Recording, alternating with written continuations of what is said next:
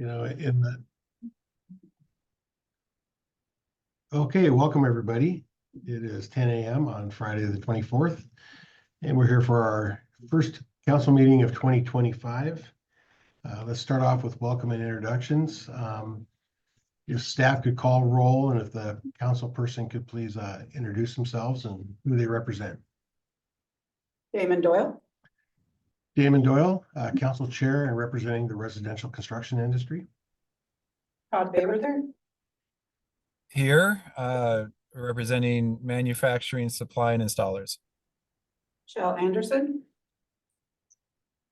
I'm here and I represent the architecture profession. Jay Arnold. Here, I represent cities west of the Cascades. Justin Bargot. Here, and I represent the Washington State Building Trades. Tom Handy.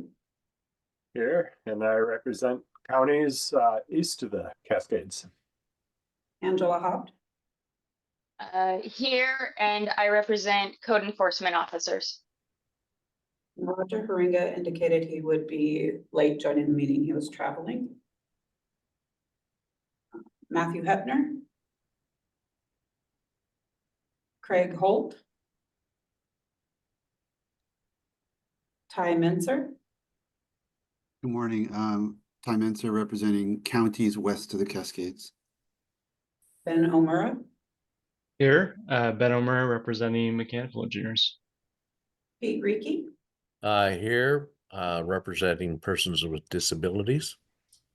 Katie Sheehan.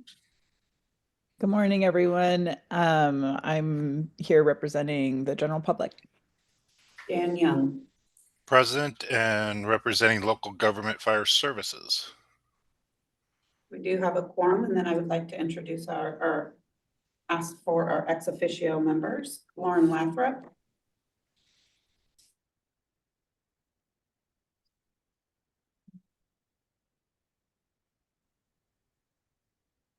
Senator John Lovick. Representative Alex Rammel. Representative Suzanne Schmidt.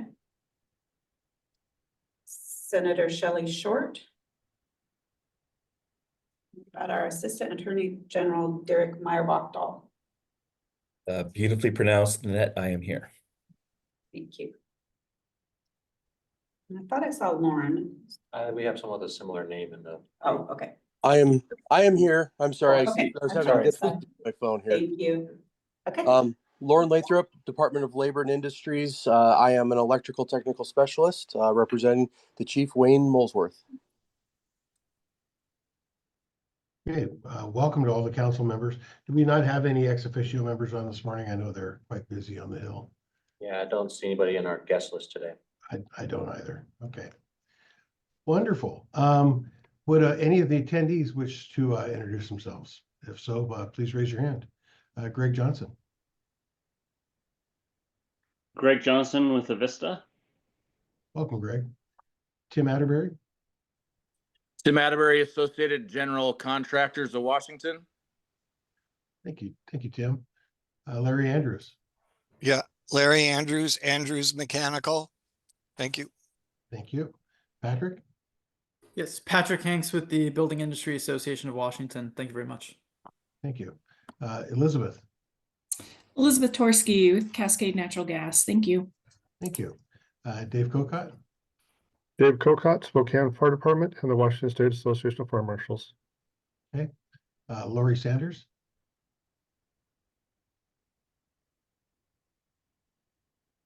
Lori, are you there?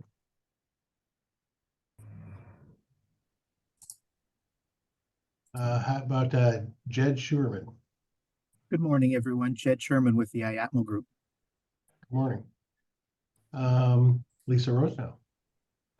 Good morning. This is Lisa Rosenow from Evergreen Technology Consulting. We provide technical support for the commercial provisions of the Washington State Energy Code. Wonderful. Thank you, Lisa. Kevin. Hi, Kevin Dewell with Northwest Natural. Morning, Kevin. Lori, are you there? Lori Sanders? Yes, I am. Lori Sanders with Energy Incentives, a Energy Star verifier. Thank you, Lori. Any other attendees wish to introduce themselves this morning? Carson Jonas.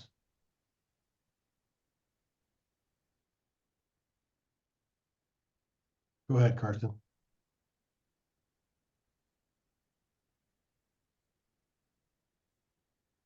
It looks like you're muted. Carson Jonas, representing myself. Thank you. Brian Smith. Brian Smith, I'm the building official for the city of Camas. Wonderful. Thanks, Brian. Anyone else?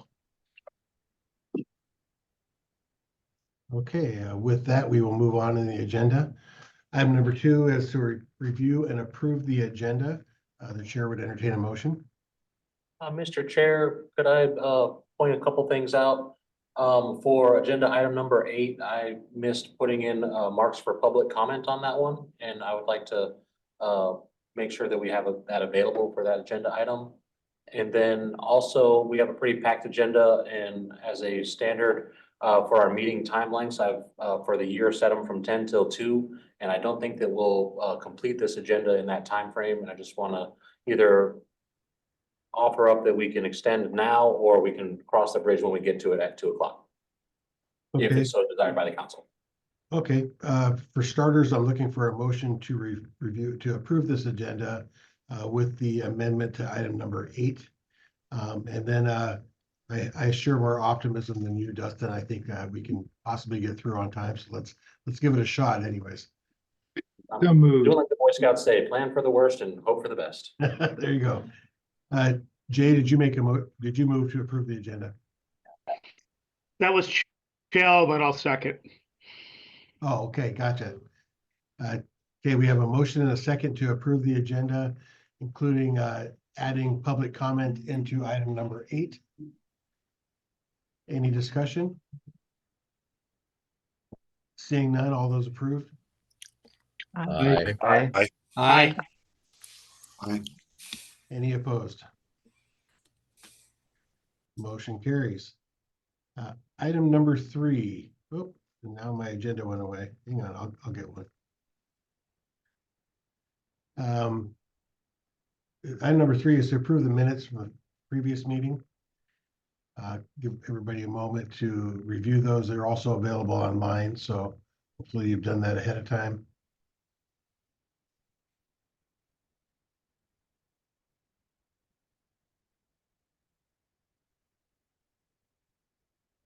And this is for both the meetings on November 15th and November 22nd.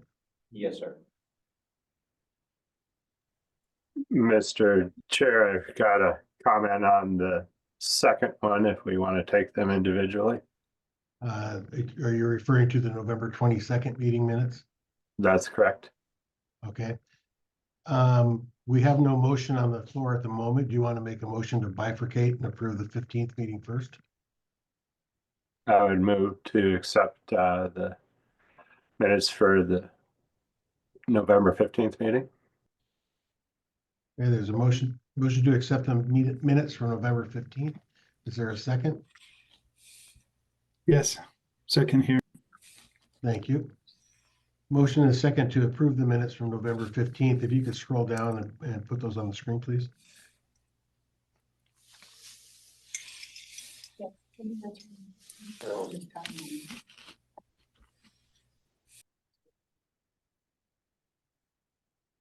Okay. Dustin, can we see? There we go. Thank you.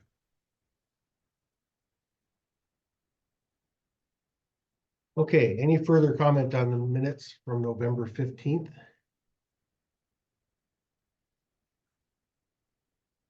Seeing none, all those in favor of accepting the minutes from November 15th, signify by saying aye.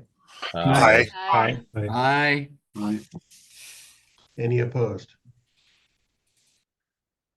Motion carries. Is there a motion to accept the minutes for November 22nd? I'd make that motion with option for discussion afterwards. Okay. There's a motion to accept the minutes from the 22nd. Is there a second? Second here. Thank you, Chell. Tom, go ahead. Yeah, just in the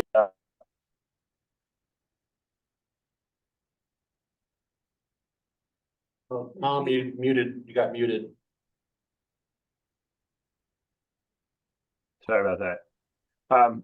On that second page where it discusses the amended motion that I made, because the final motion is listed before it discusses the amended motion, where it says that I move to strike item number 4. If you reference back to item number 4, that is a different thing that I had suggested that we strike. It's a little bit misleading. I think in order to correct that, perhaps if we were to say Tom Handy moved to strike item 4 from the original language of the motion, or something to that effect. And Senator Wilson seconded. Because what's in item number 4 up above that isn't the original motion. That's the final motion. And so as you read through this, and if you're expecting that to be kind of the timeline of the meeting, it's not necessarily that. That's the final motion that was made after all of the discussion that happened afterwards. Does that make sense? No, you got me a little lost. Okay, so what is listed, item number 4 was the subject of a lot of discussion. Okay, part of that discussion happened when I suggested we strike it. That amended motion was that we strike item number 4. There was a lot of discussion that happened from that. Afterwards, the original motion was changed, and item number 4 was changed to be what is presented right there as item number 4, which we all then agreed to accept. So as these minutes are written, it appears as though my amended motion says that I want to strike what's presented as item number 4 there, which is technically incorrect, because I later voted to agree to that item number 4. I just didn't agree to what was item number 4 before that. Okay, if I might make a suggestion, after the first paragraph, which is the motion, and before the 4 points, if we were to move the amended motion portion up there and add the word from the original motion, would that suffice? Whatever clarifies it, yeah, I was thinking as far as in my notes, the amended motion, Tom Handy moved to strike language from item number 4 from the original motion. And if we move it up there to the top of those bullet points, I think that kind of clarifies what we've got going on. And I just have the note here for what we'll amend that to. Okay, Tom, does that work for you?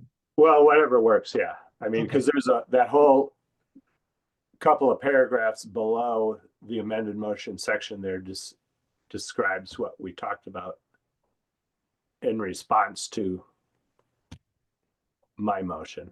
Correct. Okay. So, I mean, really and truly, to make the minutes really long, having the original motion up above and then having the final motion down below it all would have clarified it all. Correct. Yeah. And because of the fact that this is going to be part of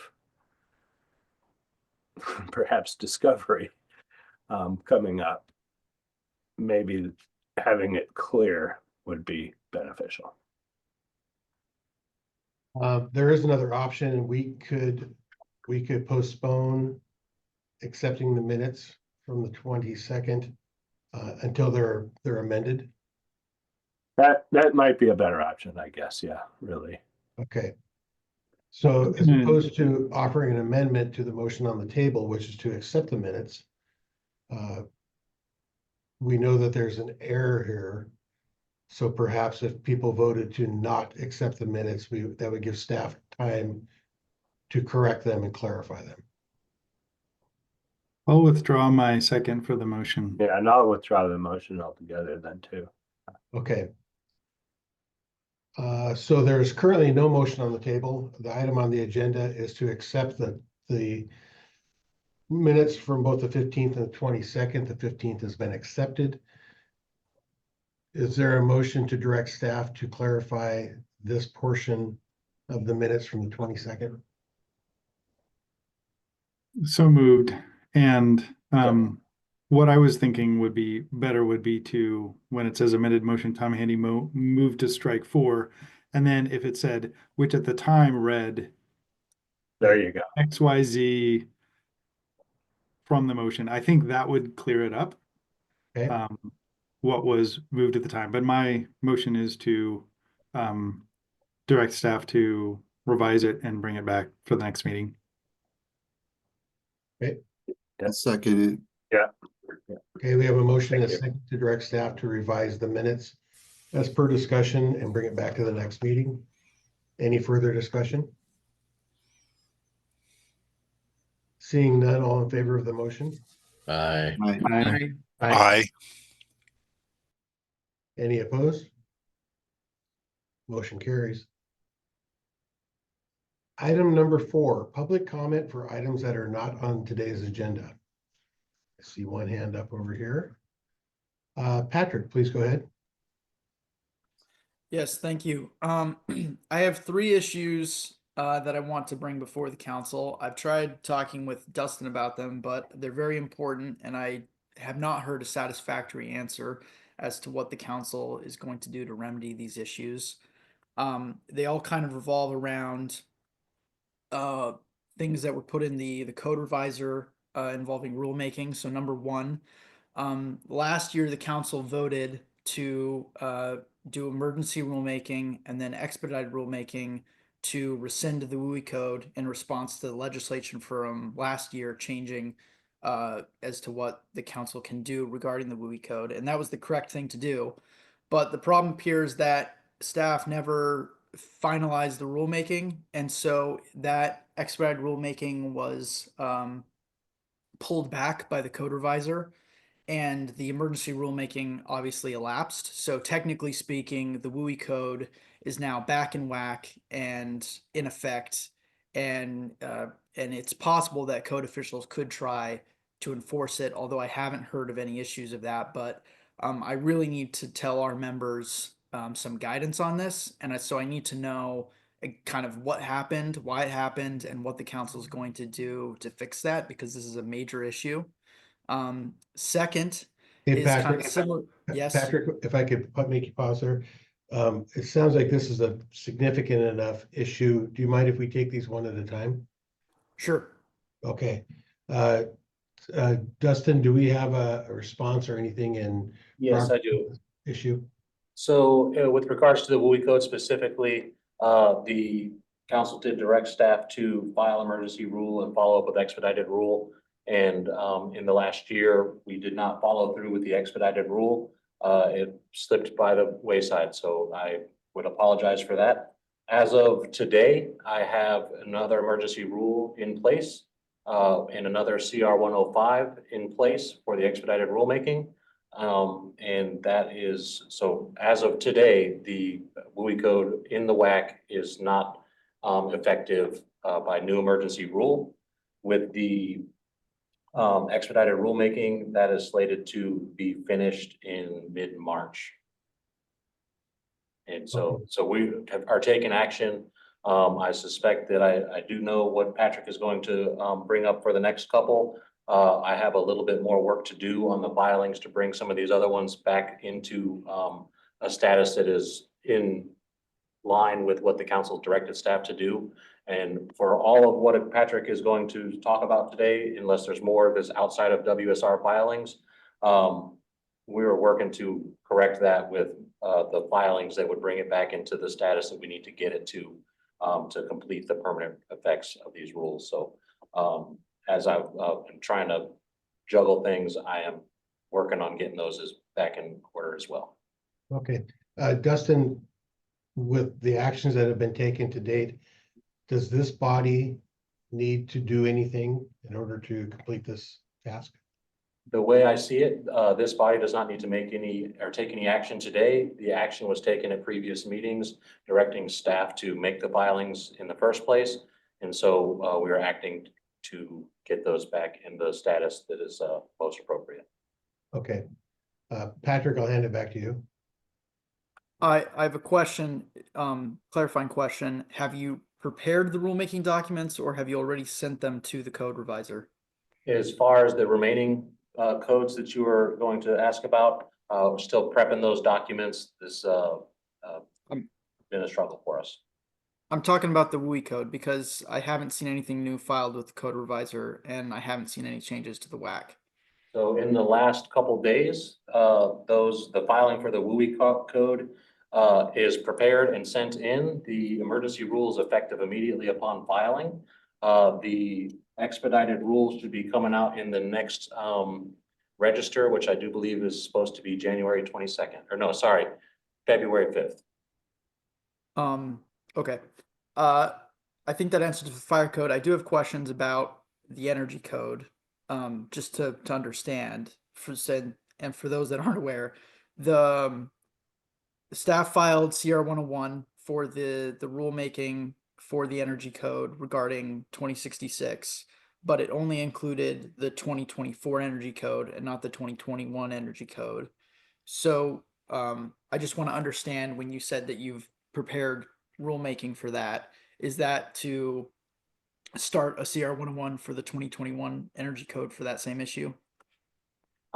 We are working towards that one. I don't Point have of order, CR. Mr. Chair. Go ahead, Sorry to interrupt. Two questions here that I think are relevant before this conversation goes a lot further. One, it looks to me like this is public comment, not a topic on the agenda. If we're going to have back and forth on it, it belongs in new business. And second, especially as it relates to the energy code, I'm concerned that this looks like ex parte communication, and would like to hear from our attorney if that's a concern that they share. Thank you. Okay. Derek, you have anything to weigh in on here? I don't. I would leave it to the, good morning, everyone. I'd leave it to council chair to manage this public comment period.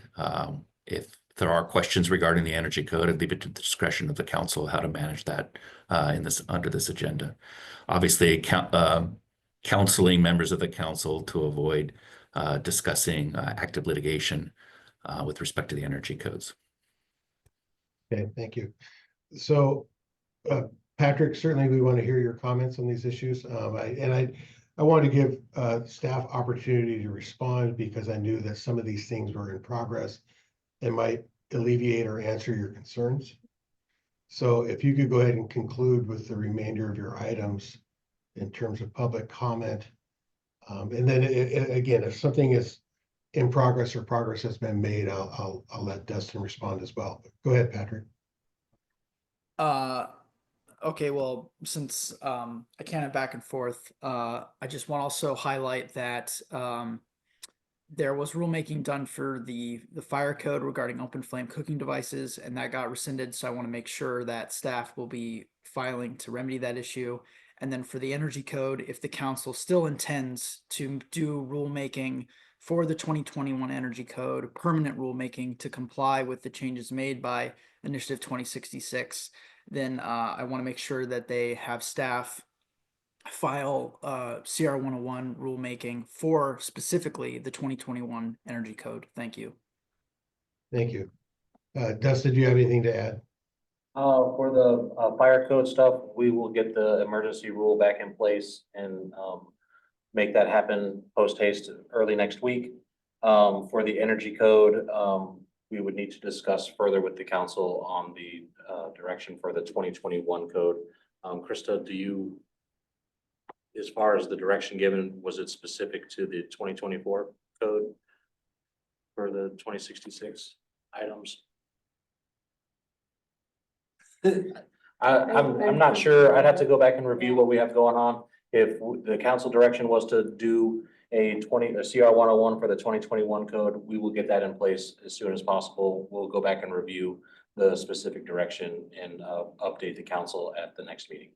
Okay, and I will note in the minutes that we held over from the 22nd, the last statement says, to that end, we direct the energy code tag to continue to advance the 2024 energy codes, and if needed, bring forward off-cycle recommendations to update the 2021 energy codes. So that's what appears in our minutes at this point in time.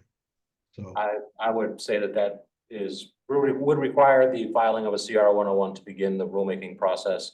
Okay. And the CR 101 doesn't expire, so it wouldn't set any sort of timeline for us to meet at that point. Okay.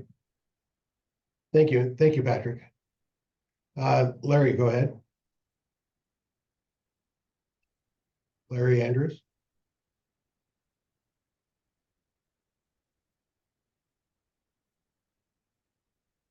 Larry. Okay, I'm clicking on it, but it didn't unmute. Okay, so I sent Dustin a letter last week, I believe it was, on January 19th. And I've got a great concern about what's going on here and about the energy code. And here's part of the letter. Dustin, did you get the letter to everybody or not? On that one, I did not get that out to the council as a whole. I'm inundated, and so I apologize to you, Larry, for not getting that out before this meeting, but I was trying to digest the content. It was a long letter, and I wanted to make sure I understood what you were bringing forward before I recommend that out to the council. Did it get to Benjamin? No, it did not. Okay. Well, we had a meeting and we had a vote. The council did the mechanical tag, ventilation tag. And in the standing committee, I'm going to read just something out of the letter. In the standing committee voted against the law on the code when the Washington State on Friday to set a precedence. How can the Washington State Building Code Council expect the body to follow the code when the Washington State Building Code Council itself doesn't follow the law, which is above the code? Please answer. Okay. So you guys you should be calling for the energy tag right now to be induced into getting 2066 up to date with our code. And that's not happening. We're proceeding ahead with the 2024 code when we're violating the law right now with what we're doing. And your people are asking us to violate the law. And that's not right. Okay, the law's in place. No judge has put a stay against the law. And so the law is in effect. And you guys should be doing your due diligence to be bringing this law into effect. And you're not. You're dragging your feet. And because you're putting something ahead and you can't look ahead until you've handled what's already happened. And that's wrong. And you're trying to make precedents of doing this. And that's wrong. And it's clear. It's clear. It's in black and white. Thank you. And I want answers. I just don't want it to go back. And I hope Dustin there's a lot more that went involved in this letter of what happened in that meeting. And that letter needed to go to Benjamin minimum, and it should go to the rest of the council. So when we come up to that vote up on that meeting, I will bring that letter up, and I hope you have time to press that letter to everybody because it's very important what's going on here. People are doing arm waving of stuff that shouldn't be. And this affects expenses to everything that we're doing, huge expenses. And it's not right to do what you're doing. Thank you. Thank you, Larry. Tim Atterbury. Yeah, Tim Atterbury, Associated General Contractors of Washington. Just want to associate myself and our association with both Patrick's comments and Larry's very well spoken comments just a minute ago. Okay.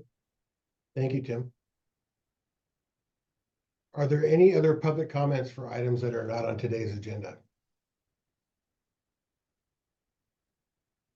Seeing none, Tim, if you could go ahead and put your hand down. We will go ahead and move on to item number 5, which is elections. Beginning of the year, we routinely elect a chair and vice chair. So we'll start with the chair position. Is there anybody interested in running for the chair position? Larry, or excuse me, Tom, I see your hands up.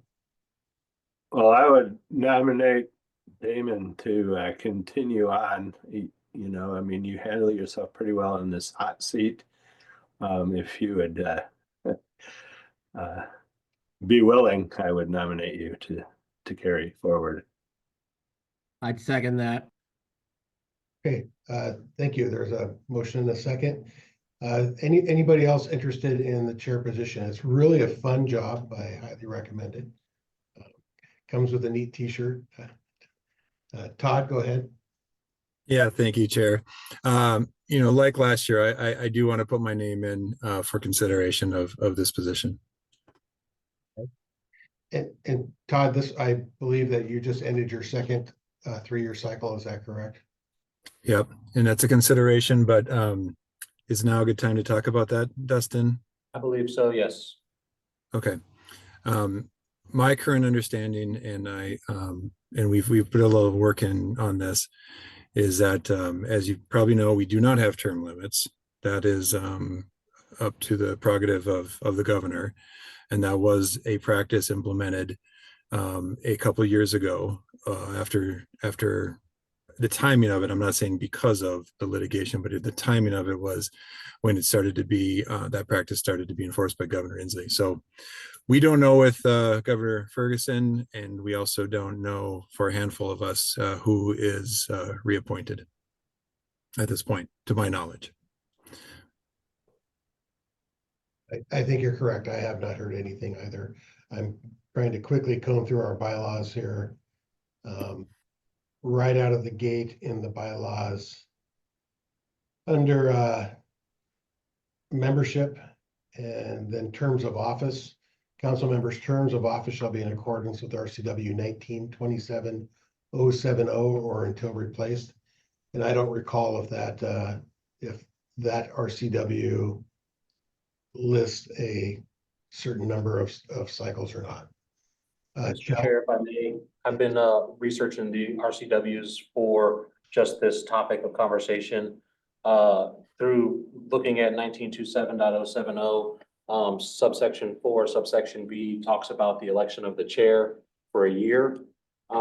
Subsection 4, subsection F talks about the 90-day term limit after the expiration of a term. It doesn't talk about any term limits, so 3 terms might be possible under the new governor.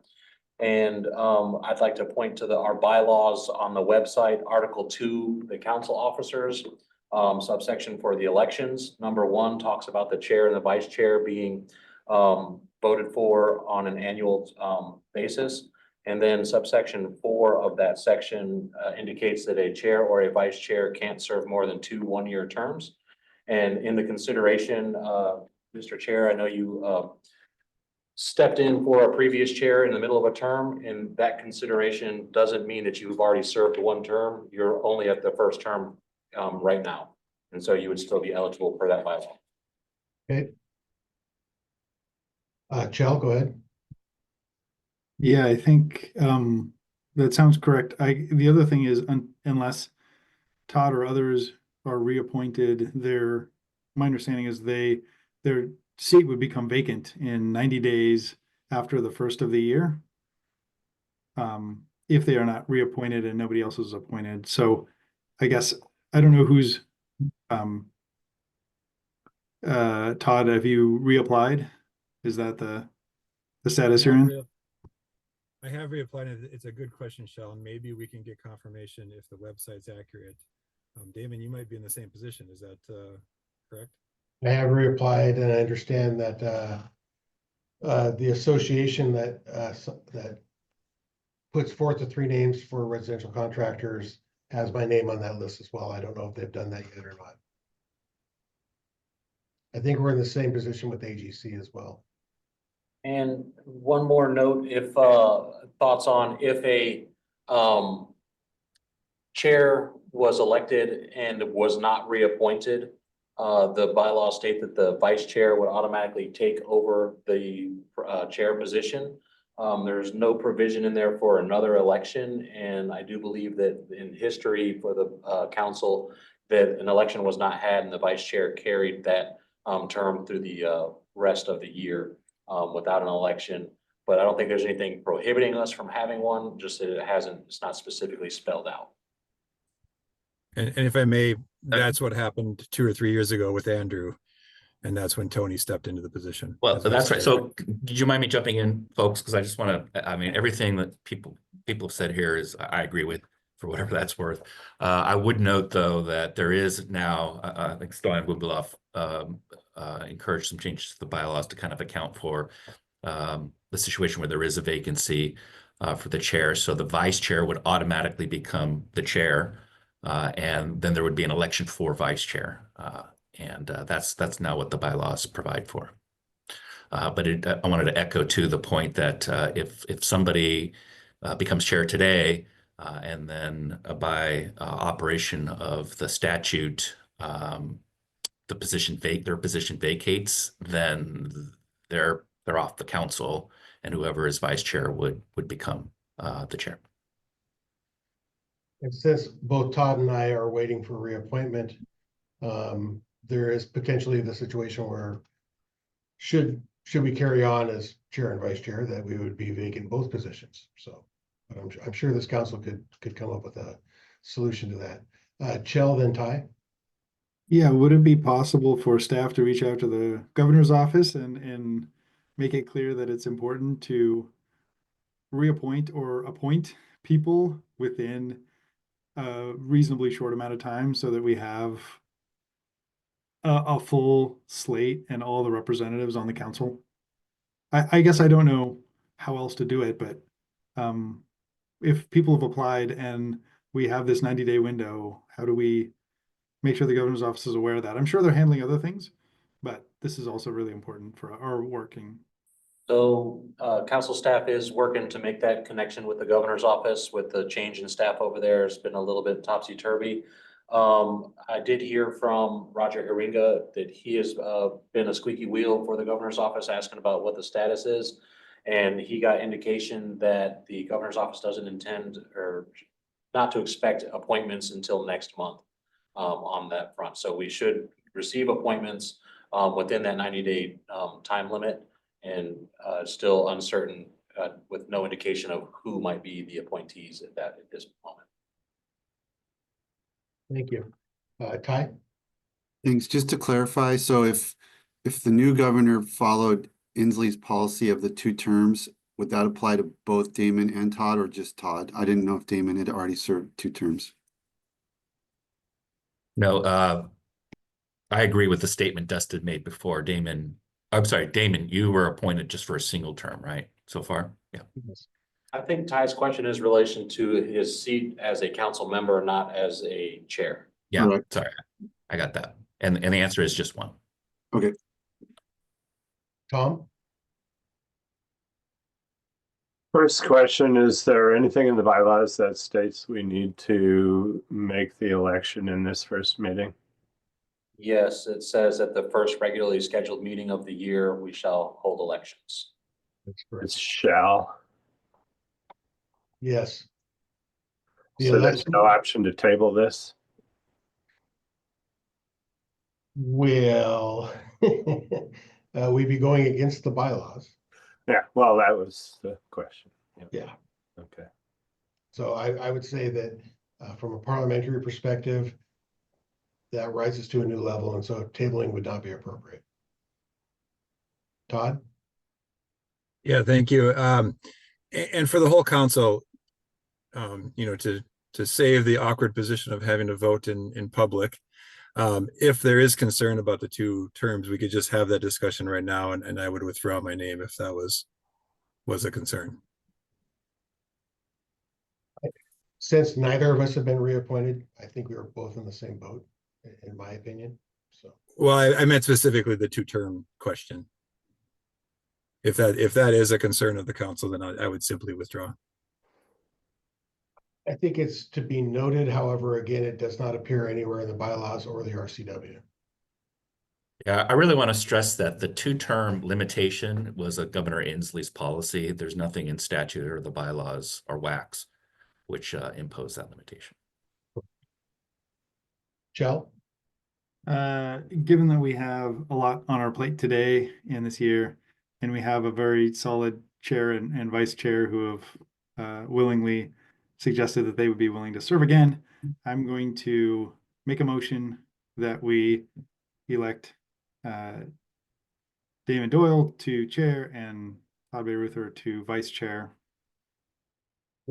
Chell, there is a motion on the table that with a second to elect me as chair. Oh, okay. Sorry. There is no other motion.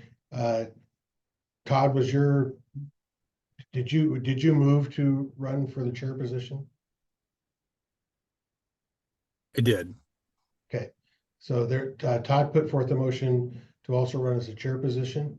Is there a second to that? Second. Okay, there's a motion and a second, so we have two candidates for the chair position. How do we want to go ahead? Are there any further nominations for the chair position? Any further nominations? Any further nominations? Okay, we have two candidates for the chair position. How do we want to go about do we want to do a voice vote? I think a roll call vote might be more clear with the results in the end. Okay, do we want to take each candidate separately then? Yes, that would be my preference. Chair? Go ahead. We were in this exact situation last year, as you remember. It seemed to work well when people simply voted for someone in their role or abstain. Is that what we did last year? Do you remember? Yes. So did we choose a name or rather than a yay or nay per candidate? That's my memory. Yeah. Okay. To my memory, yeah. Okay, we have two candidates for the chair position. We have not addressed the vice chair position as of yet. Let's go ahead and do a roll call vote. The two nominees are myself and Todd Bayreuther. So if staff would please call the roll. Damon Doyle. Damon Doyle. Todd Bayreuther. Todd Bayreuther. Thank you. Phil Anderson. Todd. Jay Arnold. Todd Bayweather. Justin Burgo. Todd Bayweather. Tom Handy. David. Angela Hopt. Todd Bayweather. Just not here. You, Craig. Ty Mincer. Todd Bayreuther. Ben O'Mara. Todd Bayweather. Pete Reekie. Todd Bayreuther. Katie Sheehan. Todd Bayreuther. Dan Young. Todd Bayweather. Todd's got it. That's a 10-2 with some people in absent moment. Congratulations, Todd. I will allow you to therefore take over the meeting, commencing with the remainder of item number 5. I'd like to extend a thank you to Damon Doyle for his service over the last year. It's been a pleasure working with you as chair, and I look forward to continued relations throughout the remainder of your term or extended term appointment. Thank you. And I look forward to being much more vocal as not holding the chair position. Be careful what you ask for. That is very true. So I'd like to also share that thanks, Damon, and to everyone. Okay, then moving on for the position of the vice chair, we'll entertain either nominations, self-nominations, or a motion as desired. I'd like to nominate Damon Doyle. Thank you, Justin. Is there a second? Second. Okay. Are there any other nominations? Having previously served this position, I don't know that I'm interested in going backwards. That was an important next question. So Yeah, if nobody else steps forward, I will accept the position. Otherwise, I would entertain anybody else that may want to go through leadership. Okay, thank you, Damon. Are there any other nominations or interest? The hands go up. Jay, I'd be willing to serve if there was a council member interested in nominating me. I nominate Jay Arnold for vice chair. okay, thank you, Angela. Is there a second? I second it. This is Dan. Thank you, Dan. Damon, does that mean you'd like to remove your name from consideration? I will remove my name from consideration. Okay, well, thank you for that. It's been moved and seconded with Jay Arnold. Are there any other nominations for vice chair? Okay, hearing none, I guess we should just simply take roll on the motion, please, to document it.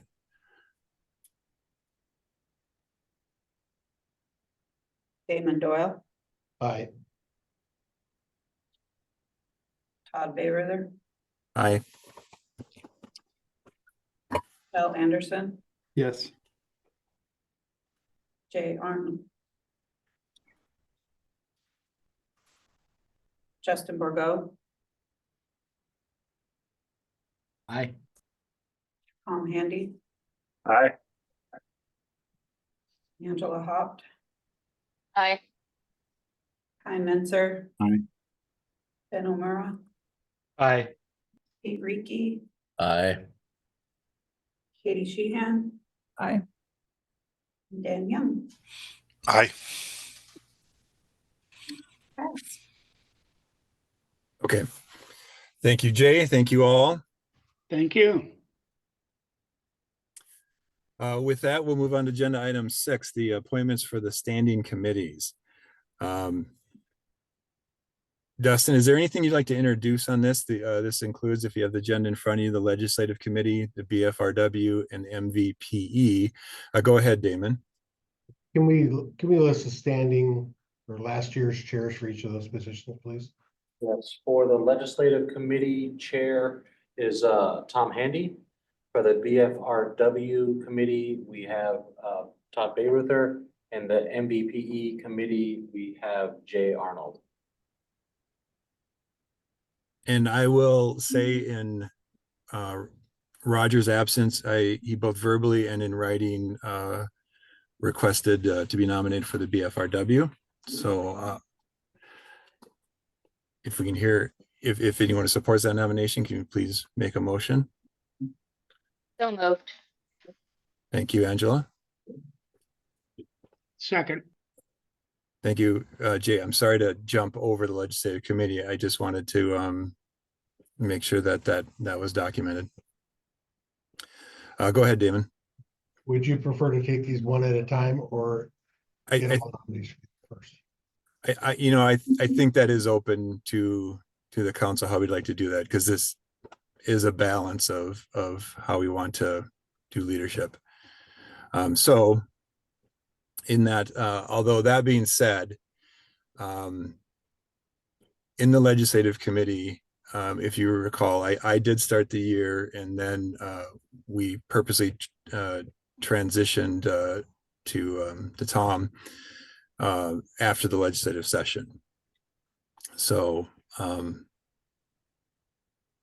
we can take this however you'd like, or we can jump straight in the legislative committee chair.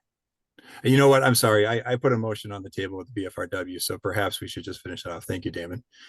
I think that's what you were going to say. Okay.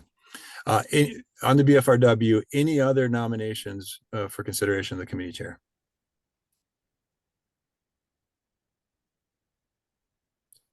Okay.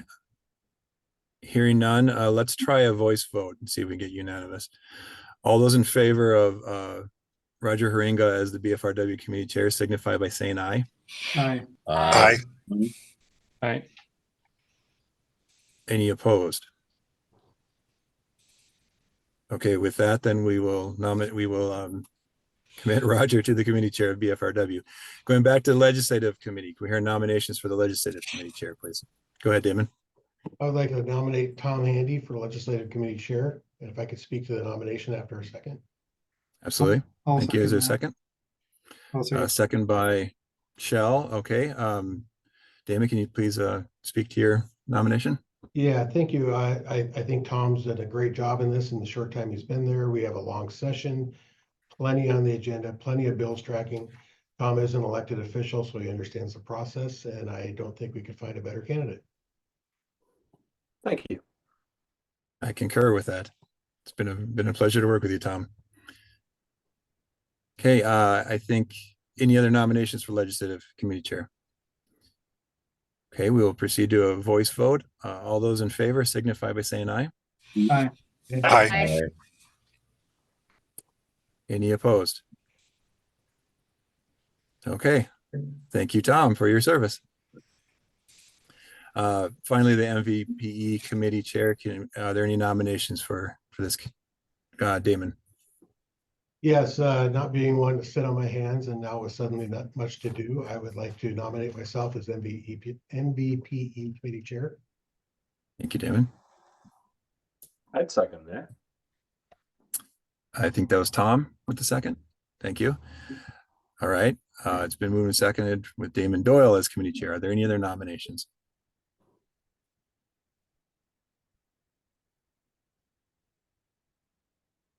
Okay. Hearing none, so it's been moved and seconded for Damon Doyle as MVP committee chair. We'll take a voice vote. All those in favor signify by saying aye. Aye. Aye. You opposed? Okay, thank you, Damon. Mr. Okay, Chair, could I have one more comment before we move on from this agenda item? Of course, please. In the RCW, I'm looking for, or I'm sorry, 1927.070 number 7 for ethics training. It's something that's been brought up in the past year that we've struggled to provide for the tags. But this specific section I just referenced is for council members. And just as a means to cover the basis, I'm going to re-deliver all of the council onboarding and training documents, which also includes an ethics training component there. And after we are also done with the tag appointments here today, if we get there, I intend to send out ethics training to that group as well via the same mechanism that you guys will receive in your packets as well. I just wanted to make a note on that. Okay, thank you for that. Okay, if there's nothing else on appointments, we'll move in agenda item 7, which is the 2024 code adoption schedule. Give me one moment to share my screen and I'll get that popped up. I realized after I converted that to PDF and posted it, that the grid lines went away on that schedule that's posted there. And it can be a little bit hard to track it. So I want to update this to keep some grid lines in there and be able to share with you guys what's intended here. So with what we've got going on, yeah, I'm getting the share up. It's all good. We've had some delays in our schedule as proposed by our previous managing director, Stoyan Bumbalov. And so we've needed to revise the schedule. I just want to point to our bylaws, WAC 5104-020 subsection 3 subsection B, which allows modifications to our schedule at the council's discretion. To date, we've been talking about it and trying to get a revised schedule out there, and we've struggled to visualize what's happening for the remainder of our code adoption cycle. And sorry, I'm trying to get it up. There we go. There's my screen share. And so this is very tiny, and I'm trying to put it out in a format that is more easily understood than the format previously put out, with sections of the schedule kind of overlapping and backtracking. So I went for a Gantt chart format shown here. I know it's super tiny, let me pop off some stuff and try to get it a little bit bigger. On the left-hand side here, you'll see the different rulemaking activities we have going on. We've got at the top of our chart, our Group 1 codes. We have also the commercial energy code, since it's now out of sync with the Group 1 codes. Then we also have below that the Group 2 codes, and followed by that ad hoc tag work, which includes the single exits and multiplex housing. For those who might be inquiring about the other legislative tasks handed down to the council, it was determined that those could be handled by the already existing regular tags. And so that work is going to be rolled into those groups. The first page on here is a visualization of what 2024 was. And then when we get to the second page, it shows again the same groups here so that we can correlate where we're looking at that. And it starts at January here of 2025 and it proceeds to show and target some dates for council meetings and petition submission periods, comment periods, and other timeframes that we need to adhere to through the APA to achieve our goal. The way I see it at the moment, we are behind and we have a hard row to hoe in order to keep up with the timelines that we're looking at now. So as part of this agenda item, I'm also hoping that we can move the petitions received for the commercial energy code to the tag so they can begin their work as soon as possible.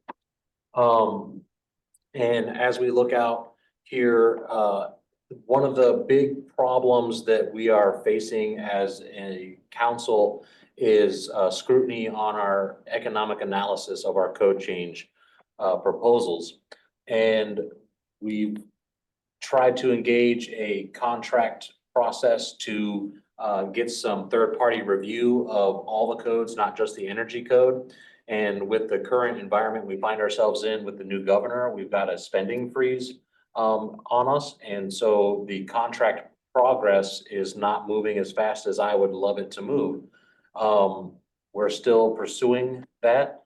But right now we are projecting out that the contract work may not be complete until midsummer. And that is dependent on when that contract can be actualized and give time for that entity to do the work and time for the staff to then create the reports based on the contract work going out.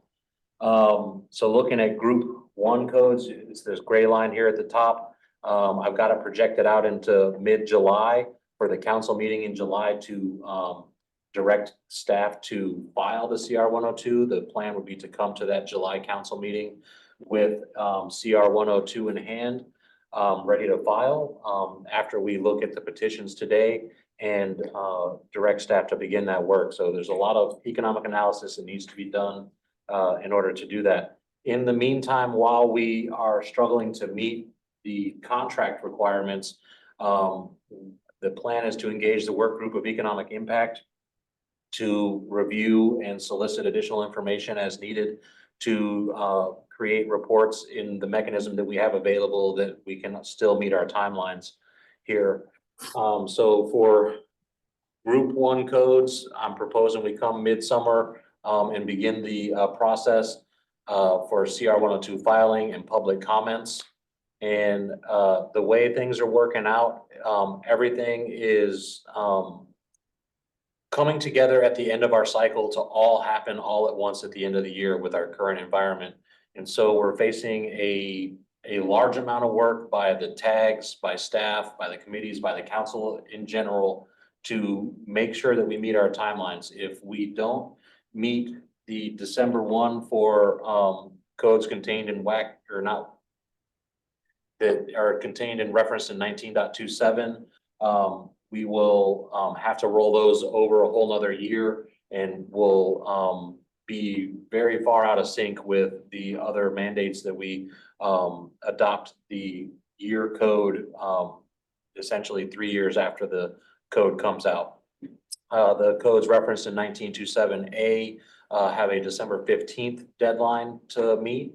And similar for those, if we don't meet that deadline, we're going to be out of sync with the code adoption cycles of the ICC. And so looking at what we have here, it's a struggle for me to propose some of this here. For example, the group 2 codes CR 102 preparations right here above my mouse cursor is slated to occur in mid-July through mid-August. And, you know, honestly, I don't know if that's enough time for staff to complete that, but working backwards from our due dates and observing minimum timelines for compliance with the APA, this is the only place that we can make this up. The group 2 codes tag meetings are gonna take some time. I didn't try to subtract very much time from that timeline. And then we have our amendment petition submissions periods that are a minimum of 60 days. So we've got some time constraints that are conspiring against us at the moment. I think that with diligent work by all those involved that we can meet the timelines. It is definitely a struggle. And one of my main concerns is if we don't meet the schedule as depicted here on screen. And so with proposing this schedule, I'm asking the council and everybody involved that we try to keep in mind that we have a short timeline that's going to impact the entire state of Washington if we don't get it on board in time. And I know that we had delays in the 2021 code. The goal here being that we get our code adoption cycle back on track with the timelines that is originally envisioned by the legislature for the council. And so that's my quick introduction here. I'm happy to take questions and talk more about what we have. I would also anticipate that if we can feel confident on our economic analysis prior to the dates indicated after the CR 102 preparation time, that we could potentially advance these timelines a little bit. One last thing I'll point out is the ad hoc tags meetings. You notice at the end of their bar, it says file ad hoc work with the group 2 CR 102s. The intent there for the ad hoc tag was to do that work separate from the tags and then bring it back in so it's all filed as one document. And so that's why that particular line doesn't roll out to the end of a CR 103 filing. And it kind of joins back up with group 2 codes. And with that, I'll pause for questions and comments. Dustin, I'll raise 2 points here. But first, a question on what your last comment. Technically, though, that doesn't have to roll into the group 2 package, correct? It does not. It's mainly, it's coinciding with the minimum timelines to file by our deadline so that it can sit through the legislative session. So it doesn't necessarily have to be the same CR 102, but the timeline would align with the group 2 codes. The logic makes sense. The second point I'd like to raise to the whole council is consideration as we get going on these tags and they start considering the model code and aligning with the previous Washington amendments.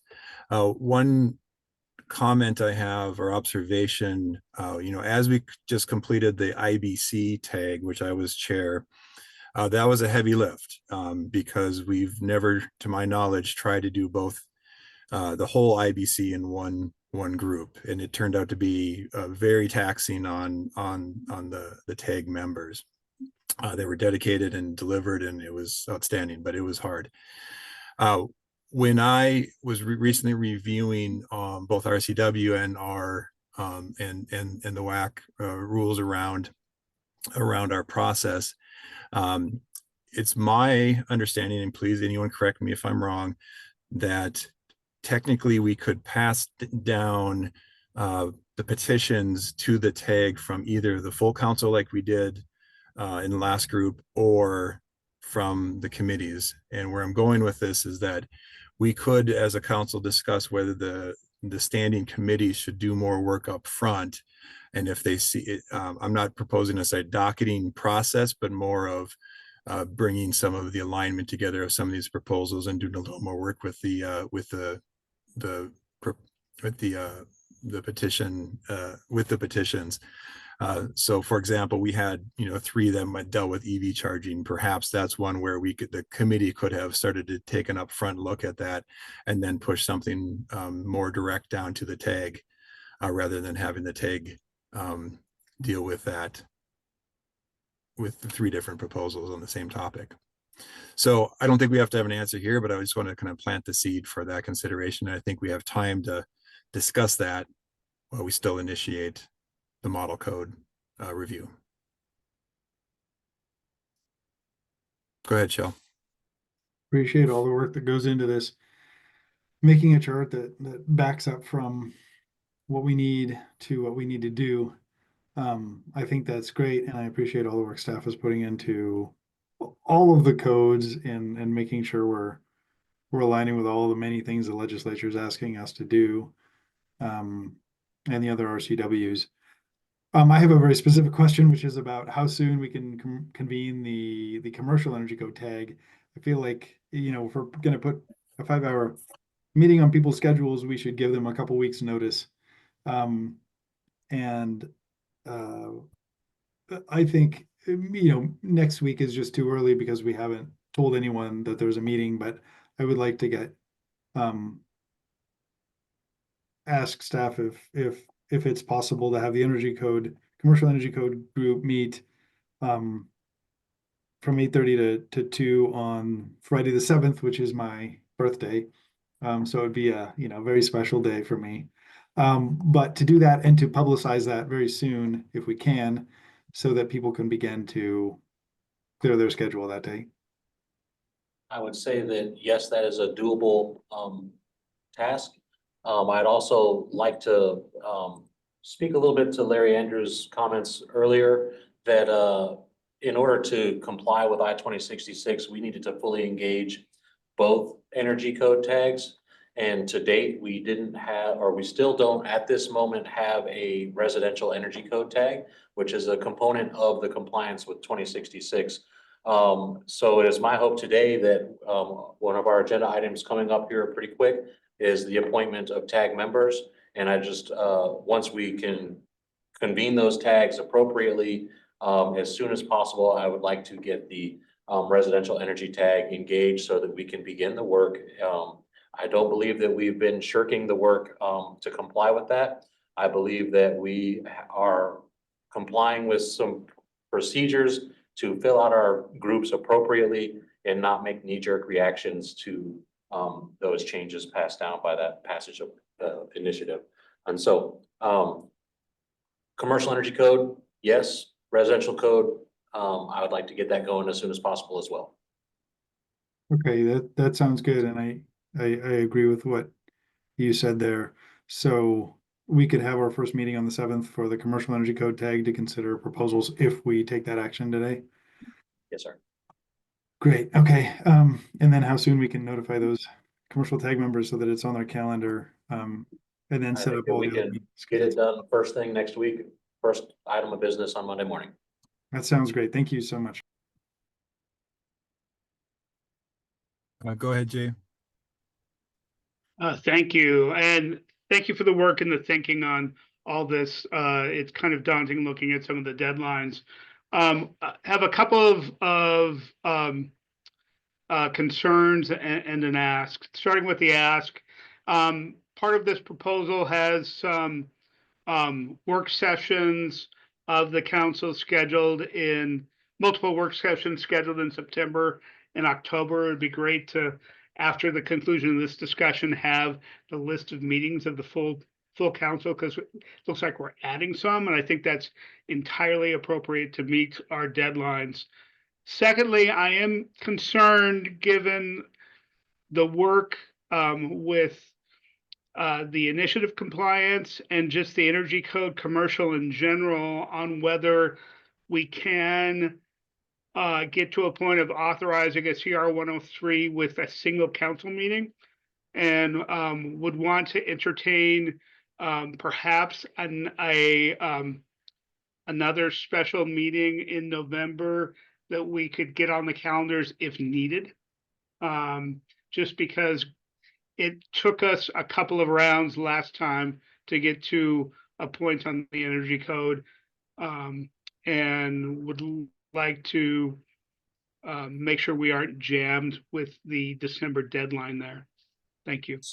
So if I speak to that one, designing the schedule here, in our last meeting of 2024, the last regular meeting, we talked about a meeting schedule. I didn't come with something as concise as what you have before you here today, but we kind of generalized some rules for establishing the meetings, what periods of the month they will occur in.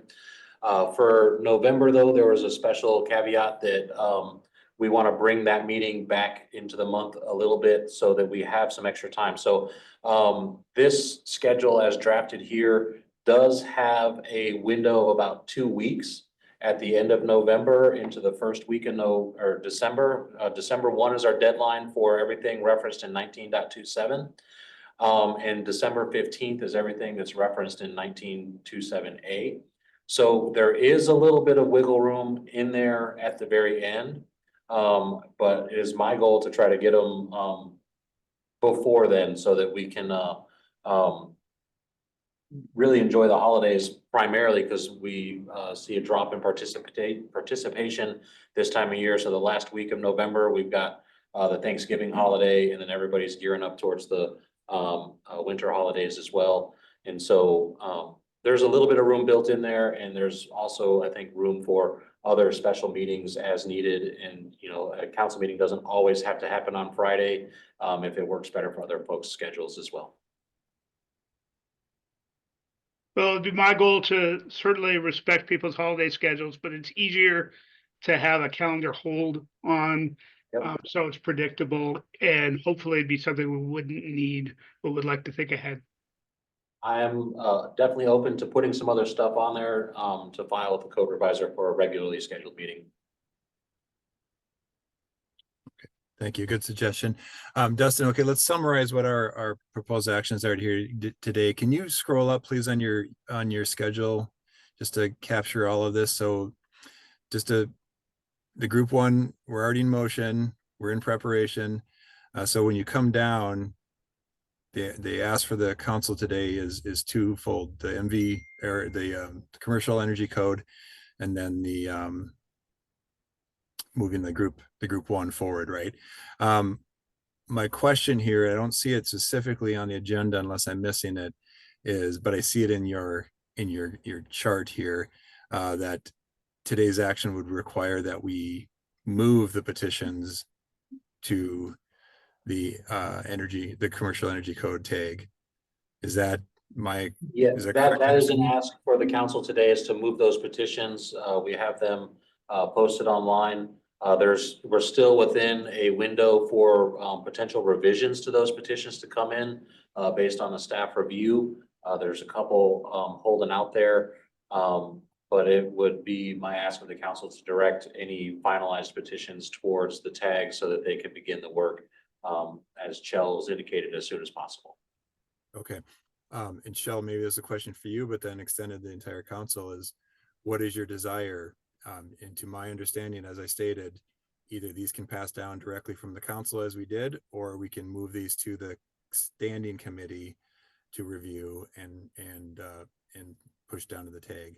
And I want to raise this concern here, not concern, observation that, again, we are under new state law that says anything we move to the technical advisory group now is subject to the authority now within the tags to deny it, and then it does not move back up. And I'm not saying that's we just have to be deliberate about what we're doing and what we're asking of the tags, and that's my question. Shell, go ahead. Yeah, I think the role of the tag is important, and especially so to have a single body with lots of diverse representation, just have those really detailed conversations. And talking specifically about the energy code.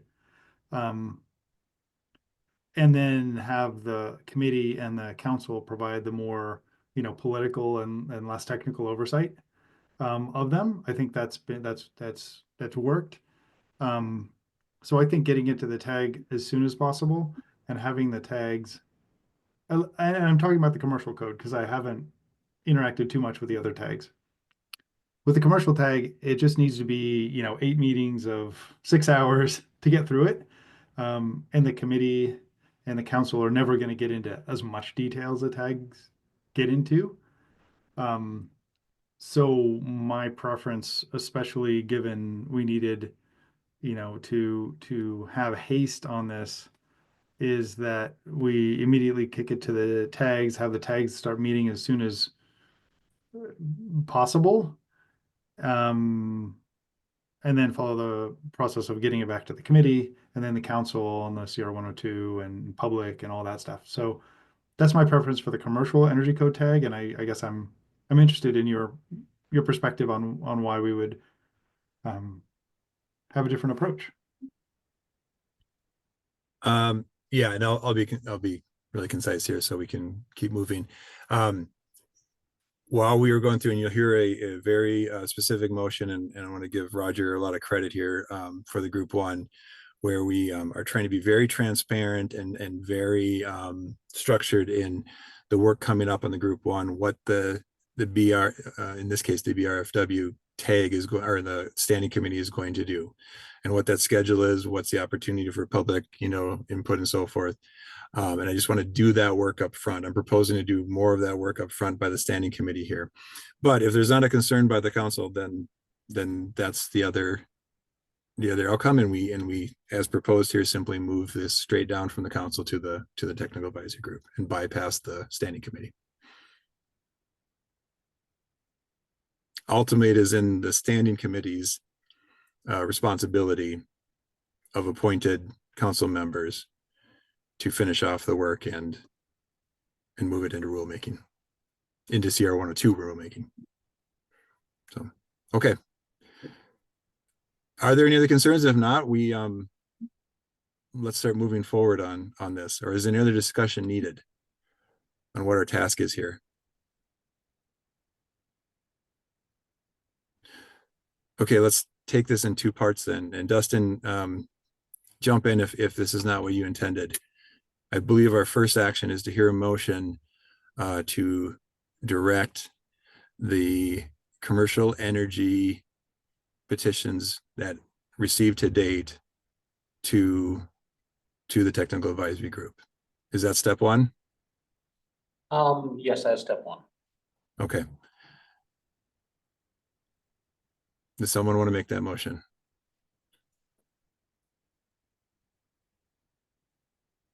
So moved. Thank you, Shell. Second. Second by Angela. Any other discussion? Try a voice vote. All those in favor signify by saying aye. Aye.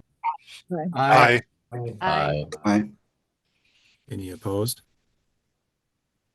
Okay, with that vote, then the petitions are moved to the tag. I guess I have a procedural question.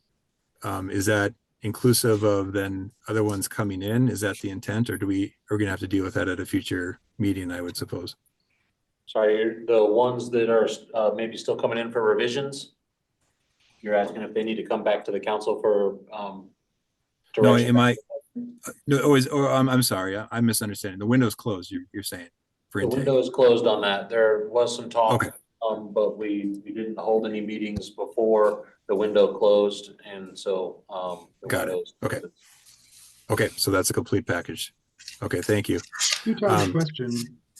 Yep. Those that were submitted on time but are sent out for revisions, are those, we can forward those to the tags right now? Is that is the intent of what I was hoping that the motion was, is that we're still working in the window for getting those petitions back.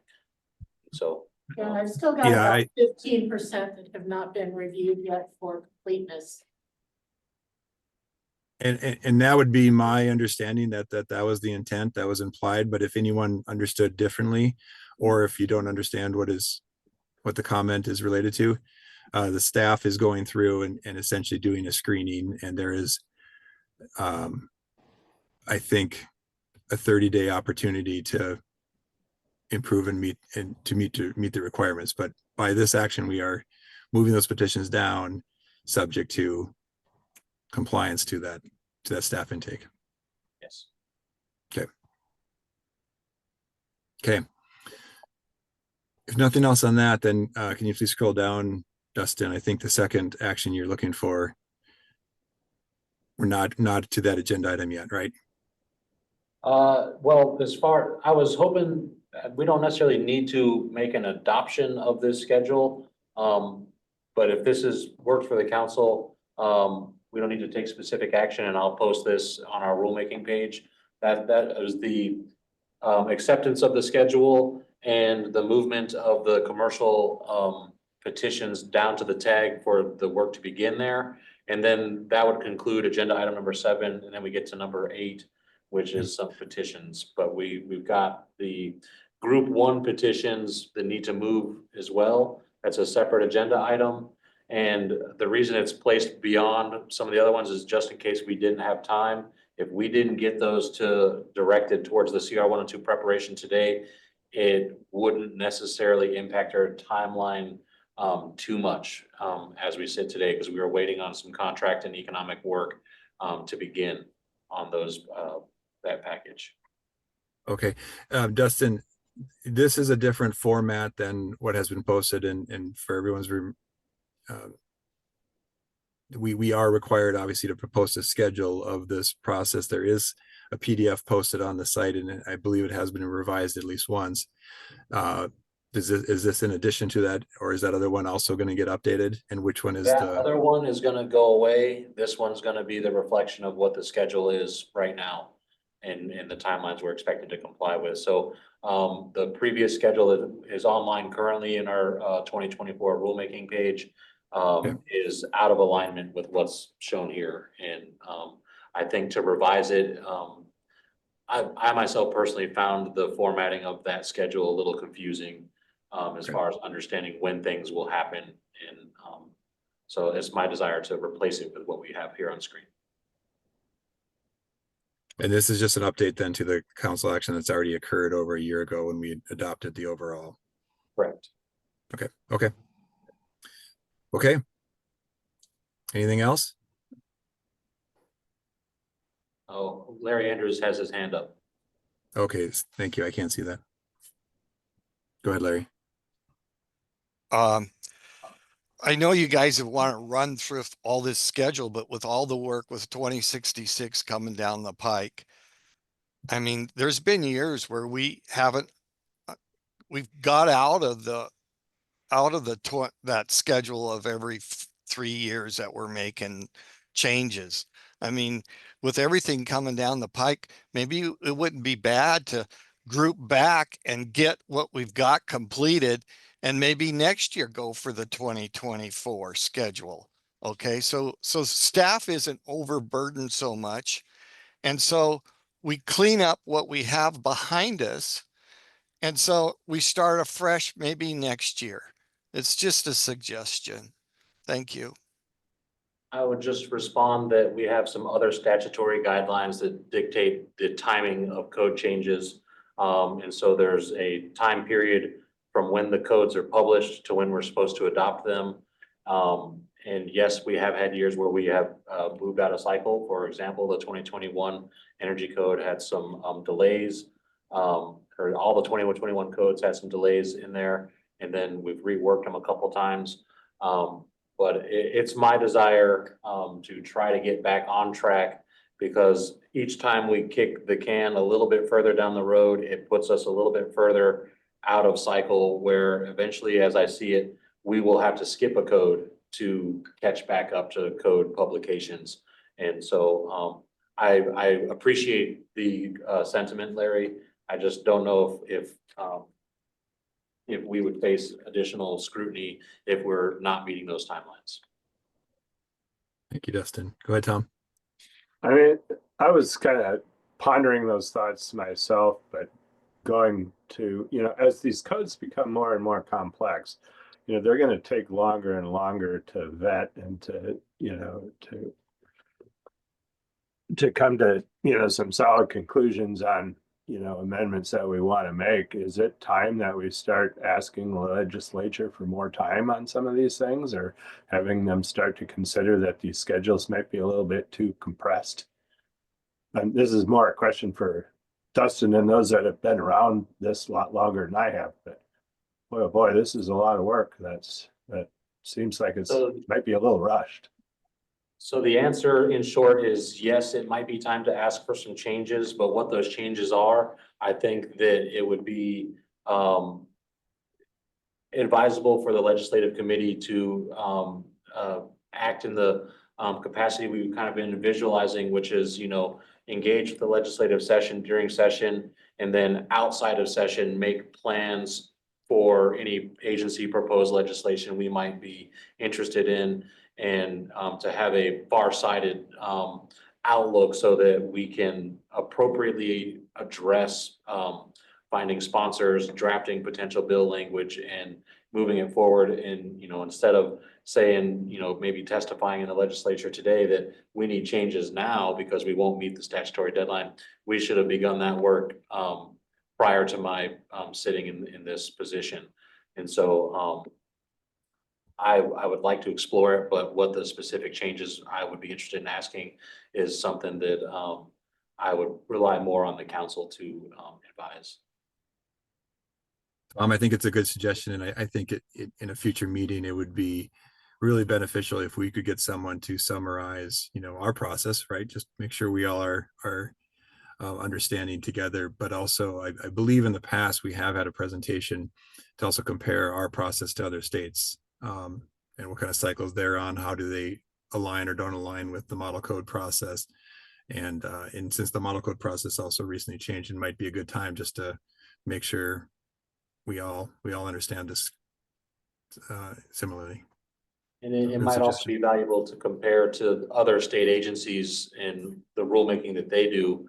They're not similarly hindered by adopting alongside the ICC timelines, but they have to comply with the APA just like us, but their statutes don't impose the timelines that we have, specifically in relation to the 3-year cycle. And I think in addition to that is education on how we do correlation. And Todd, your vocals, something's messed up with your mic or something. I'm having trouble hearing you. Okay, is it just breaking up? It's just real quiet all of a sudden. Okay. Well, I was going to just conclude that topic on, it also would be good on education of understanding what we are allowed to break out or not. We have correlation, and we it'd be nice to understand better the requirement of passing all the codes together, right? Okay. Can you hear me, by the way? Yes, sir. It got better just now. Okay. And Larry has his hand up again. Okay, Larry, thank you. Go ahead. I can't see you. Yeah, could I make one short more comment? Is, I keep up with the codes pretty good, as best I can. But we're having the major changes in the refrigeration industry right now. And we have major energy changes. And the people in the field, if you go out and talk to the people in the field, they're 5 or 6 years behind us already. And it hasn't got to the field yet of where we're at, even with the codes we have. And that's a huge understanding that's being missing to the people that are actually doing the work in the field. And here's the reason why is because there's no legal requirement for these people in the field to know what these codes are. Okay. And so the only time they get any information is word of mouth, basically, of what's going on. And we really need to start bringing the people in the field up to date with what's happened in the last 3 code cycles. And I see it. I see it from the people that come in and try to get a job from us, and people doing the work out in the field. And they're just not up with us at this point, not anywhere close. Thank you. Thank you for the comments, Andrew. Larry, I'm sorry. Okay. If nothing else on this, I think we've accomplished our agenda item. Is that correct? Okay. I believe we're on agenda item 8. And this is a petition that we received mid-December. On this one, it's a petition for rulemaking, emergency rulemaking in relation to I-2066. I'm pulling that up. I'll get you some screen share in just a moment.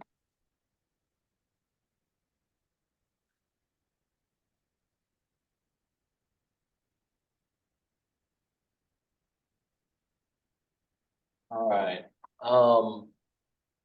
So this isn't the OFM petition form that you see here, but this is indicating the modifications proposed by BIAW. So 2 things. One, we have 1927.032 subsection 1, subsection C, subsection II. We cannot take action on this petition at this meeting. And so why the agenda doesn't have council action marked there, it was a mistake by me to not have it marked for public comment. We made the change there, so this is open for public comment. The next thing that I need to point out is that we will need a special meeting to meet the APA requirements to respond to this petition in 60 days. Our due date for response to this one is February 15th of 2025. And so I just want to, I guess, leave it at that we are here to discuss this a little bit today, but we can't take action, and but we need a special meeting. And so as far as in other business, if we can get there today, I'd like to request that we call a special meeting before February 15th. You take action on this. Yes. Yeah. Go ahead, Damon. Could you scroll down so we can see the remainder as well, please?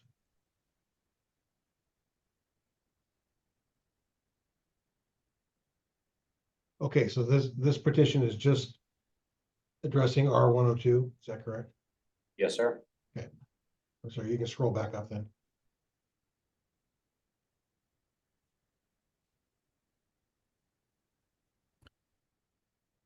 Okay, before we take public comment, I guess I'll first ask the council if are there any questions on the background of this? Go ahead, Joe. Yeah, thanks. So it says the text here is from other codes, and I'm interested in from the proponent, what other codes it's coming from. So that would be, I think it was the BIAW that sent this, so that might be Patrick Hanks or others. Yeah. And Shell, maybe that's a good place to start. That we'd like to give the proponent an opportunity to speak to this if there are no other council questions. I can't see hands, so if anyone's raising, Dustin, can you please call them up?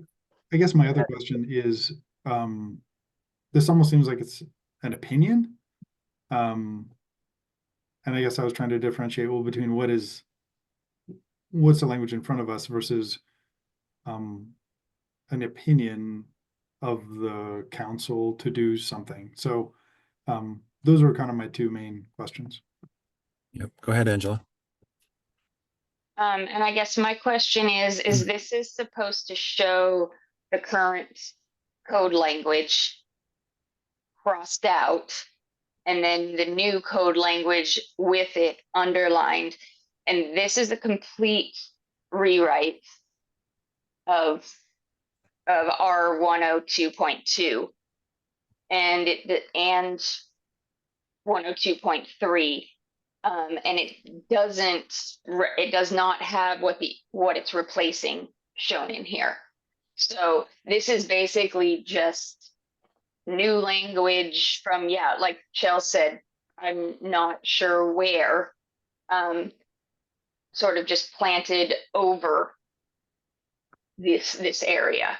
And let me see, and it's not located, they're referring to the alternate methods code language, I believe.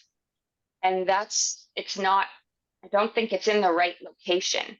It's not under that. There is an actual section for alternate methods, and I don't believe it's R 102.2. So those are my comments.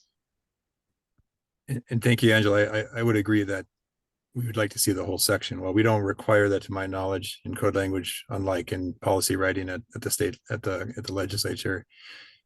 It would need the strikeouts and would ideally have the whole section. So go ahead, Damon. Mr. Chair, if I may, and Damon, I apologize. Patrick's been unmuted, and I'd like to give him the opportunity to respond to Chell's question so he's not overloaded trying to respond to all the council members after hearing all their, I'd like to maybe let him respond in line. I'd like to use my prerogative to just clarify what Angela and Chell just brought up first, please. Okay. Yeah, go ahead, Damon. I pulled up our 2021, our WSCC R second edition 012524. Section 102 is the alternative methods section. Section 102 only includes R 102.1 general. So all of this is in addition to, this is all new language. There is no existing language in the code beyond R 102.1. The next section is R 103. So yeah, there's nothing to be struck out or deleted because there is no deletions. This is all addition to section R 102 alternative methods. That's all. Very helpful, Damon. Thank you. Any other council members like to speak first? Chell? You're frozen. Ty?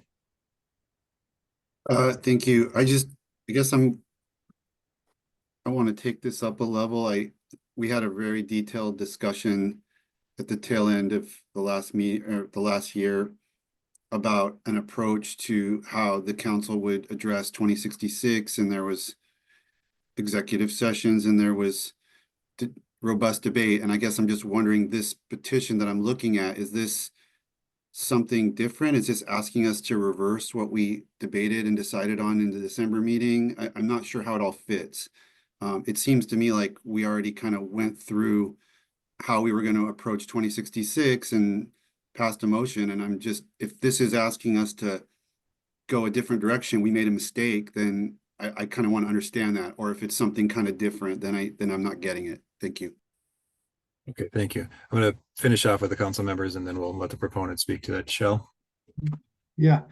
I found the same thing, that our 102.2 is just not in the code right now. So it's all new language.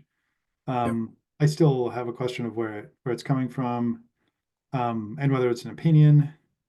And I was also wondering if RCWs, we don't normally reference RCWs directly within code language, do we? That seems unusual, at least. But maybe they don't even belong there. But if we do, there's other RCWs we should probably mention in here, just so that local code officials are aware of, if they're making these decisions, what they should do. But then taking a step back, code officials are not allowed to write their own language for the residential code. Local jurisdictions cannot write their own residential energy code. That's the law, and that's RCW 1927A 27A. And so this almost suggests that they can write their own codes in R102.2.2.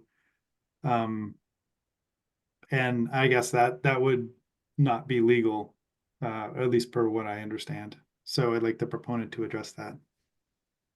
Thank you for adding that. Angela? I guess I'm a little bit confused. I mean, I agree. The RCW has no business Angela, I in think there. you're muted. I saw you unmute, but I can't hear you. I hear you, Angela. We can hear. Okay. You hear me now? Todd? Okay. It was me. Okay. Yeah, the RCWs shouldn't be in there. I mean, that's just it could easily get outdated the next, whatever. But then I'm a little bit confused on the R102.2. I have the 2021 Washington State Residential Code pulled up, and in it, and this is the published, so the RCW, if it's different, I don't have that pulled up, and I would like to know if it's different. But R102.2 is other laws. So I'm a little confused. And alternate methods is shown under R104.11, but maybe it's just me and the actual published code is a little off. But otherwise, the main comment is, yeah, the RCWs should not be referenced. So this is for the residential energy code, not the residential code. Thank you. That's where I'm off. Thank you, Angela. Damon. That was one of my 2 comments. That yes, this is the residential energy code that only has R102.1. Secondly, a quick search of the residential energy code shows other references to RCWs, just for the record. Okay, thank you. Okay, we can pause on council comments, and I think Patrick is eager to speak here. So Patrick and then Hoyt, please. Thank you. For the record, this is Patrick Hanks with the Building Industry Association of Washington, and yes, I am the proponent of this. In the interest of time, I won't go through and read all of the comments I submitted in the letter, although I encourage council members to go through and read that because it's a little more comprehensive. But just to say succinctly, the goal of this petition was to give something that the SBCC can adopt via emergency rulemaking to help local jurisdictions better comply with I-2066 and give them some code language to do that, some guidance. It doesn't, it's different than anything we talked about before. This is entirely new. This hasn't come to the council before. And it actually complements the permanent or expedited rulemaking that the council's already initiated will be necessary to make permanent changes that fully comply with the law.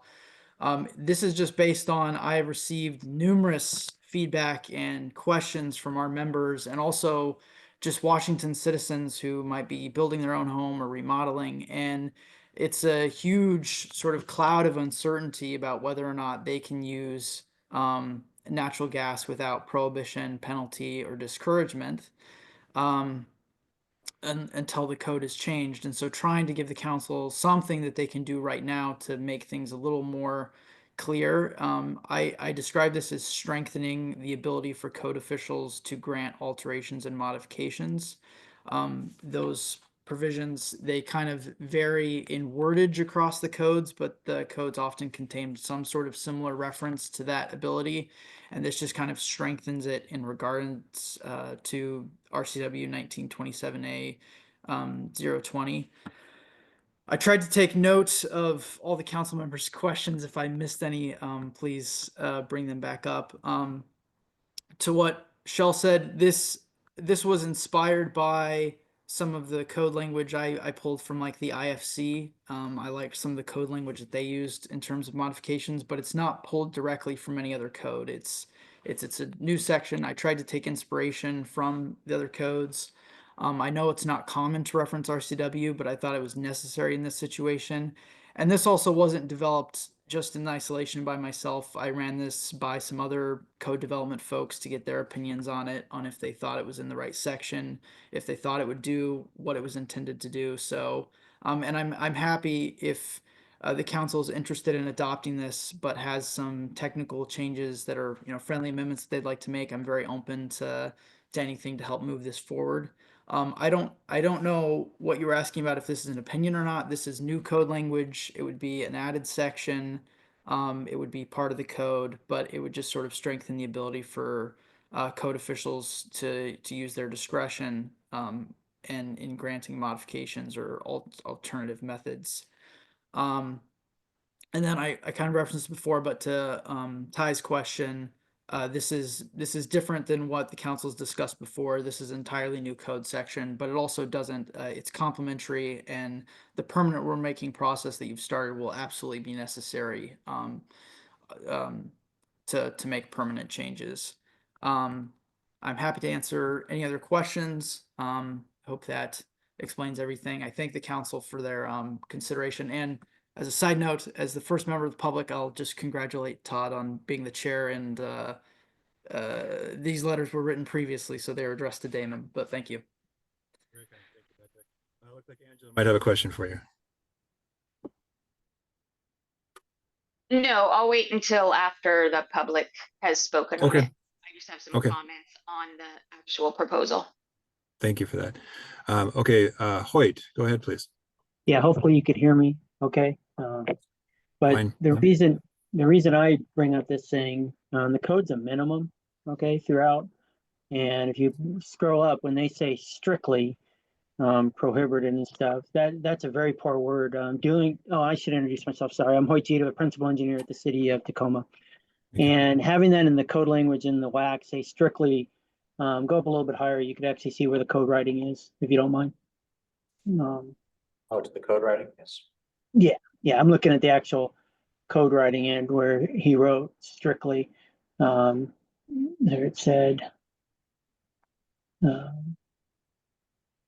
Grant.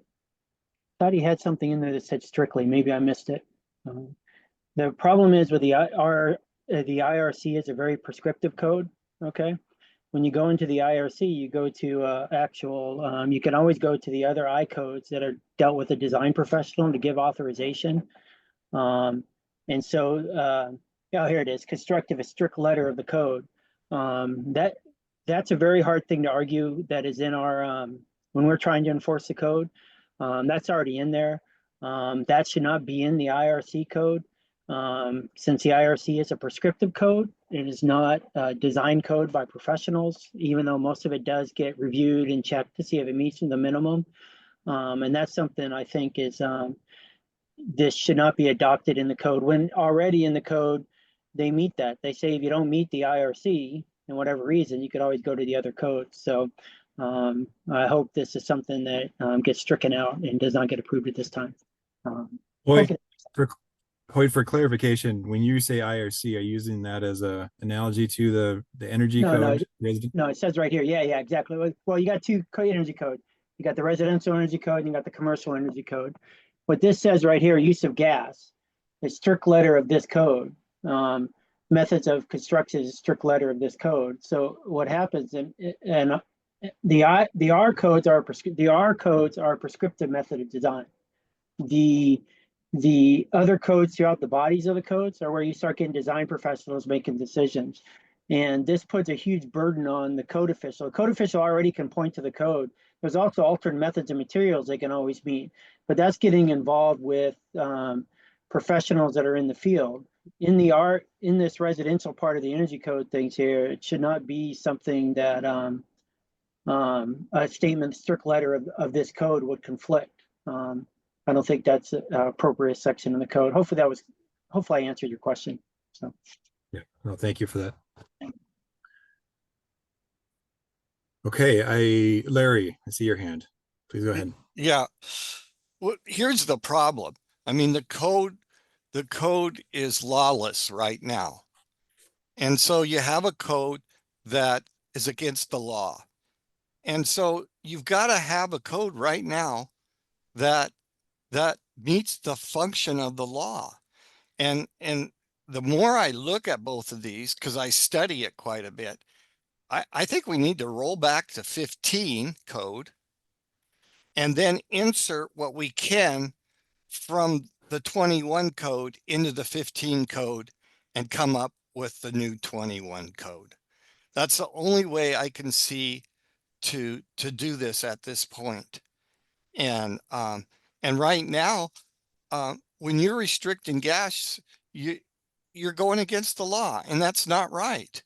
And so there needs to be allowances now that the requirements and the points that you're getting for heat pumps, that those points are all wiped out of the total point procedure now.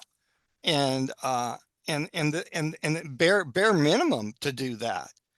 And that's not happening. I mean, and I know you guys are just, this is the first thing of the year and everything, but this actually happened earlier in November. And it's got to this point that, yeah, we all have to do our jobs. I mean, I don't come for Christmas, don't stop. I mean, and so when there's a change, I've got to come with the changes in my company and maintain the law.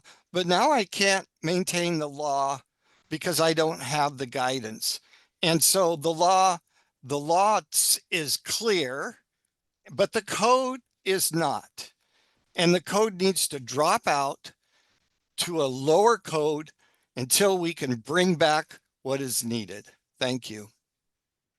Thank you, Larry. We'll go to Lisa Rose now, please. Hi, thank you very much. Lisa Rosenow with Evergreen Technology Consulting. I do have to clarify that we provide tech support for the commercial code, not the residential code. However, I just have some public comment that might be helpful. We do work with jurisdictions a lot. We do a lot of training for them, and we hear from them on a pretty regular basis. And I would agree that the jurisdictions really prefer to have clear guidance and not be put in the position of having to make decisions about equivalency and that kind of thing, because it just really adds a burden to their already heavy load. The section R102, and there's identical language in the commercial code in C102, both are very clear that the jurisdiction does have the authority to approve, an alternate means and methods. And it does state that the proposed design does have to have sufficient information for the jurisdiction to make that decision. And that would include that it's equivalent energy efficiency. And so again, it puts a burden on the jurisdiction, but it is pretty clear already in the code that that's the hurdle that one would have to jump through if they chose to do something different. And so I would tend to agree with Shell on this one, in that perhaps instead of adding new language like this, that an official opinion might be perhaps more useful, in that it would clarify what would be allowed under the alternative means and methods, so that the jurisdictions can at least point to that versus what's being proposed today. And I'm not stating an opinion for or against what's being proposed, but that's just an alternative way of considering it. Thank you. Thank you, Lisa.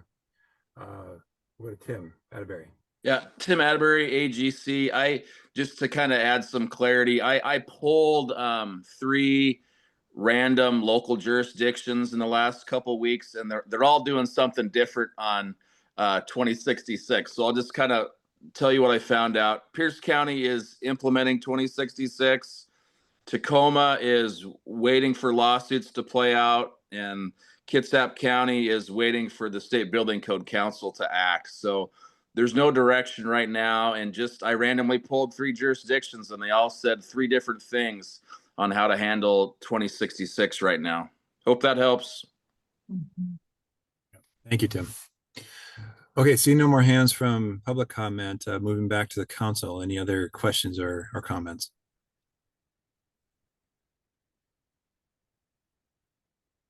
Okay.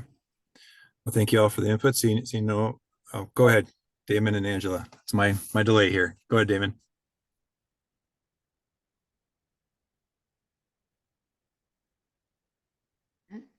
Is Damon Angela? gonna go, or did he lower his hand? Sorry, I was muted. Just to piggyback on what was just said, I know 3 counties in the state, and I won't name them, who are now have amended what used to be the fuel normalization credit. I think it's the energy equalization credits. They're giving the same credit to gas as they're given to heat pump. They've blanketly chosen to do that. But I think that they're doing it without guidance. I was in a building officials, a quarterly meeting yesterday for the South Sound area. So that would be Lewis County, Thurston County, and its city jurisdictions in Mason County. And they they referred to me as the boss. We're waiting for the boss to make some changes. I said, I'm not the boss. But they're waiting on the council. And that seems to be the overwhelming feedback I'm getting from building departments around the state as well. We're waiting on the council. And I think that it's incumbent upon us to do something. Okay, so I'll just leave it with that. Thank you.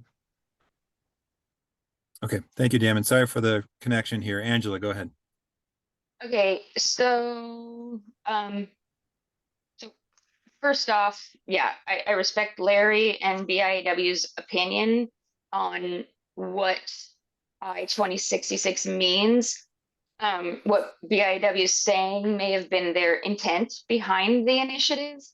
But in my opinion, the actuality is that the residential energy code is an efficiency-based code, and the credits required by the table are based on the equipment efficiency, not on the actual type of fuel. It just happens that electrical equipment is more efficient. I still feel that making any changes to the 2021 energy codes without it actually going back to the subject matter experts on the tags would be ill-advised. BIW is obviously prejudiced towards cutting costs for single-family residential, and on the other side, you have climate activists who have their own views and motives. And I think it's our responsibility to continue to proceed with caution and let the tag do its work. I do think we need to push that forward. But I would also, piggybacking on on Damon's comment, is we need to post stuff on the SBC homepage. The motion we made last time was not well communicated by the actual council. There was nowhere where it could really be found.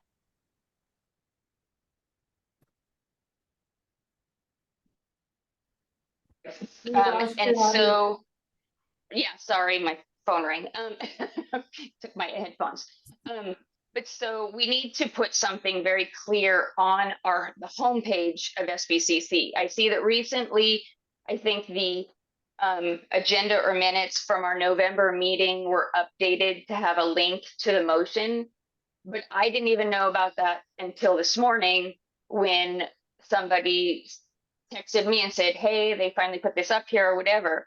And I know staff is totally overwhelmed and busy, but this is really important because the only communication that jurisdictions are getting are from BIAW and master builders, where they're reaching out to mayors and building officials and basically stating, hey, you're breaking the law, there could be consequences, you need to disregard the energy code and stuff like that. And so I've been trying to encourage, obviously, members to stay the course, that we are making, we are taking action, but we need to make that more clear to the public in a spot where it can be easily found.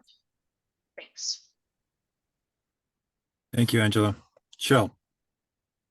I agree with Angela, and I agree with others that think we do need to put out something to clarify this to the people who enforce the code.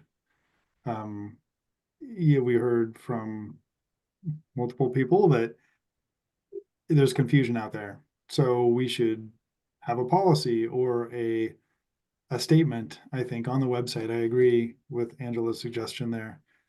I don't know that what we see in front of us would really clarify anything for anybody as far as how the council sees I-2066's impact on the energy codes. I think it would just provide, I don't know what it would do actually. So I think we do need a statement on the website or something saying what we're doing, as well as what we think the codes that should be enforced right now are. I would like to hear from Dirk on the legality and how that could occur. But I think we do need to communicate, because I agree it's confusing. And whenever I hear someone saying, well, there's a gas ban, well, there isn't a gas ban. That's not correct information is a nice way to say it. So if they're thinking there's a gas ban, that's because they've heard it from somebody, and they need to hear it from us. So I don't know, Dirk or others, what is our ability to provide communication? Is it an opinion? Does a jurisdiction need to submit an opinion? Like, are the codes still in force despite I-2066? That would be an opinion we can answer. Or is it a statement on our website? Or what are we legally allowed to do to communicate with all these jurisdictions that are, being approached by others and have questions? Yeah, so I'll just jump in real quick, Chell, and I'm gonna. So in short, I'm gonna say I haven't given a lot of thought to that specific question in this context, but I can kind of scope up my general thinking about what the council can do. And I also want to be very clear about what we're talking about here. I mean, BIW or any citizen has a right to petition the council for rulemaking. They've done that here. And the rules are spelled out in the APA regarding how the council is to respond to that. You have an obligation to respond to the petition. You have no duty under the APA to adopt this language or to initiate rulemaking. We've been down this road before, so I think the council has a pretty good understanding of that. This is not a request for an opinion. A request for an opinion is something that, as we know, exists under state statute and our WACs. Where a local code official can ask the council for an official opinion regarding the codes. And then that in turn triggers a process that the council, that you're all well familiar with, for council staff to consider it and then offer the opinion to the council to have a robust debate over and issue an opinion. So those are formal mechanisms under the law for the council to act.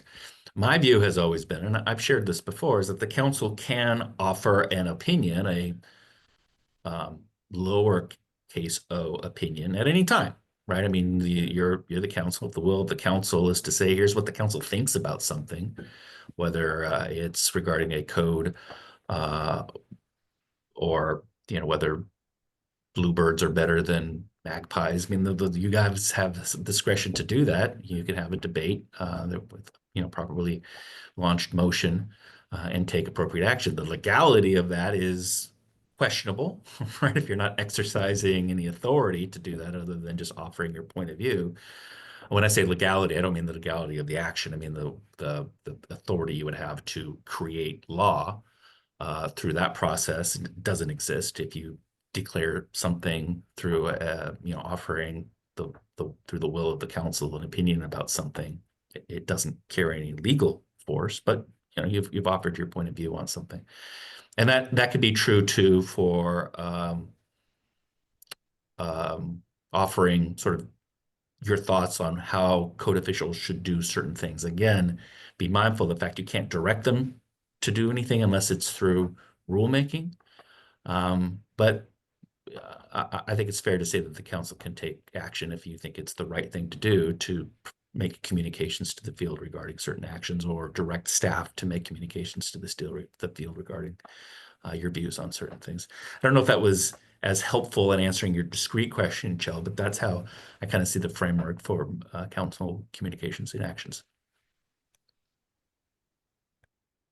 Thanks. And I think it was Angela's suggestion. So my credit where it's due.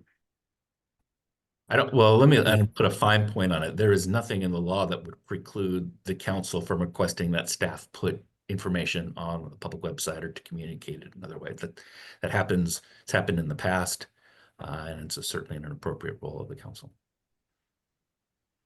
Thank you, Dirk. And if you can hang on for a second, maybe to conclude this agenda item, could you briefly state for us what our action is we're going to call a special meeting before February 15th, is my understanding, and what action is expected.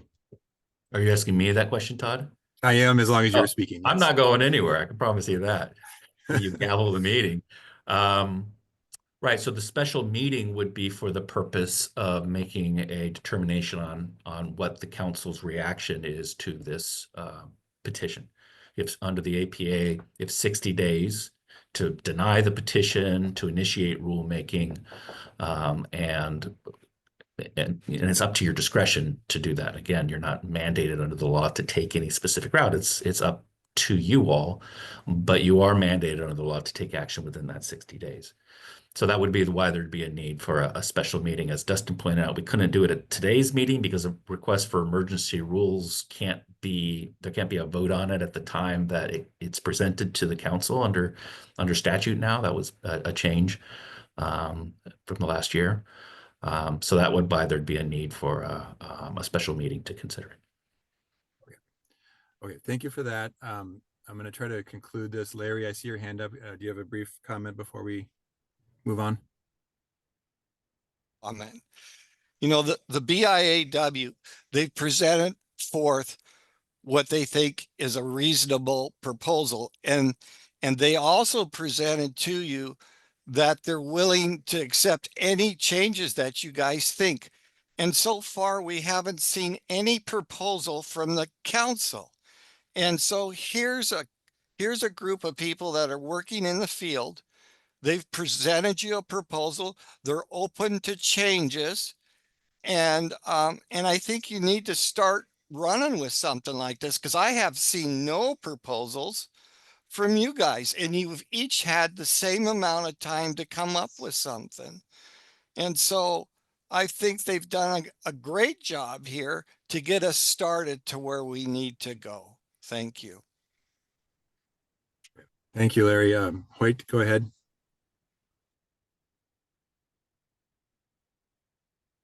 Okay, I had to click Hoyt, on, if you did. I had to unmute, so sorry, I had to click to the click. Yeah, I just want to be clear. What I'm stating here is an enforcement agency for the city of Tacoma, the principal engineer. And you're asking for this for modifications. This is what I'm saying. If you put this in there, a method of construction would conflict with RCW, actually strike out, go back to you just moved it off the screen. Okay, strike out method if the strict letter of the code would conflict. Just say or method of construction would conflict with RCW 19. We don't need strict letter of the code. That's already in there. We're there and enforce the code. The code is a minimum. You can always go more, what you need to do. And this actually is in counterintuitive to how all the rest of the codes are written. And hopefully, you know, it sounds like you're going to be able to go out and modify it. That would be the modification I want to make sure is clear, that that shouldn't be part of code language in the residential, commercial, energy, all the codes. Now you remember the code's a minimum, in some cases it's a maximum, like heights and things like that. But I want to make that's something that I don't see should be put in code language, and that's been discussed even at the national level. And so I don't think Washington should to do something like that at a local level as a kind of conflict with the national level. So that's Okay. I just want to make sure I was clear. No, that's helpful. Thank you, Hoyt. Okay, so I think should be clear to everyone. We will hold a special meeting. The purpose of that meeting is to either deny this petition or to initiate rulemaking. And it is well understood that this petition exists in a broader context of other actions that this council has already taken on I-2066. So with that, I'm going to close agenda item 8. We are over 2 hours now, so I think it's time for a break. I'll propose 15 minutes. Is that okay? 12:25? Sounds good. Okay. Thank you.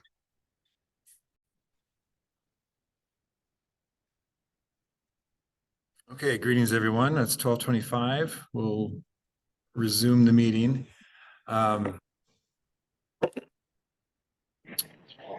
Dustin, are we comfortable just skimming those in attendance, or do we need to reestablish roll? Your prerogative. Okay. Try to see if I can see everyone. Let's just quickly go through roll, please.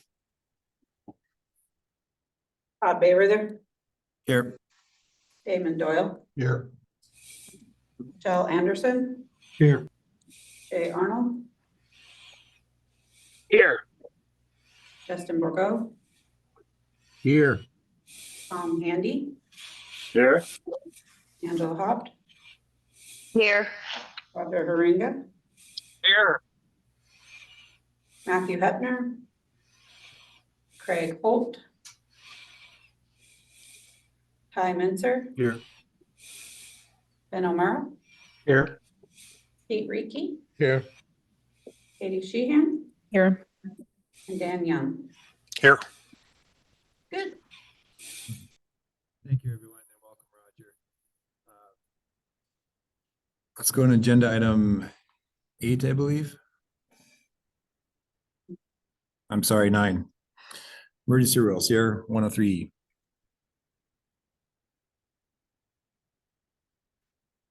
Shall, Yeah, I had a comment on the last agenda item, and that was that I sent both you and Dustin some potential language we could put on the website, because I agree with the lots of people that had said we haven't done a great job as a council at communicating with the public. And ideally, we'd be able to consider something like that today, so we could make a thoughtful statement to the public on where the codes are. Maybe we can consider that under other business if we get there, or other things, but I do think it is important to address sooner than later. yeah. Shell, I think it's a good suggestion, and maybe you're right. Under other business, let's discuss if there's a potential on the website for a special section or something like we did on the embodied carbon report. And so let's raise it again at the end of the meeting. It's a good idea. Okay. Agenda item 9 then. Go ahead, Dustin. Are you going to introduce this, please? I'm gonna let Krista do the introduction on this one. Krista, thank you. So this is a petition that we received from Eric Vandermeer at Delta E regarding emergency adoption of some of the proposals to the IMC regarding changes to the mechanical code based on ASHRAE 15 and ASHRAE 34 changes regarding A2L refrigerants and the impacts of the ecology rules on refrigerants. And if you'd like to let the proponent discuss his proposal or a representative. Eric, Yep. if you wanna I think talk it's a to good us. suggestion. Eric, are you here? I am, thank you. Can you hear me? We can. Welcome. Yes, so Eric Vandermeer with Delta E Consulting. So yes, I did submit this petition. And we had the first meeting last year, and the council introduced the topic, and the council was in favor with addressing this further at the time. So this, as Krista said, is revisions to the 2021 Washington State Mechanical Code to add clarifications in regards to the recent changes in ASHRAE 15. So there's been much work done on this at the national level to provide additional clarifications to how to use the A2L refrigerants, which are now, for certain types of equipment, these are the only refrigerants that are available. As we have gone through the phase down with Department of Ecology, these proposals are based on the 2024 code change proposals that have been reviewed by the mechanical code tag, and then were moved by the committee and the council into the CR 102 process for the 2024 codes.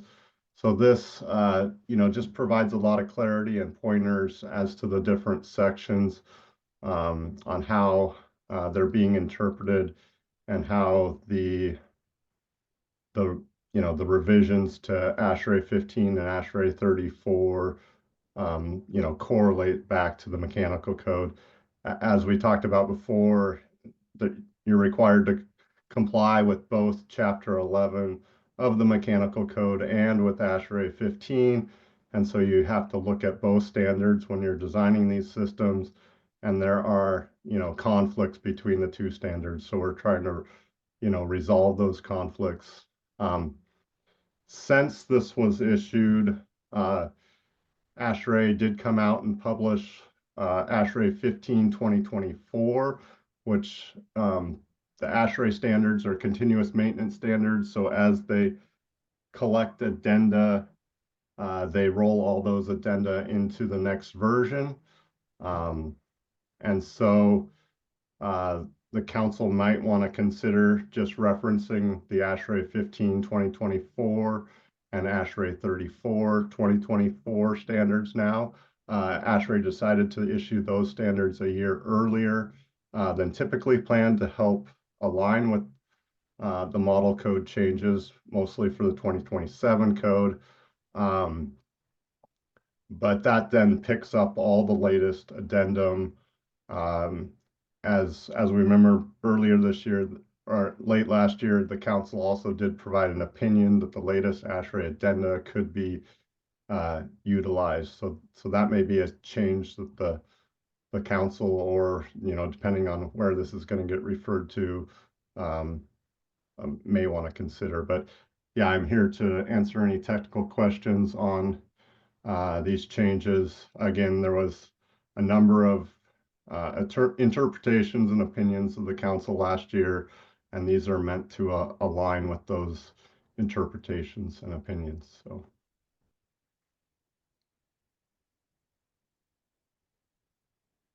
Can't hear you, Todd, where you're muted. Yep. Thank you for that. Thank you, Eric. And Eric and Krista, can you remind us then what action is expected today? Today you would either deny the petition or proceed with adoption of the emergency rule with the language provided. Okay. Thank you. I'll open to council members. Ben? Thanks, Todd.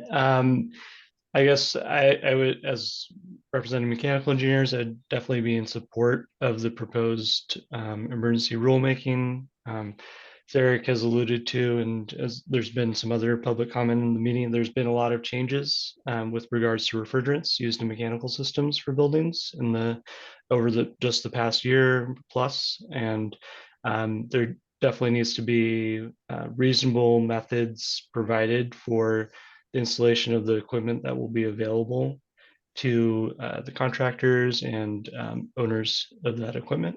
So I believe that this language generally provides good direction to perform that in line with current ASHRAE standards, as well as what's expected to be in the 2027 model mechanical code. And I think if there are adjustments that the council or others might suggest today, I think it would be worth looking at to see if there's further improvements that could be made. Thank you. Thank you. Any of the council members with questions or comments to the proponent? Go ahead, Shell. Yeah, I remember last time we talked about A2L several years ago. There were a lot of fire folks interested in the discussion, and I'm wondering if that group is represented here today or has any additional input on this. A2Ls are slightly more flammable than other refrigerants, and I remember a council meeting where there were like 40 or 50 fire officials in attendance, and would like to make sure that that they're part of the consultation of this. And I can say I don't pretend to understand all of the nuance of what's in front of us, but I just want to make sure that they have been consulted and are that we hear from them to some degree at least.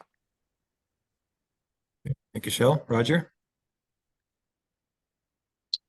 Yeah, Shell raises a good question. So I've got one question and one comment. Ken, I would like somebody to remind me and us what going into emergency rulemaking entails, and will there be an opportunity for the fire folks, as Shell mentioned, to weigh in on the language, or are we adopting this as written? So that's question number one. And question number two, I think I remember from the presentation last time, but I think it would be important for us to have the proponent discuss again the emergency, why this is an emergency. I know the past cycle, we had a tendency to do a lot of emergency rulemaking, and that is burdensome on our staff. While I think that this one probably meets that bar of emergency rulemaking, I think it would be really good for us to hear that again. Okay, thank you, Roger. Eric, are you comfortable responding to that? Yeah, so I guess I'll start by addressing both those topics. So again, these proposals are meant to align with the current standards. As I discussed, as the MVEP committee, I can't remember the exact numbers. There's about 15 different interpretations and opinions that the council did render on the 2021 code earlier this, at the end of 2024. And so, again, this is meant to resolve discrepancies between Chapter 11 of the Mechanical Code and the latest versions of ASHRAE 15. There's been numerous addenda to ASHRAE 15. So the 2021 code references the 2019 version of ASHRAE 15. Since then, I'd have to look up the number of addenda if people want to know the exact quantities, but all I can tell you here in a second. Let's see here. So there's been roughly 21 addenda to ASHRAE 15 2019. Then there was another 18 addenda to ASHRAE 2022. And so essentially, we're just trying to align with the latest language and to get the folks, both code officials and designers, when you're looking at the 2021 code, there is a lot of information that is incorrect, essentially, in how to properly apply these refrigerants. And so some of that is making the code a little bit more flexible. Now there's minor nuances between the codes where the IMC was more restrictive than ASHRAE 15. And so, are you permitted to use the ASHRAE 15 language that's slightly less stringent in certain cases, or do you have to use the IMC language? How do you resolve those differences? So this is really about uniform enforcement throughout the state to utilize the latest safety standards. Also for things in ASHRAE 34, just the different factors for what are, the refrigerant RCL values and LFL values. These things have continued to change based on the latest research. And so if you're using the old versions of ASHRAE 34, you might not be using the latest standards as to even the factors to use to do the calculations correctly. So again, we're trying to align with the latest safety standards at the national level, and to get code officials and designers to the correct information for designing these systems as quickly as possible. And in certain occupancies, like we talked about, like multifamily housing, where we have lots of small spaces, we're trying to, build cost-effective housing in Washington State. The latest clarifications in ASHRAE 15 are very important to be able to install heating and cooling systems that use refrigerants in those occupancies in a cost-effective manner, and to not put undue costs on those projects because we're not referencing the latest standards. Okay. Thank you, Eric. Maybe Krista, are you willing to walk us through again what happens after and if filing a CR 103E, if there's public process after that? Todd, before you do that, and sorry, I don't know if Krista or Dustin. No, please. Yeah, thanks. I wanted to follow up on something that Roger said, and there's some. Roger indicated that there had been a history, and forgive me, Krista and Dustin, if you'd intended to walk through this. There had been a history that was recognized by the legislature, and as Roger just noted, that there was a lot of emergency rulemaking that the council was doing.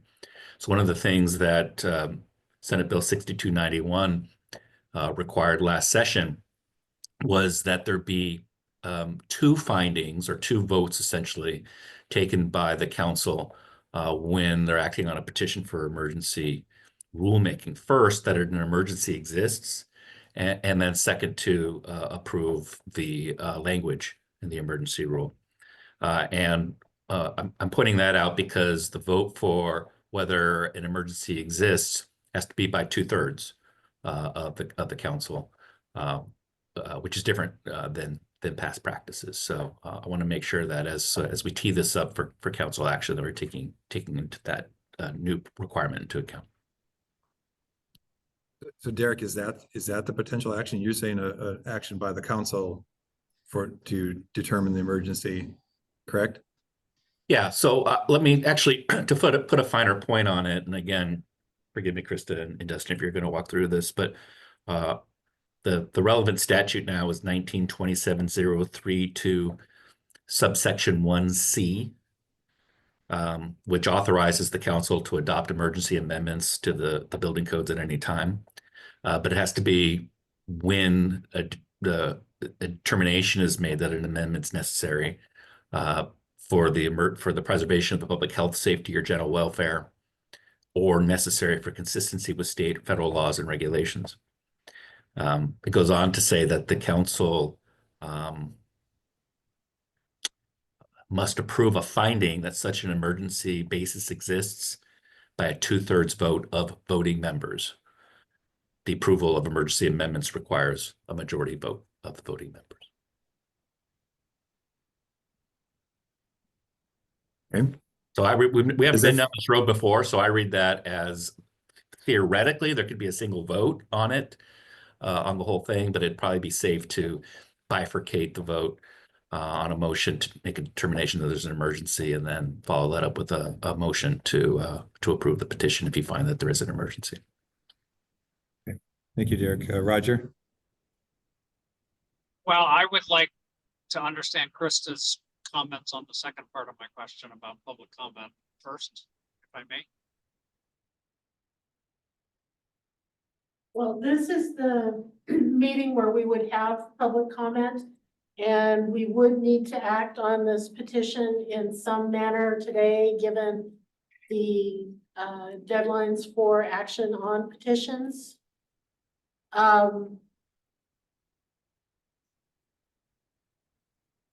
The council could potentially deny this and bring it back to a later meeting if they so wished. The emergency rule, if adopted, would run for 180 days and then can either be refiled if we're in the process of adopting a permanent rule, which we would be with the 2024, or if the council so wished, they could pursue an off-cycle rule although I think the timing for that is a little strange now.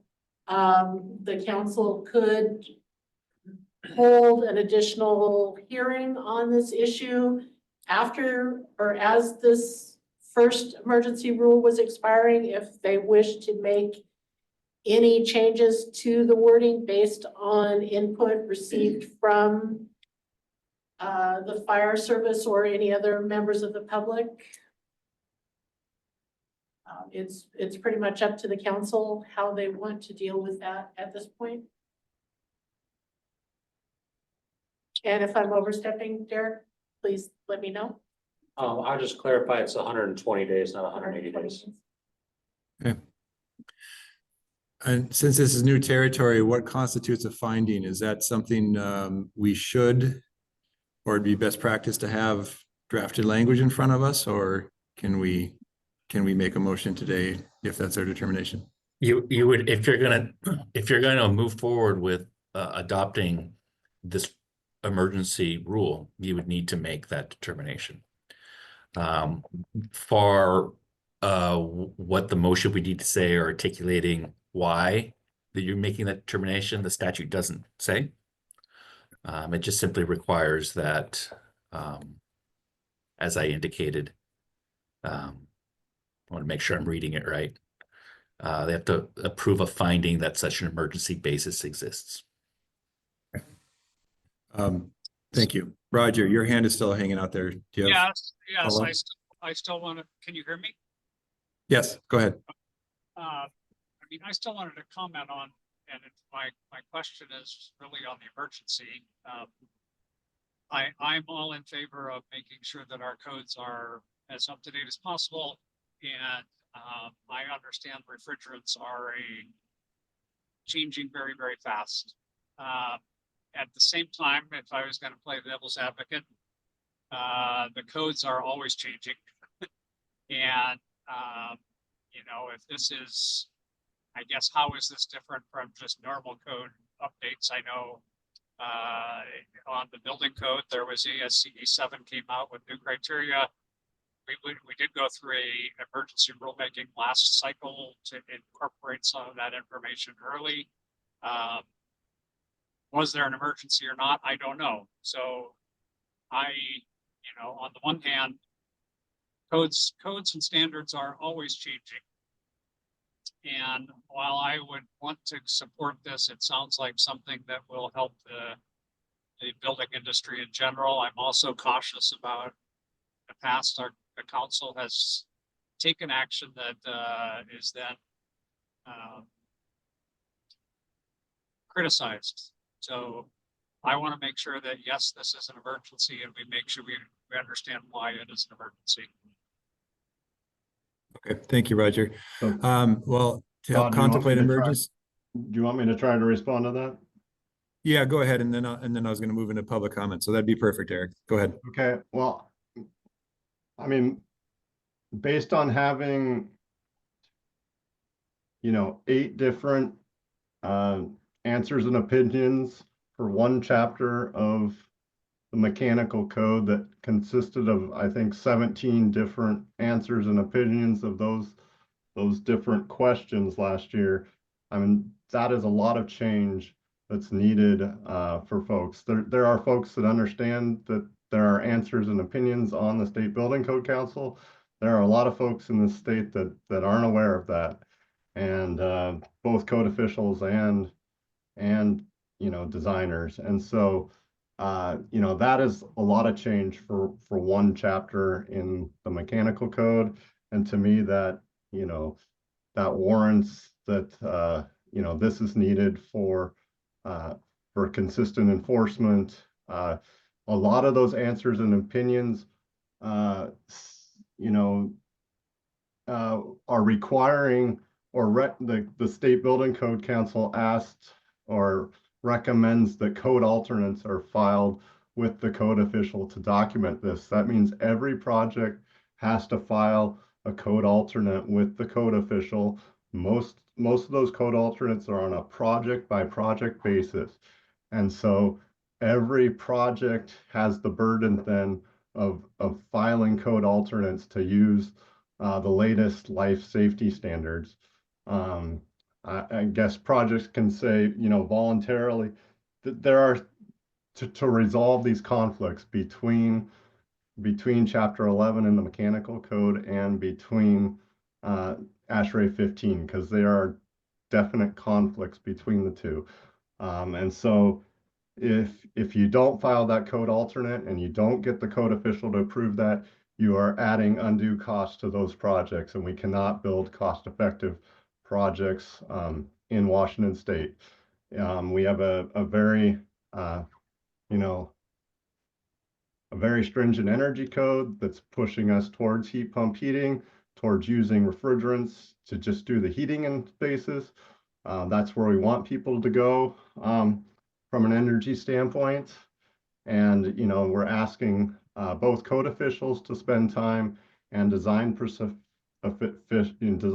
to take on the responsibility of these code alternates. So that's why I think it warrants an emergency rule.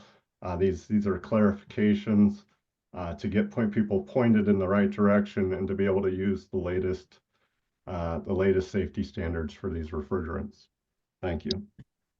Thank you, Eric. So Todd, if I may, ahead. and then I will lower my hand and stop.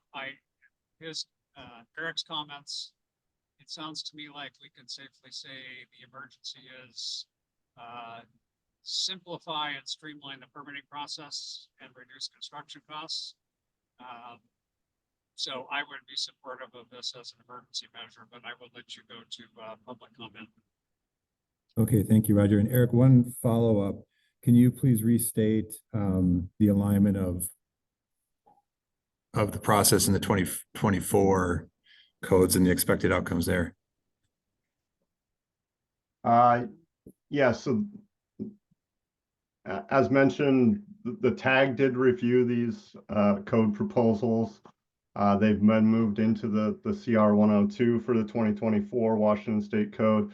A lot of this language is based on 2027 model code proposals that were by the ASHRAE 15 committee. So yes, with that, the public hearings for the 2024 code are not scheduled now until I think September per your schedule. So we won't probably get significant public comment on those code proposals for a while. Again, this is mostly, editorial pointers to align the requirements between ASHRAE 15 and the IMC. So that's helpful. Thank you. That's what we were looking for. Okay, with that, we'll move to public comment. And Larry, you've had your hand up. Go ahead, please.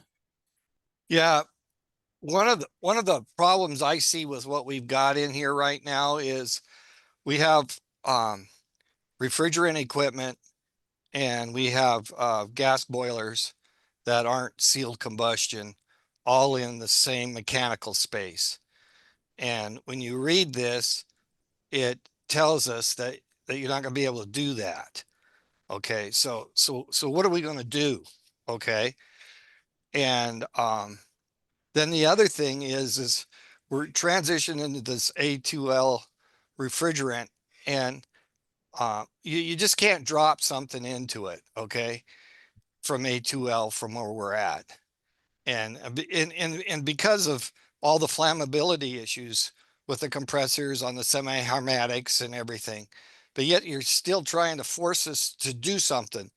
And when the manufacturer of the equipment tells you you can't do it, what are we going to do?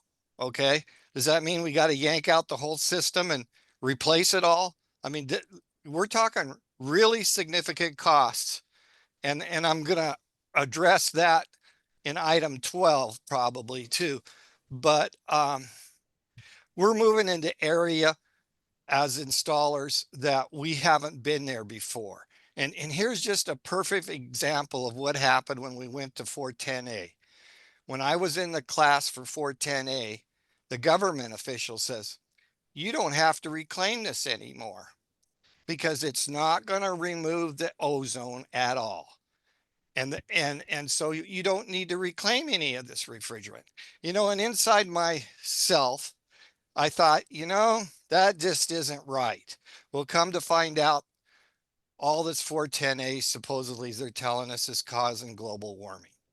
So how many tons of refrigerant have been released over time because they didn't know the facts yet?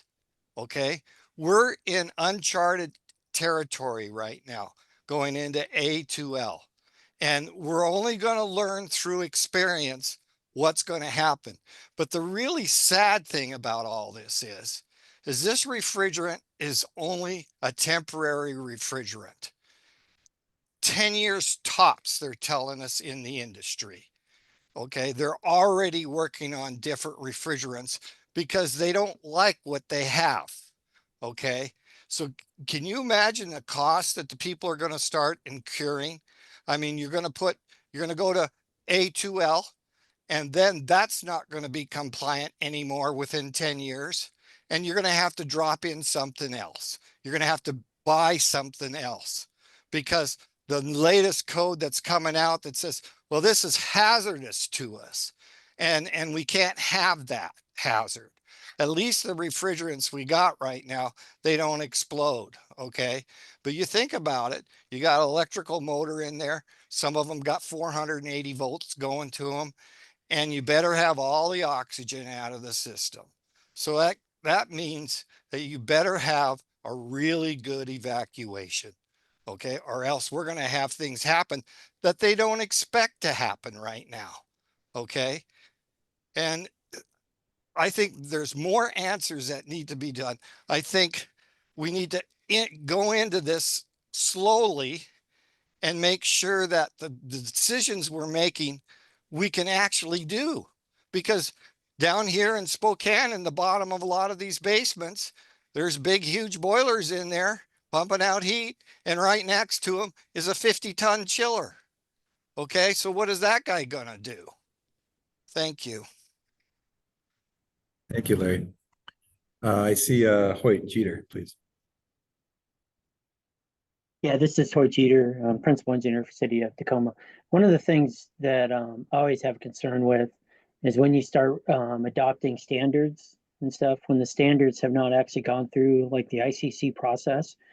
Many times in the ICC codes, there's certain things in the standards that go through a process that gets modified, that actually changes for XYZ reasons. And I'm not sure all this has actually been done to incorporate those standards. This also has happened with the structural codes. Sometimes there's changes. Just to give an example, wall piers were in the codes, but it wasn't in the ACI concrete code. So I'm always, when you adopt a standard earlier than it's actually gone through all the process, you sometimes end up causing conflicts to other portions of the codes or the codes that are other model codes. And I don't think that has not been done yet. And if I'm wrong on that, please correct me. Okay, thank you, Hoyt. I don't see any other hands from the public. So we'll move back to council discussion. Go ahead, Shel. Yeah, question for Hoyt and I guess Eric as well is, I mean, so the changes we're saying were our addenda to ASHRAE 15, so they've gone through the ASHRAE process, correct?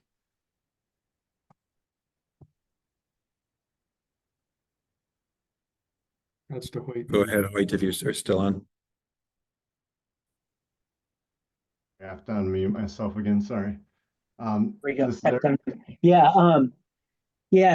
the one thing is on that, standards go through a process, okay? And I got to be honest, I did not sit on the committee for this ASHRAE. I just want to be careful what happens with ICC and the international mechanical codes and stuff. They look at these standards in a very detail-oriented manner and ends up making modifications to the national codes. Remember, standards are not a code, it's actually referenced to there, and then the I codes end up making changes to that. That's the only thing I'm not familiar with. I would have to, if I sat on the ASHRAE code, I'd be able to be a lot more things. And the one thing they check a life safety needs, when they do this, needs a life safety needs. I can't see where in their reason statement they show it's a life safety needs. And maybe I'm incorrect, but I'm always hesitant about adopting a standard earlier before it's gone through the whole process.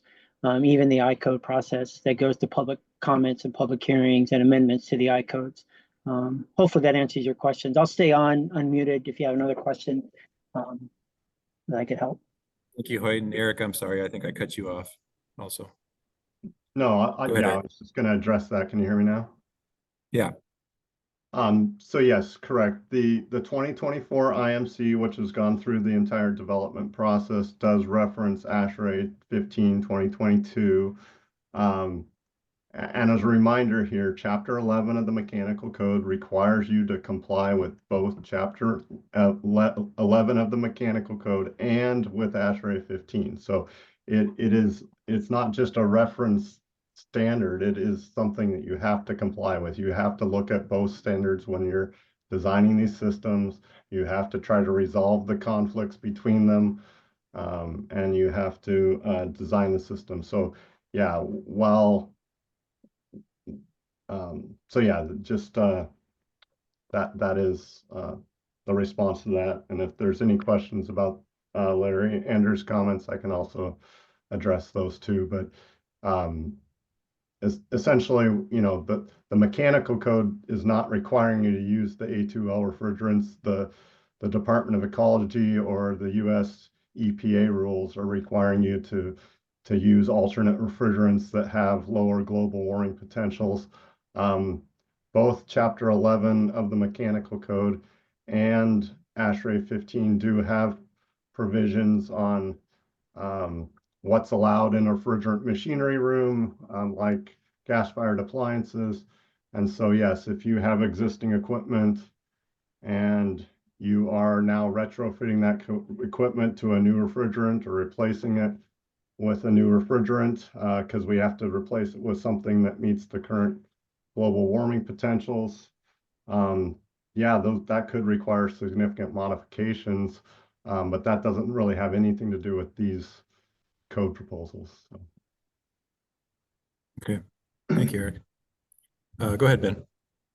Thanks, Todd. And I guess just following up with what Hoyt and Eric were talking about, my understanding is that for the 2021 and 2024 model mechanical codes, that they were actually referencing a incomplete version of ASHRAE 15 2022, which I believe this emergency rulemaking proposal is addressing some of the changes that were made in the interim between those two kind of misaligned cycles.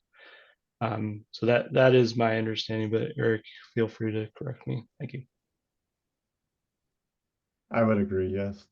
Yeah, the codes are out of sync between the standards. And so, yeah, this helps us sync things up, correct. Thank you. Chell. I guess I'll make a motion that we find an emergency with regards to this issue. I guess that's one of the options available to us as I recollect. That's true, right? Correct. Yep. So an emergency basis exists. Okay, an emergency basis exists. That's my motion. Okay, thank you, Chell. Thank you. I missed who the second was.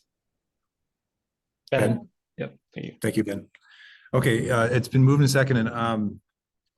Before we go into deliberation on that, Eric, did you feel like you got a proper proponent rebuttal to anything mentioned? Yes, I think I've addressed all the comments. If there's any questions council members have, I'm here to address those if needed. So. Okay, thank you. So let's go into the motion. Jay, go ahead. Thank you. And Eric, thank you for the work on this.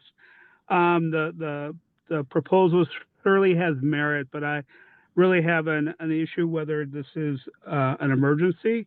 It sounds like that there is a path, however inconvenient that could happen for projects to move forward. You know, unless we were to hear something from building officials that they're seeing a lot of these, it sounds like this would be resolved through the next code update process. that we have a schedule to deal with by the end of the year. Is that correct, that this will be resolved theoretically given adoption of the Group 1 codes at the end of 2025?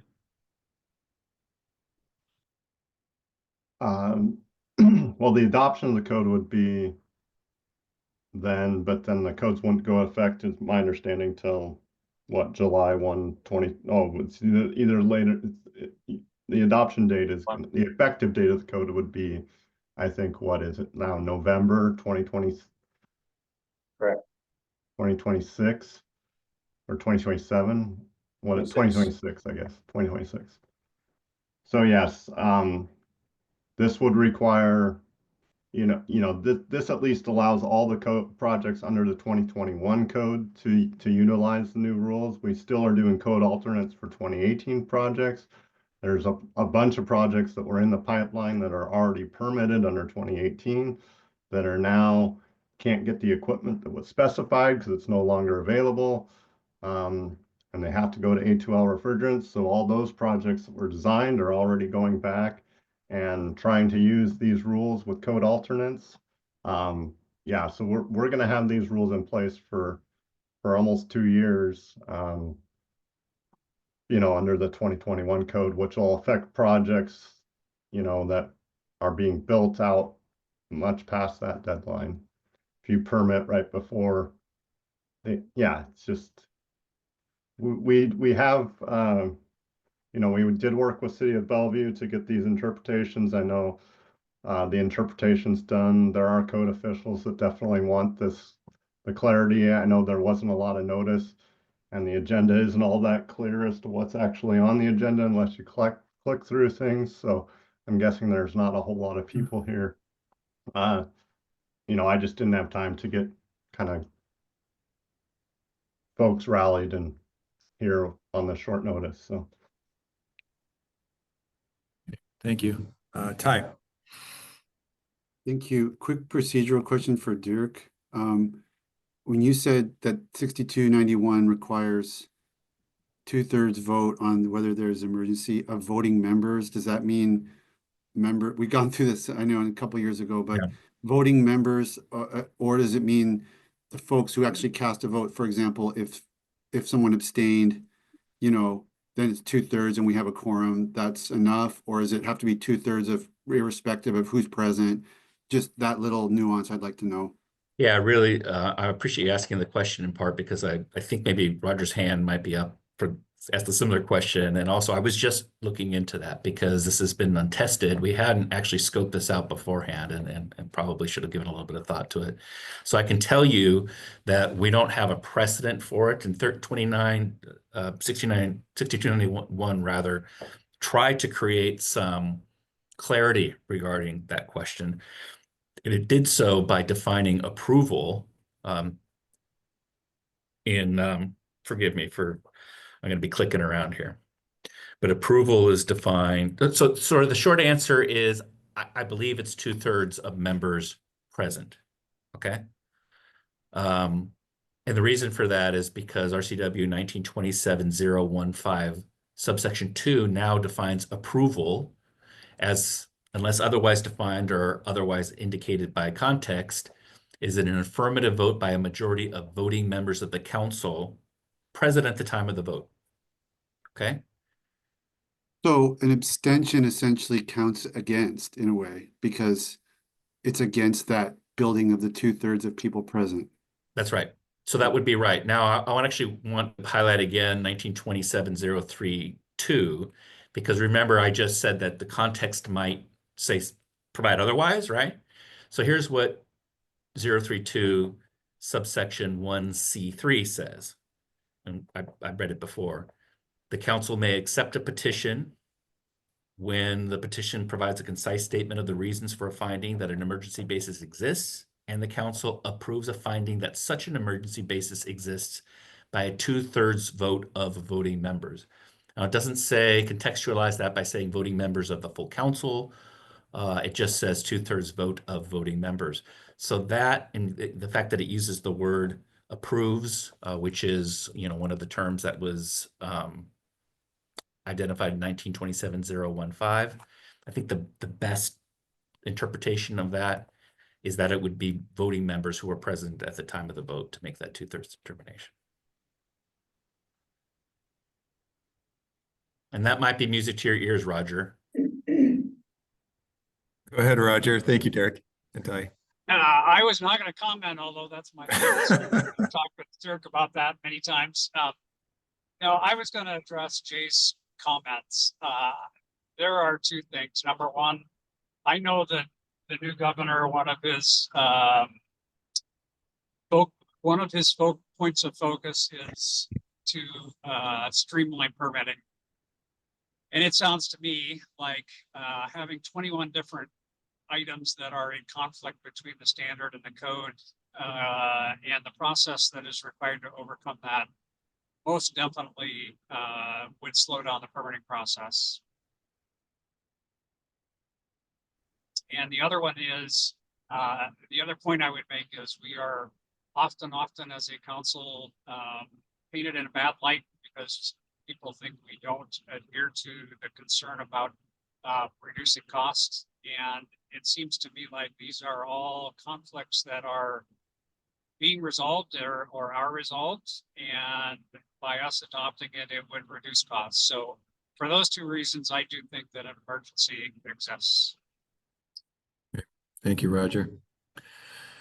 Larry, I do see your hand, but I want to establish a practice that when we're in a motion that only the council deliberates unless a question is asked specifically to the public.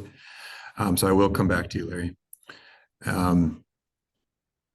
Okay, that's all helpful. Are there any other council discussion?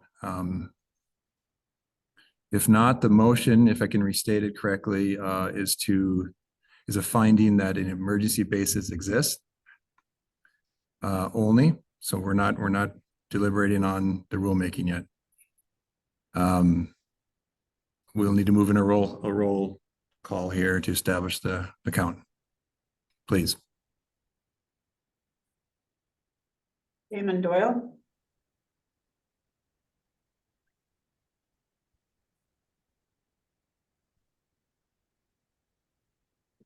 Jill Anderson. Yes. Jay Arnold. No. Justin Borgo. Yes. Tom Handy. Yes.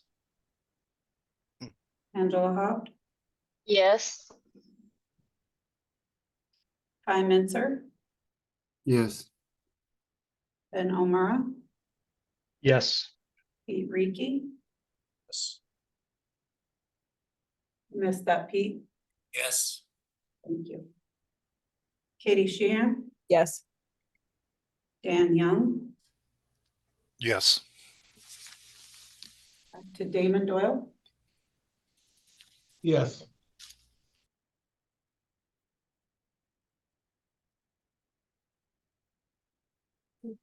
Majority, 2/3 majority, it passes. Point of order, this is Roger Herringa. I did not get a chance to vote, but my vote would be yes. I'm sorry, Roger. It's okay. Thank you, Thank you, Roger. And Roger, I do see your hand. Did I miss calling on you before that What is vote? your vote, Roger? Was it yes? Yes, okay. I didn't have him.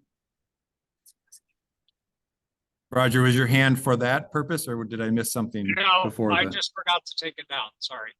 Okay, all right, thank you. Okay, with that, now we're on to the second part. But I did promise Larry, go ahead if you have a comment. Yeah, my biggest question here is where people already have existing buildings, okay? And what you're going to require them to go through in existing buildings. And I think there should be a method here for someone that has an existing building that an AL2 compressor system can be put in there with the boiler. And I mean, it could be as simple as that we put sensors in that room that it locks the boiler out if it has a sense on the gas. I mean, all the Lennox equipment now has sensors that we have to put in there to do that. And that way it at least gives us a pathway without a dramatic expense, because possibly in a building like that where the refrigeration piping comes all the way down to the basement like that, you might have to move the boiler and build another room. Okay. And we're not talking little dollars here. We're talking big bucks here. Okay. There needs to be a pathway that we can take an existing building that has existing equipment in that mechanical room and make it so we can use that 2L equipment. And that's my biggest gripe here with what's going on in this legislation. I don't think they addressed that. And I'm thinking they're thinking everything's new. Well, this covers a lot more than new stuff. I mean, the majority of equipment out here that's going to be put in is going to be old stuff, not new stuff, because you got plenty of time to design something new where you can separate them. But now we have them there. And so we're going to force that kind of money on these people. Thank you. Okay. Thank you, Larry. I think it's time. I want to close public comment now and then entertain a motion from the council. Now that we've established emergency, I'd like to entertain the motion on the subject matter. Go ahead, Shell. Now that we do have a finding of emergency, what are our options? They may have been explained earlier, but I'd like to hear them again. Okay. Krista or Derek? So your options today would be to either adopt this language as an emergency rule or deny the proposal. I think that's pretty much it. And I'll add, Krista, I think you made the comment before that there's the option to deny the petition for the purpose of bringing it back up at a later date, correct? Yes. If we don't feel, because we have to hit the 60-day window. The only thing I'd add to that is that if there is a denial, Dustin, I've now named you Stoyan, so forgive me for that. You'll hear it similar hair. Yeah. It means managing director, yes. Similar hair, yes. Todd and I have similar hair too, so we're in trouble there. The staff will be required to identify the reasons why you're denying it, so you'll want to make sure that there's a discussion on the record to help support that.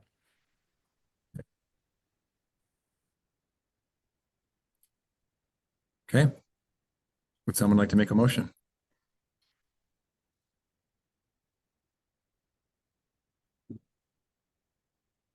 Go ahead, Ben. Yeah, I'll make a motion, I guess to start things off, to move that the council approves the emergency rule being proposed. Okay, thank you.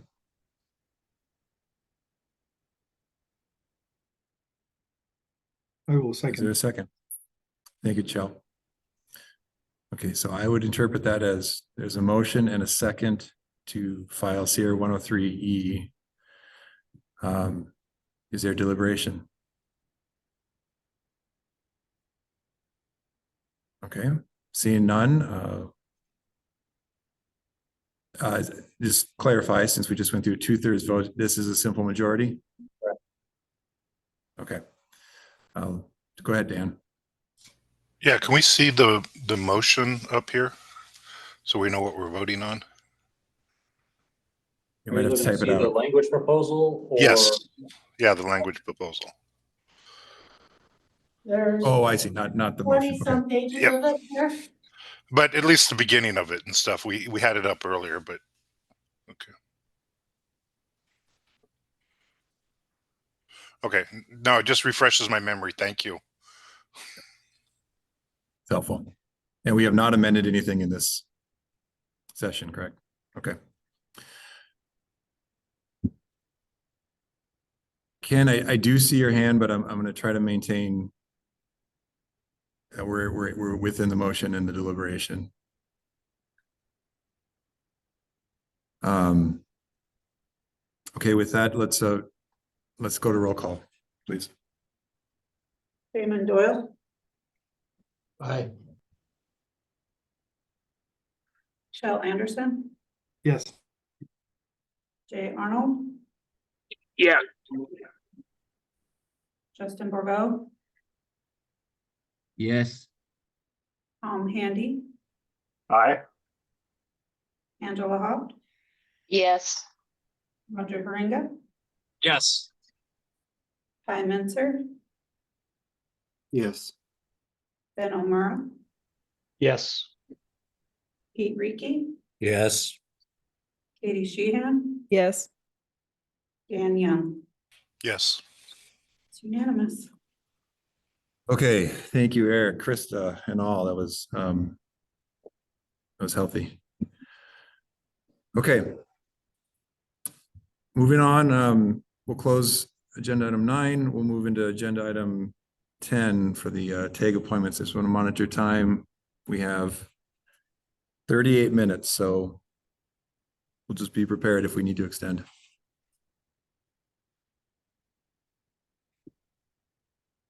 All right, so what we have here before you on the screen is what was posted online for the group 2 tags. We've got before us first here the Washington State Energy Code residential provisions tag. Below that, we have the International Residential Code, followed by the single exit and multiplex tag seats. And then we also have the WUI code tag seats as well. And so those are the remaining tags we have outlined for the 2024 code adoption cycle. I will point out that we don't have a full roster of applicants for any of these groups. And as we seek to do the work, likely we'll get more interest from folks who would like to participate. And as part of a action here today, I would ask the council to maybe empower the tag chairs to appoint tag members without needing to come to necessarily the executive committee or back to the council. So we have a lot of work going on, and if we can appoint somebody as quick as possible to get more robust discussion going in these technical advisory groups, I think it would be beneficial to the work at hand. And so first off, we have the energy code here. I've made some recommendations, and Chell reached out and made some asked for some modifications, and I'm in support of his modifications that we have here. And so for our architect seat, we had one applicant, Julie Blazik, and I recommended them. For the building official position, we had 3 applicants, 2 that came with letters of recommendation. And I would nominate Kim Barker for the primary and Shane Niles to the alternate seat. For cities and counties, we had 1 applicant, Dwayne Johnlin, recommended for the primary seat. For a home builder / affordable housing representative, we had 3 applicants who came, 2 of them with letters of recommendation. One of those letters of recommendation we have slotted into a different slot here, so that's why they're not included here. But the primary is Jason Garud and alternate Jonah Kinchy. For the manufacturer supplier seat, we have 3 applicants, Albert Brooks, Greg Davenport, and Joel Ward. Greg Davenport recently, after his initial application, had a change of employment, and he better fits into the mechanical engineer role, and that is a recommendation that was provided by Chell and support by me. So for the recommendation on manufacturer supplier seat, Albert Brooks as primary, I'm sorry, it was? Yeah. Okay, I'm sorry. Albert Brooks is what I'm being told is the correct one. And I would,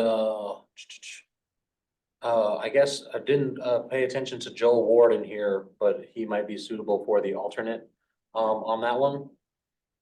For solar installer, energy storage installer, we have 2 applicants, with Gavin Tennell being the primary recommendation and John Lange being the alternate.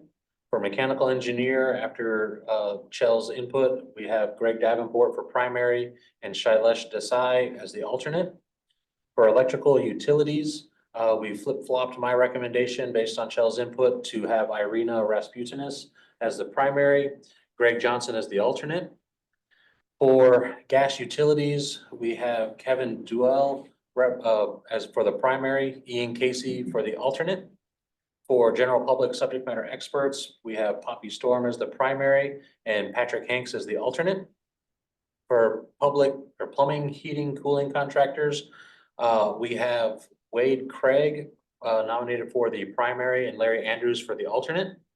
For the codes consultants and educators, we have Rick Blumenthal as the primary and Jason Acosta as the alternate.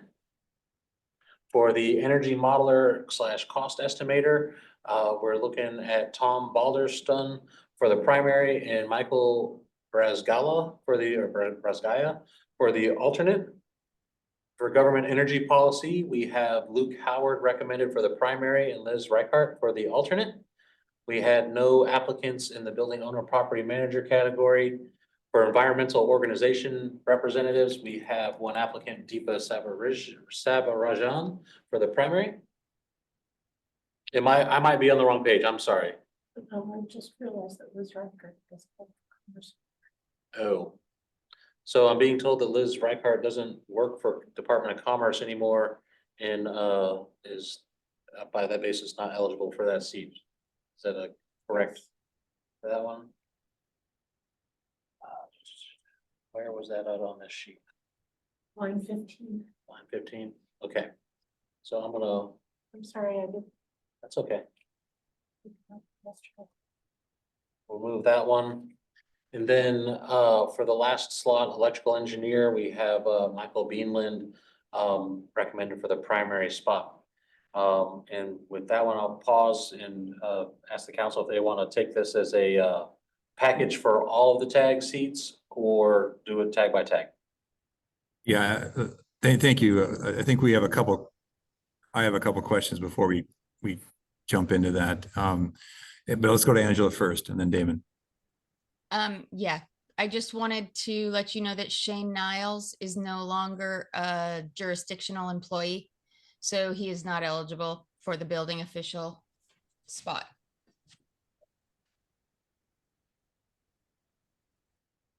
Okay, thank you, Angela. Anything else? No. Okay, thank you. Go ahead, Damon. Yes, I move we vote on the energy code tag before the other tag or tags. I agree. But can I raise a point before we make that? Well, you made the motion, but can I raise a question to the council? Dustin, you made a comment about to try to. It doesn't apply here except for tag seat 16 there. Who makes the future appointments to fill in these tags? And I want to have all of us revisit our published policy as I understand it. So maybe we can bring that up from the webpage. I found it under the tag section.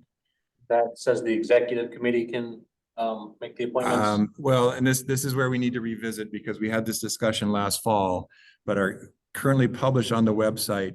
Are you able to bring that up? Yeah, I'm pulling it up right now. Okay. My understanding, and we have to go through grammar here, lesson here, it says the council or standing committee chairs.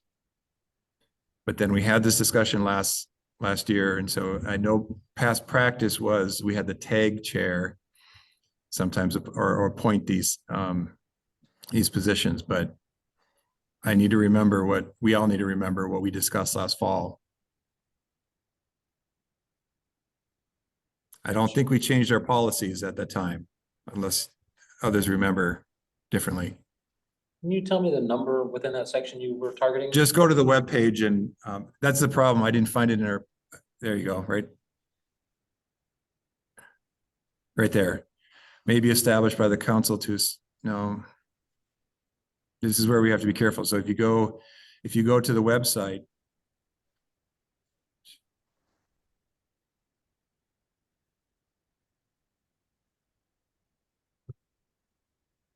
So here Can we you go to the go. main page of the website? Well, this is it here. We've got the technical advisory group shall be composed of one voting member and one alternate council member, and one voting member representing each stakeholder group designated by the council, recommended by the TAG chair and approved by the council or the executive committee. The council or executive committee may appoint one alternate for each designated TAG seat who may vote only in the event the primary member is not present. Proxy votes are not allowed. And so what I was asking for is a departure from these bylaws in the interest of expediency for filling these seats. Last season of filling the tags, we ended up back at the council meeting with an additional agenda item.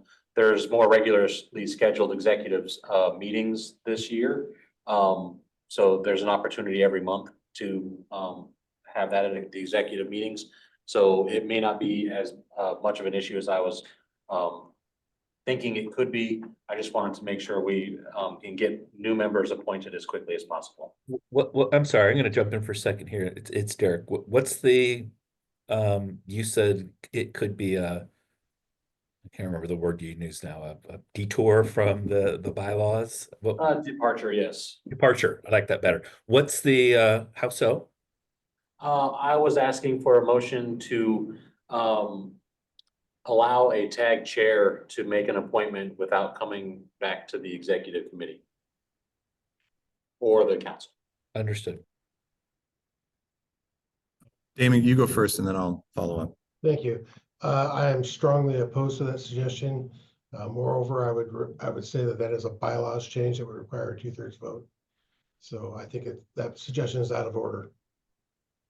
Thank you, Damon. I appreciate, Dustin, the request, but I'm in agreement that I wanted to pull this up, but I also want to point out that on our website, under the tag section, we have something that might conflict with this, but I think this better aligns with our action taken last fall. And so we need to all be aware of what we're following. And this was the process we took where the council or the executive committee approved the recommendations. But let's have a discussion as a council if any disagree.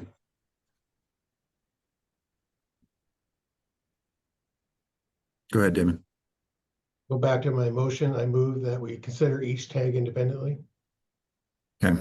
Thank you. Second that. Okay, it's moved and second. I know it. How we'll approve these? Can we? Thank you, Dustin. Can you pull back up the energy? Yes. Tag.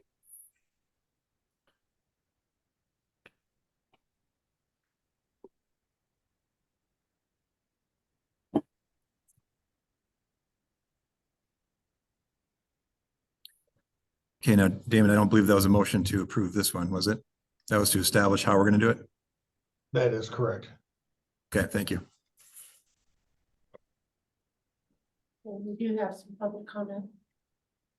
Oh, thank you for that. Okay, moving to public comment. Let's go to Gregory Johnson. I've seen your hand for a little bit. Yeah, I wanted to clarify there's an error. I had applied for both the electrical engineer and the utility because I'm equally qualified for both. The council previously put me in the electrical engineer position for the commercial tag. So I would think that would be the most appropriate place to put me in on here.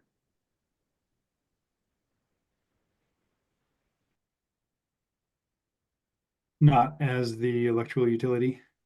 I equally qualify for both, but I mean, based on my active participation and having 2 letters of recommendation and my qualifications, I think electrical engineer would be the primary position for electrical engineer would be the better location. That's seats 18, you're saying? That is correct. Thank you.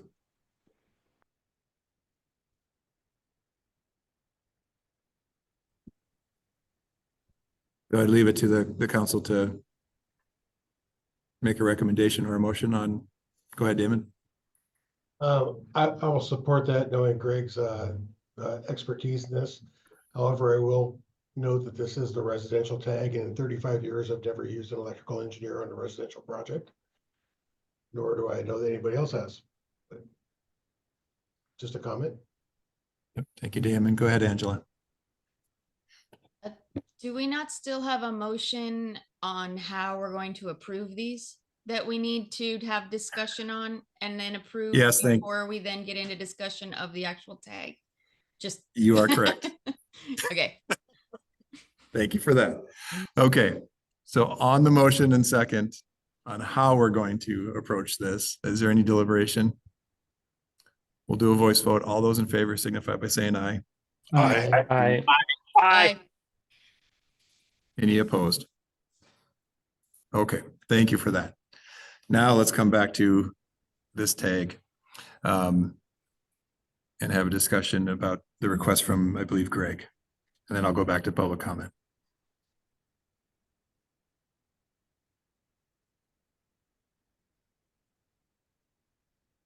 Okay, does anyone have an opinion on primary versus alternate? Go ahead, Damon. Greg has requested to be the primary on electrical engineer, spot number 18. I would move that he is the primary on electrical engineer. Okay. I would support that second. Okay, that's Tom with the second. Thank you. Any discussion on that? All those in favor signify by saying aye. Aye. Aye. Aye. Aye. Okay, any opposed? Okay, thank you. Moves Craig to the primary. I'm a little disjointed here, but I'm going to move back to public comment. Ian Casey, please. Yeah, hi, Ian Casey, Northwest Natural. I'm currently listed as the alternate for gas utilities. But I just wanted to say that I wanted to endorse Elizabeth in that alternate position and ask that the council consider that. Say that one more time. Which position? Gas utilities. Oh, 10. Okay, thank you.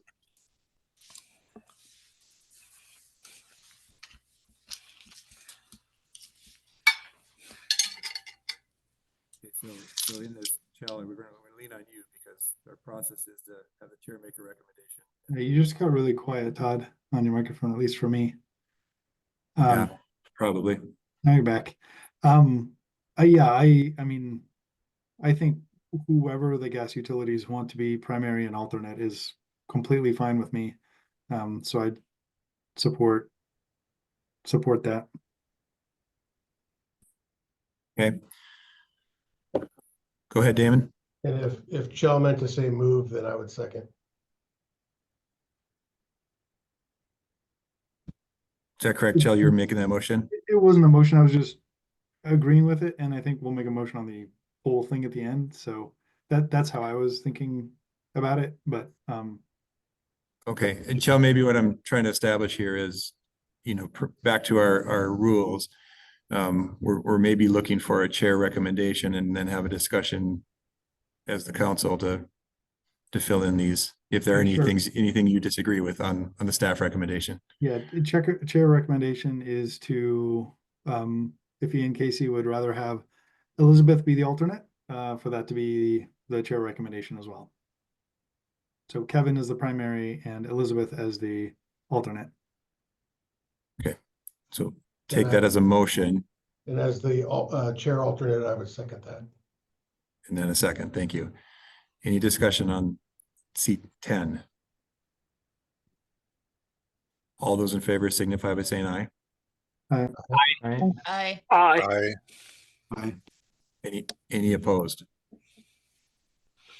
Okay, thank you for that. I saw a hand up public comment, but it went down.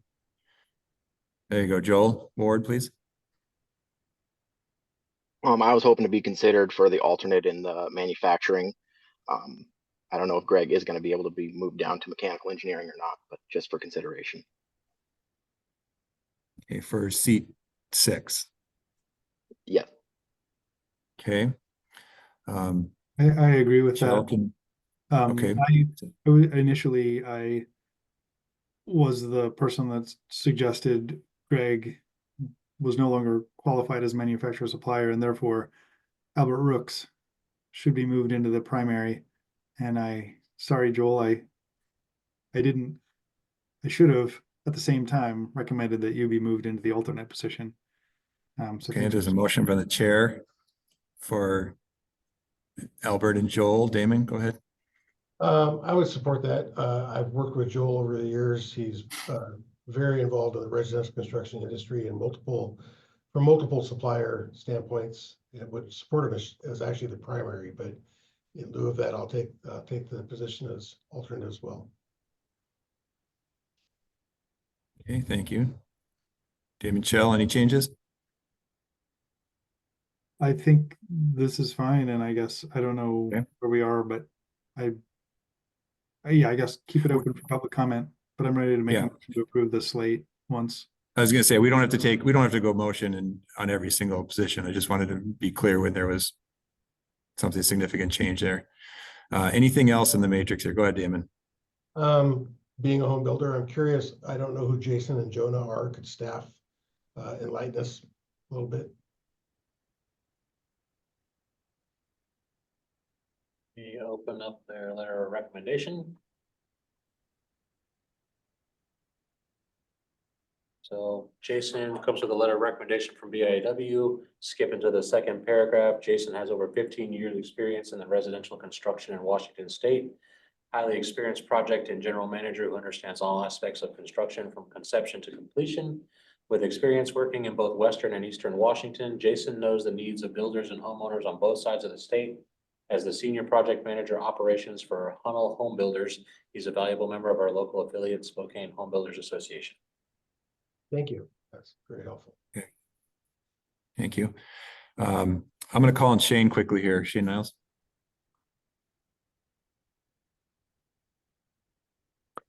Yes, thank you, Shane Nellis. I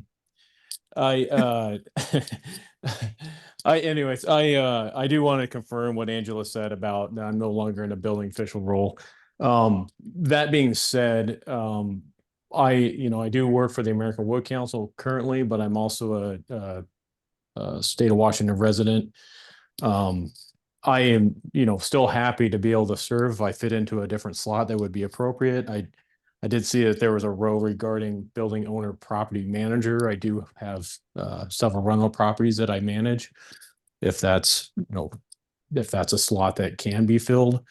And otherwise, just offering that I'm still happy to serve if there's a need somewhere.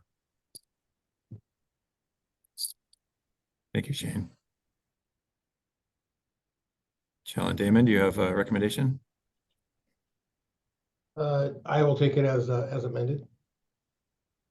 Or I go. I'm sorry, where are we at again? We're still in. Well, we're home builder. Yeah, we're trying to fill out the matrix here, and I see the copy and paste here, and that's we're trying to finalize the. Gotcha. I'm trying to just make it so the column on the right is the only one we're looking at, and that's what we're going to be making motions on.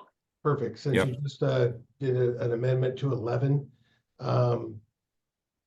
Granted, his position isn't going to make him less vocal or more so, but Patrick being the sole voice of the Building Industry Association of Washington, representing all residential constructions, I think should be the primary under general public.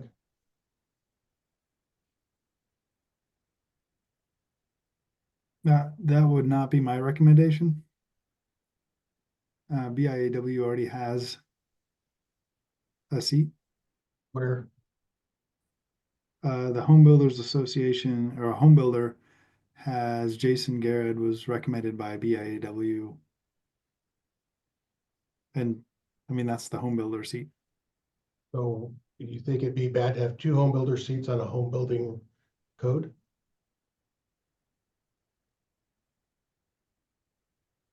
I mean, Patrick Hanks, from what I would have to reread the resume.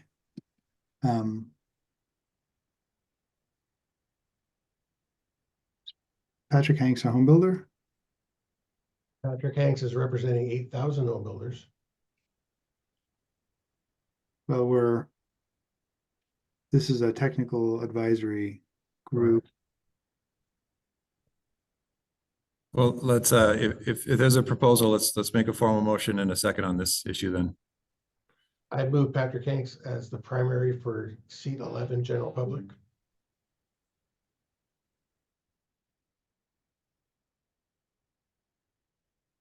Is there a second? No second? Okay, with Okay. no second, that motion would then fail. Can I ask, Um, is go ahead. Poppy Storm a home builder? Just out of curiosity, I don't know who she is.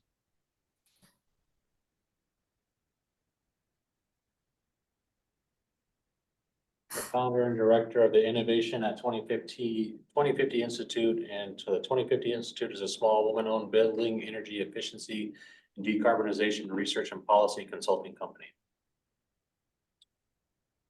Okay. Okay, thank you.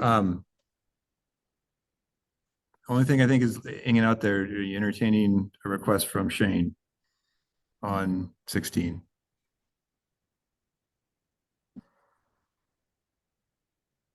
Okay. I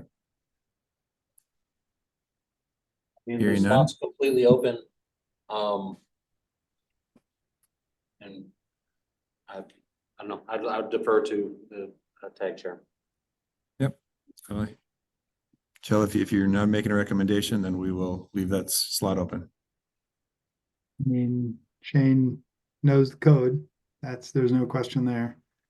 And per testimony, owns properties, and rents them out. So I'm just trying to, on the fly, determine qualifications to fill the seat.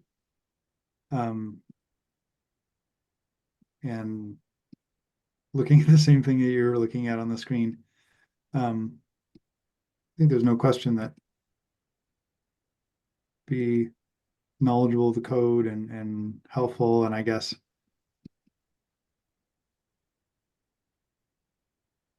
to the extent that he owns and manages property, he qualifies as a building owner and property manager, so that would seem to qualify. I guess I want to make recommendations based on more than 2 minutes of thought. I don't know. I'm interested in what others. That's an option. We can leave it open for now and come back to it in the executive committee or the council meeting, future council meeting. I'm kind of interested in what others think about qualification for that seat. What others on the council think about qualification for that seat.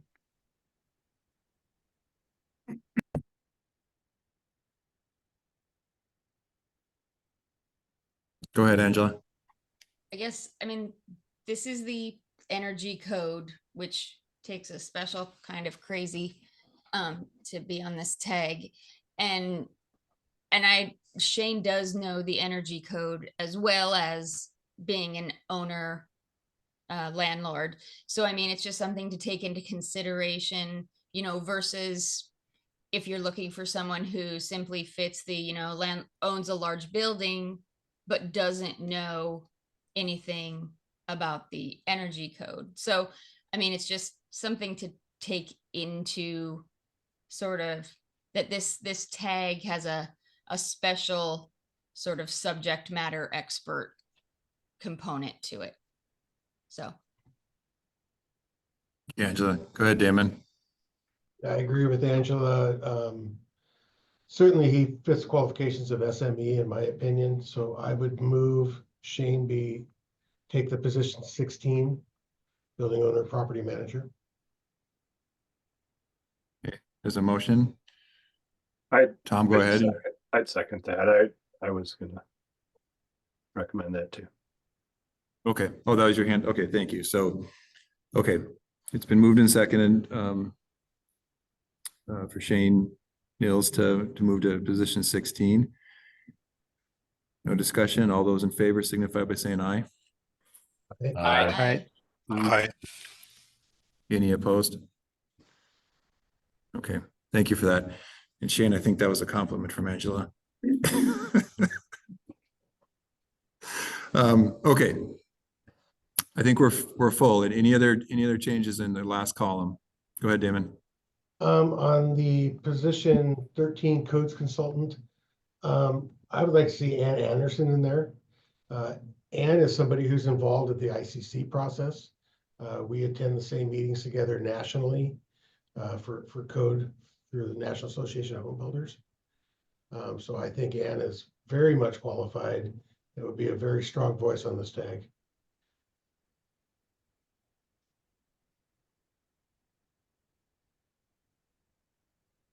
I don't see a resume or an app. Oh, Rick Blumenthal was somewhere. I'm sorry, I missed it. Oh, you're looking for Rick Blumenthal on this I've one? got Rick. I've got it pulled up. Okay.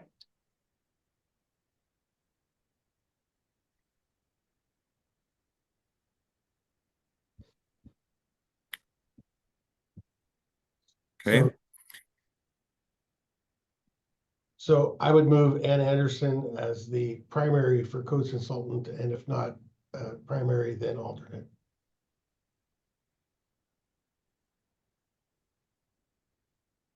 Okay, go ahead, Shell. Well, I think we're waiting for a second before I speak. I'll support it. Okay, it's been moved to second for Ann Anderson for position 15, I believe you said. 13. I need help there. Sorry. I think it was Primary 13. on third.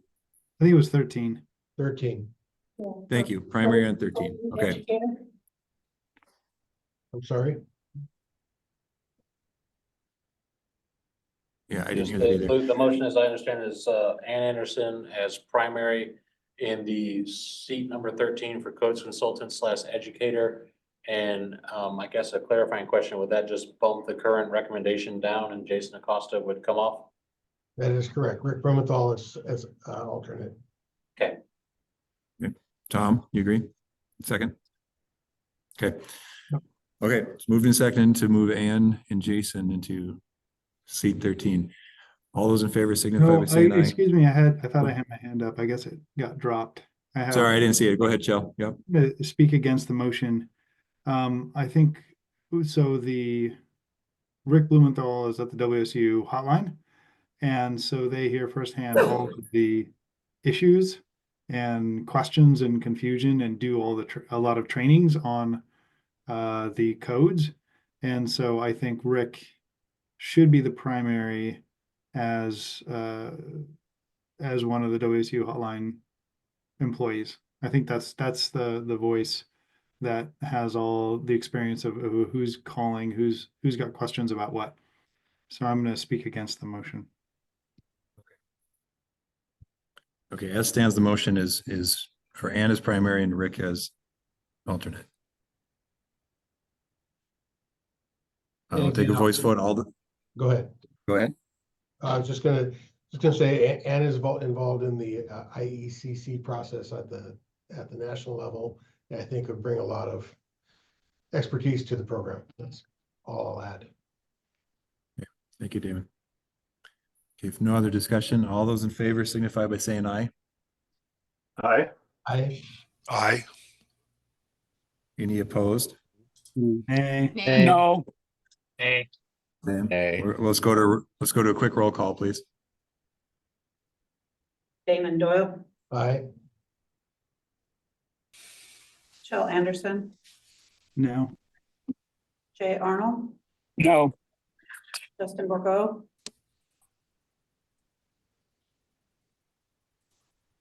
No. Tom Handy, Yes. Angela Haupt, No. Roger Faringa, No. Ty Mincer, No. Ben O'Mara, No. Pete Reiki, No. Katie Sheehan, No. Dan Young. Yes. So that is 9 no's, 3 yeses. Fails. Damon, go ahead, but I was going to call to extend the meeting here before we get too close to the. Where are we at on our agenda? We've got a bit How more to far- go. How far do you want to extend, Todd? It's at your will. I say we put an hour on the table and get a pulse. I move extension of the meeting till 3 o'clock. I second. Okay, it's been moved and second to move the meeting to 3 o'clock, extend the meeting to 3 o'clock. All those in favor signify by saying aye. Aye. Aye. Any opposed? Okay, we're getting close, and then I know this is this takes a while, but I think we've learned from experience that these are pretty important. Go ahead, Damon. I move that for position 13, we have Rick Blumenthal and Ann Anderson as the alternate. Okay, I'll second that. is there a based on second? Damon's recommendation. Thank you. Okay, been moved and seconded that Rick and Ann for position 13. Any discussion? Favor signify by saying aye. Aye. Aye. Any opposed? Okay. Any other positions?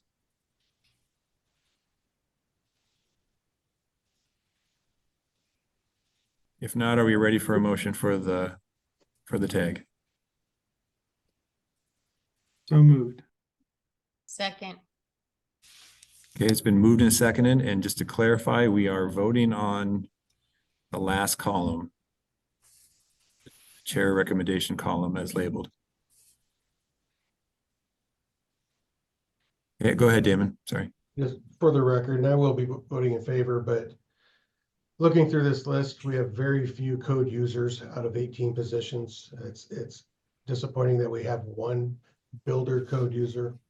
I think we're once again making a mistake and creating a tag where the voting members are not the people who utilize the code on a daily basis. So I just wanted that to go on record. Thank you.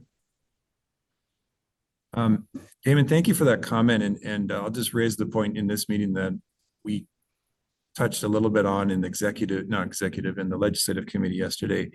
I had mentioned it would be helpful going forward for both the tags and the council members to somehow better map this so we can very easily communicate to everyone the representation along. I was proposing along the entire value chain from resources all the way to application, but I think the comment on how to understand this is relevant.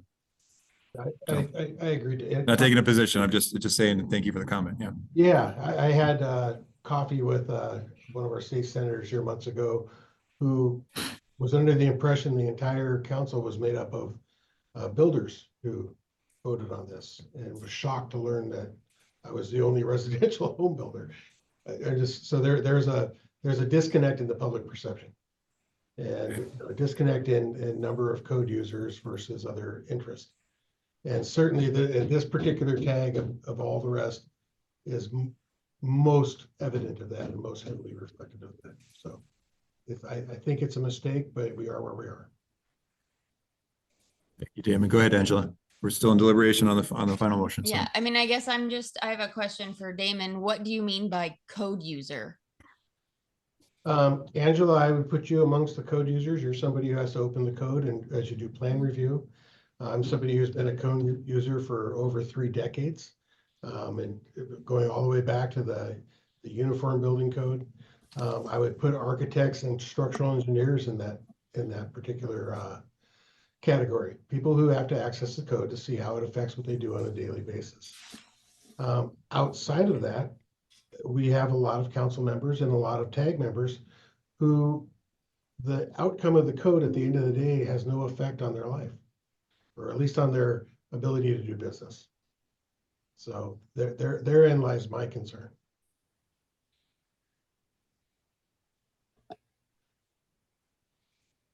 Go ahead, Shell. Yeah, I was just gonna say that we voted on this tag makeup last year, and this is the result of the vote we took last year to have this be the makeup of the tag. So we're just getting what we asked for.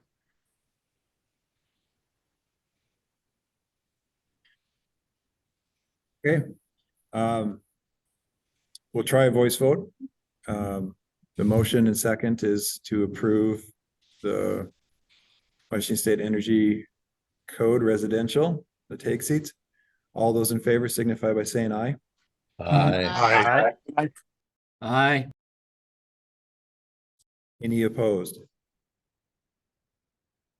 Okay. That passes. Thank you. Let's move on to the next tag. Is everyone okay to keep moving, or is anyone need a short break? Hearing none, let's move into the IRC. Adjust this so we're only seeing the one tag at a time. There we go. I have the IRC tag here before you guys.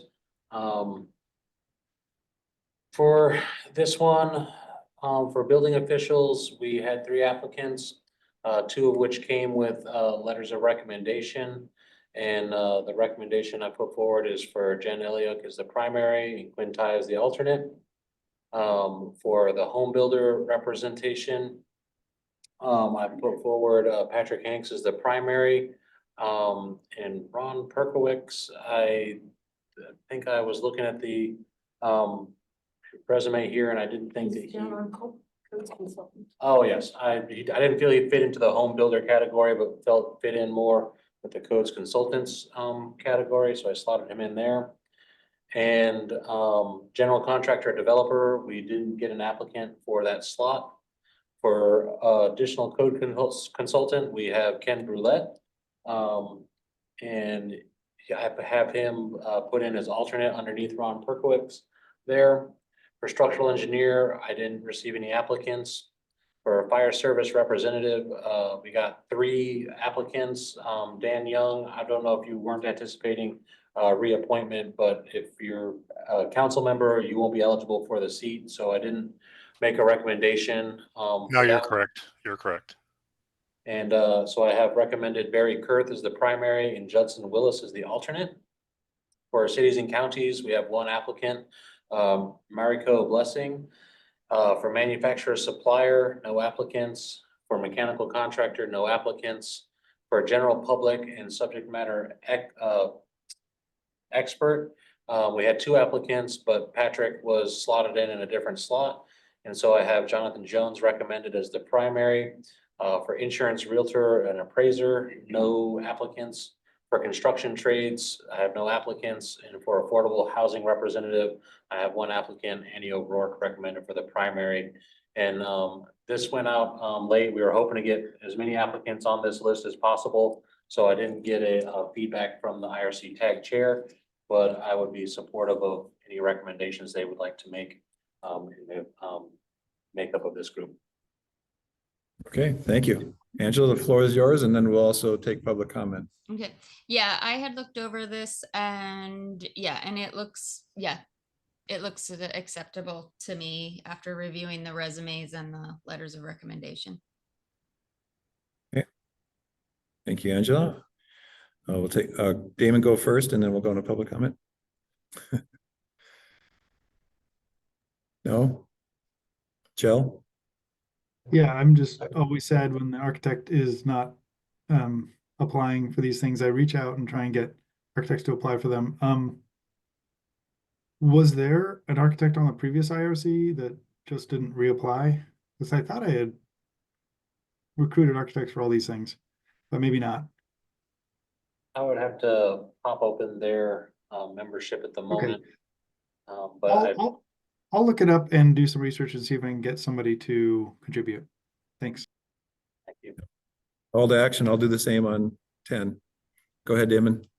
Sorry, I was muted and didn't realize that. Dan, would you be willing to be the chair alternate for this particular tag? Yes, I would.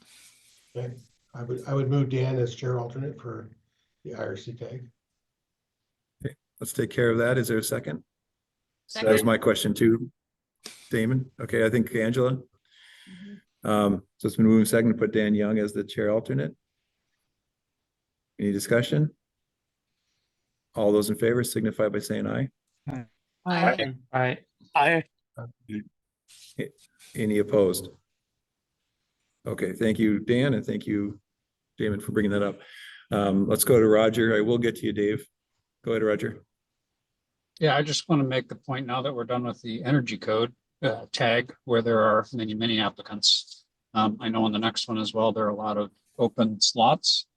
And I guess I wanted to reiterate my understanding is these positions have been open for 30 days.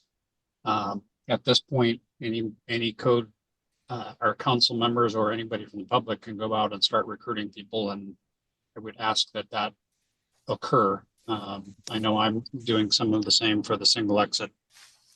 So, and I will work on structural engineer for the IRC tag as well. Yep. Thank you, Roger. Go ahead, Justin. I will get somebody for the mechanical contractor. That won't be a problem. I'll reach out to my contractors in the area and get somebody signed up. Perfect. Thank you. Okay, let's go to some public comment. Go ahead, Dave Kokot. Thank you. I was the one putting together the Forest Service representatives, so I do not know who Judson Willis is.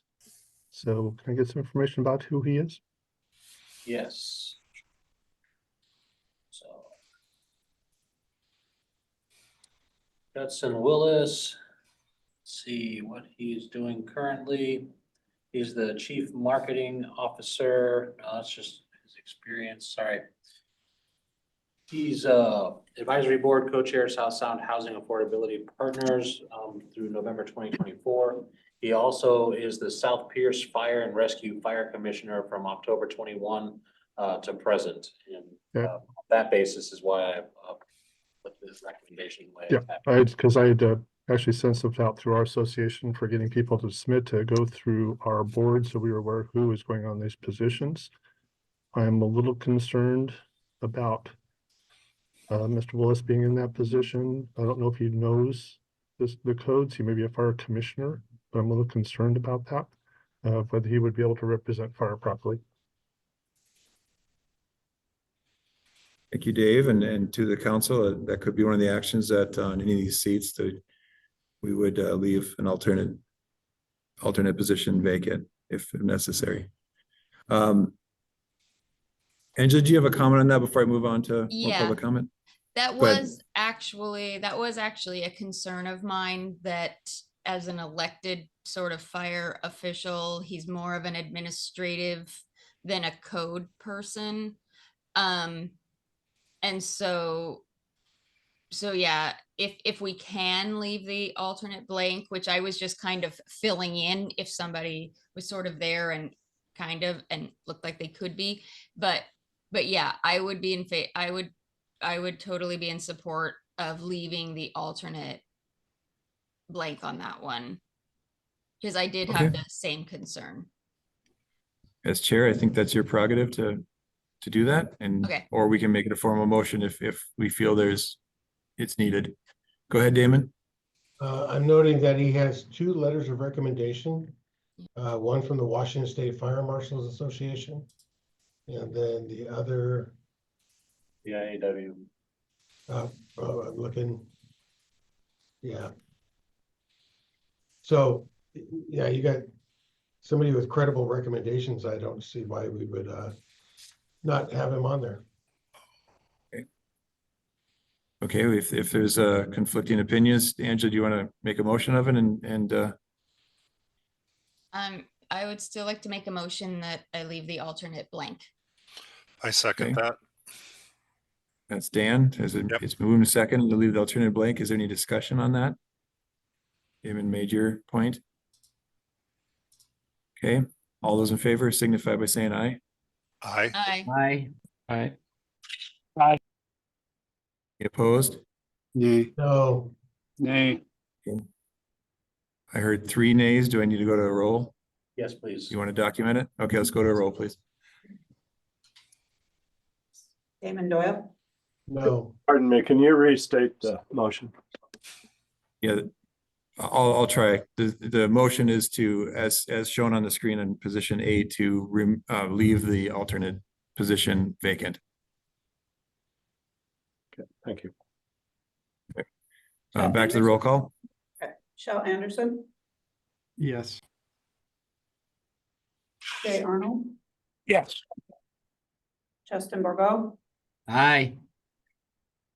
Tom Handy, Yes. Angela Haupt, Yes. Roger Haringa, No. Ty Menzer, No. Ben O'Meara, Yes. Pete Reiki, Yes. Katie Sheehan, Yes. Dan Young. Yes. Passes 9-3. Thank you for that. Go ahead, Damon. What would be the process then for somebody to apply for the alternate position? Could he reapply? See why he wouldn't be allowed to reapply. We haven't made a motion to bar him from the position, just that we're leaving it blank for now. Yeah, and if I could jump in, I'd be concerned about any motions to bar anybody from positions on the tag. You would want to consider their applications. There's a thank you for applying. And yeah, indeed. Okay, Hoyt, let's take more comment. Hoyt Jeter, please. Yeah, just real quick, going to the SEAW meetings, the Structural Association of Engineers. Most structural engineers do not do IRC stuff in general. Most of them are professional engineers. So a lot of people that I've talked to that are professional engineers that do residential design, but they don't do the definition of structural engineers for high rises and certain requirements for SEs. I'm hoping if this is something you could take up to change the IRC tag seat instead of structural engineer to be professional engineer. So maybe you could get more people that'd be interested in do it, because there are a lot of professional engineers where a lot of the IRC gets done and they do it and still stamp it and follow the IRC based here at the city of Tacoma. And I'm afraid those people are not applying because they're not SEs. That's my guess. So yeah, I just wanted to bring that up. Yeah, it's a good point. Thank you, Hoyt. Go ahead, Roger.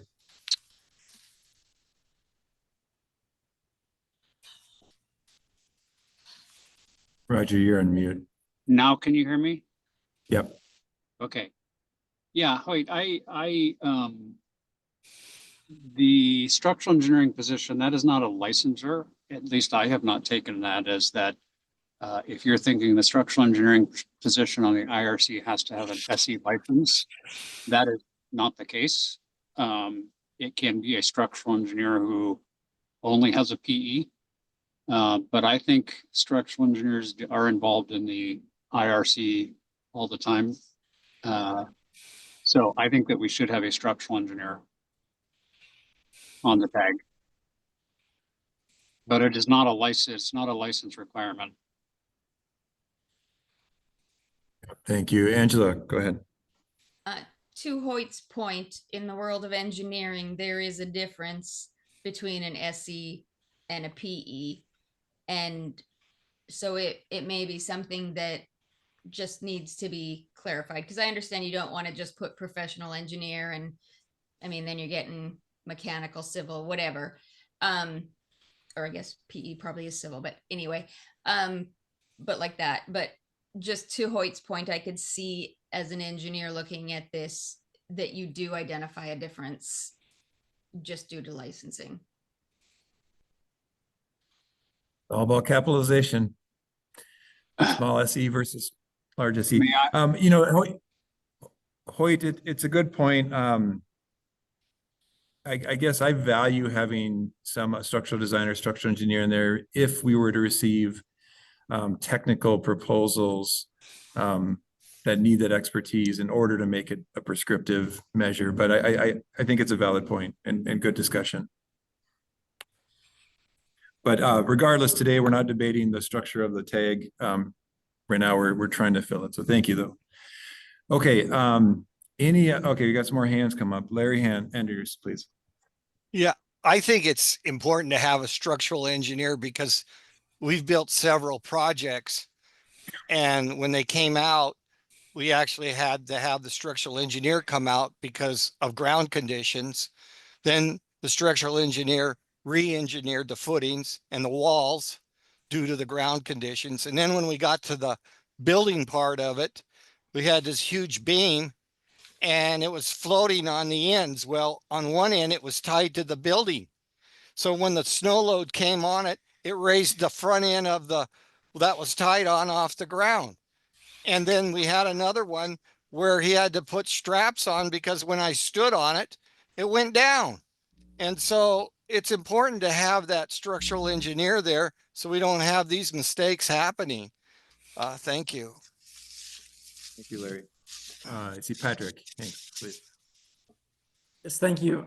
It's Patrick Hanks with BIW. I won't say I'm grateful for the opportunity to serve on these tags. I'm looking forward to the work.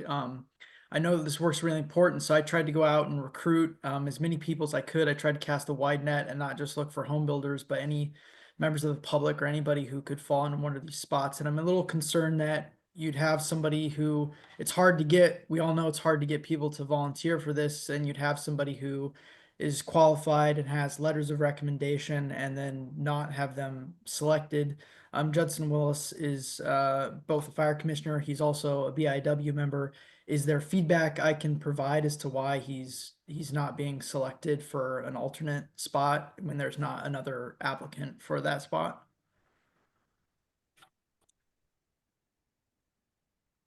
I guess, in my opinion, if he wants to reapply for it and we don't fill the alternate, then maybe we can move in that direction. But as far as the fire service representatives, I would rather, if possible, have someone that isn't purely administrative, have someone who actually does fire service code sort of work, someone who can address the code issues. And that was just kind of where I was at on it. But we can reevaluate it later if we don't get someone else that applies.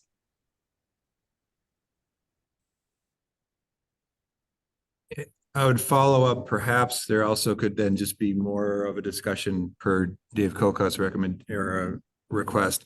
Maybe there can be discussion with associations and so forth, and maybe there can be some path forward. Okay. Okay. Are we getting close on this matrix? I see one more hand with Dave Kokot. Go ahead. Thank you. I was going to address a comment that similar to what the council has been talking about is when you have somebody representing these positions, you want to have them have the expertise of that position. A fire commissioner is in the fire service, but is not really representative of what the fire service does for these codes.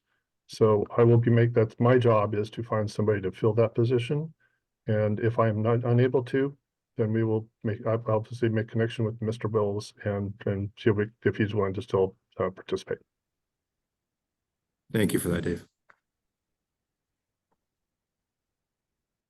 Okay. Are we ready for a motion?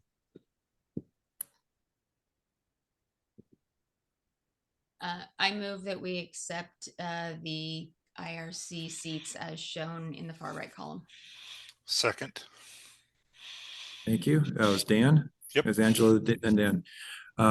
It's moved and seconded that we move forward these tag seats as shown.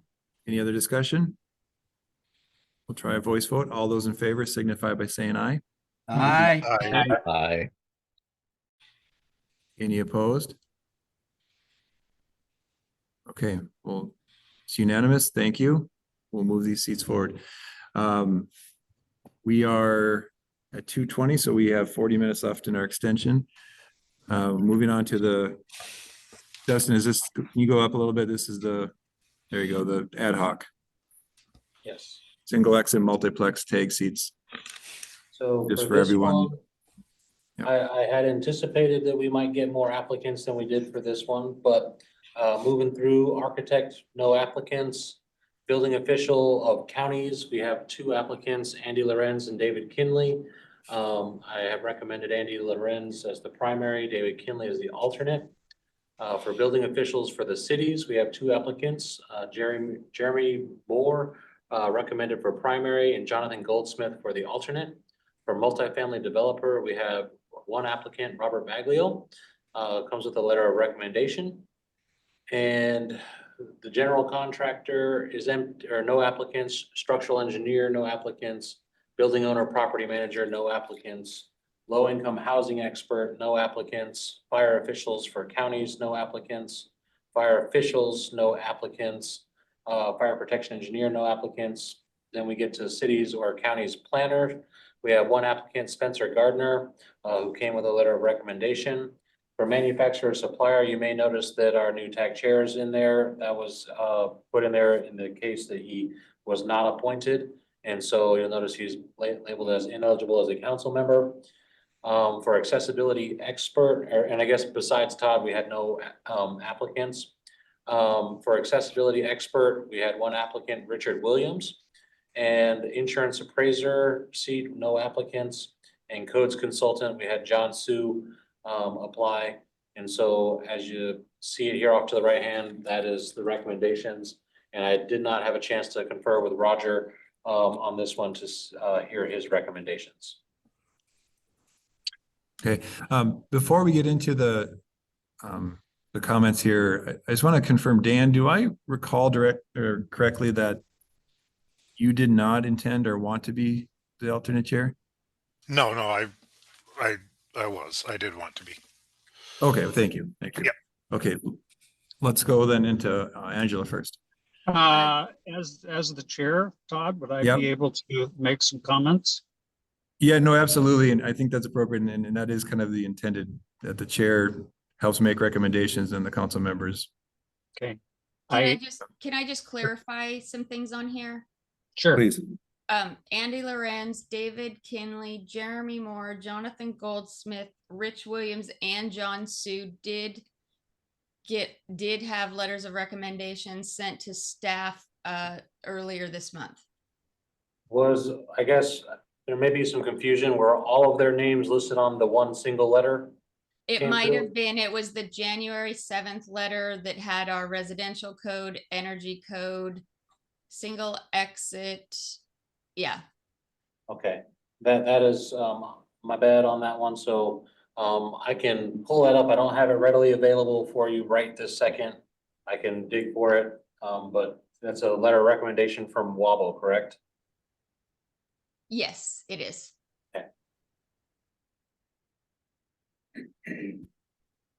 Okay, Roger, why don't you go first, please? Yeah, so Dustin, I did want to let you know, I know you probably were maybe in the meeting already, but I did review this and sent you comments which were basically, I agree with all of your suggestions, including taking Todd off. So I concur with all of your suggestions. And my only comment is I believe this is a really important tag, and it's something that we've been directed by the legislature to do. So please start recruiting for these positions. I think it's really important. Okay, thank you, Tom. Yeah, my question was, when these recommendations are made initially, are attendance on prior tags ever considered? You're asking if like previous attendance records have been considered? Yes. I did not make the consideration for past attendance on that. Is there a attendance issue that we should address here today? You might want to take a look at Jeremy Moore. Okay.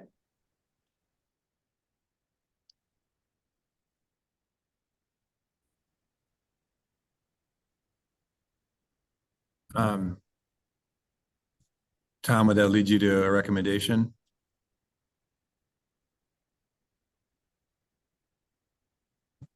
Well, I would think that it's important that if somebody's going to be a primary and if they haven't been in attendance as a tag member in the past, then we might reconsider them as a primary in the future unless they've expressed a personal desire that they've kind of changed their ways.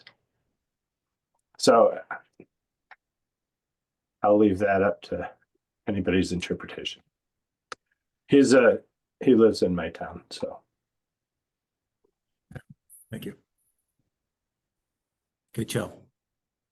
Yeah, I guess I see 17 slots, and of them, 7 have someone who applied that is eligible for the position. And I guess just in general, next time we go through setting up a tag, it's just a little bit unfortunate if we think, we're creating a balanced tag by having 17 positions, but at less than about a third of them are actually having a representative. That doesn't seem like as balanced of a tag as we were hoping for. I'm going to work on getting an architect, because I know there's lots of architects interested in this topic, and that's on me. I probably should have recruited in the past, but I think it'll be unfortunate if this tag doesn't have, double the number of members that we approved today, because it's a huge and important topic to affordability and safety and all that. Yeah, I agree, Sheldon, and I think that's where we are. We're gonna go, let's all go recruit, we'll all take action on this, and let's fill this tag because it is important. Thank you. Go ahead, Angela. Yeah, to Chell's point, I'm actually shocked that no fire representatives are on there. I mean, they voice all sorts of things about this, and it's kind of odd, but yeah, we'll have to reach out on that too. Roger, you can go ahead, or we can call on Dave. Dave has his hand up if you'd like to comment on any of that. Go ahead, Dave. Okay, thank you, Roger. Yes, I was waiting to see what other individuals wanted to be able to do this. There several people had interest, but nobody came back to me. Item number 11 or 11 is, I believe that should be fire official cities. My name was submitted today for that.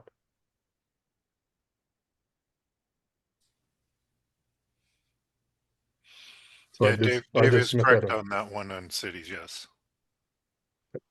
So I did submit my name for that, and I'm working on getting the county's person and a couple others, because what I'm kind of finding, and the council may see that with some of these other tags, is a lot of people are just, they want to say something, but they really don't like coming to the council and talking. So I'm trying to get them to become more relaxed and be able to come and be able to have a more open position where we can talk about things and be open with your thoughts, and they're received. So still working on that.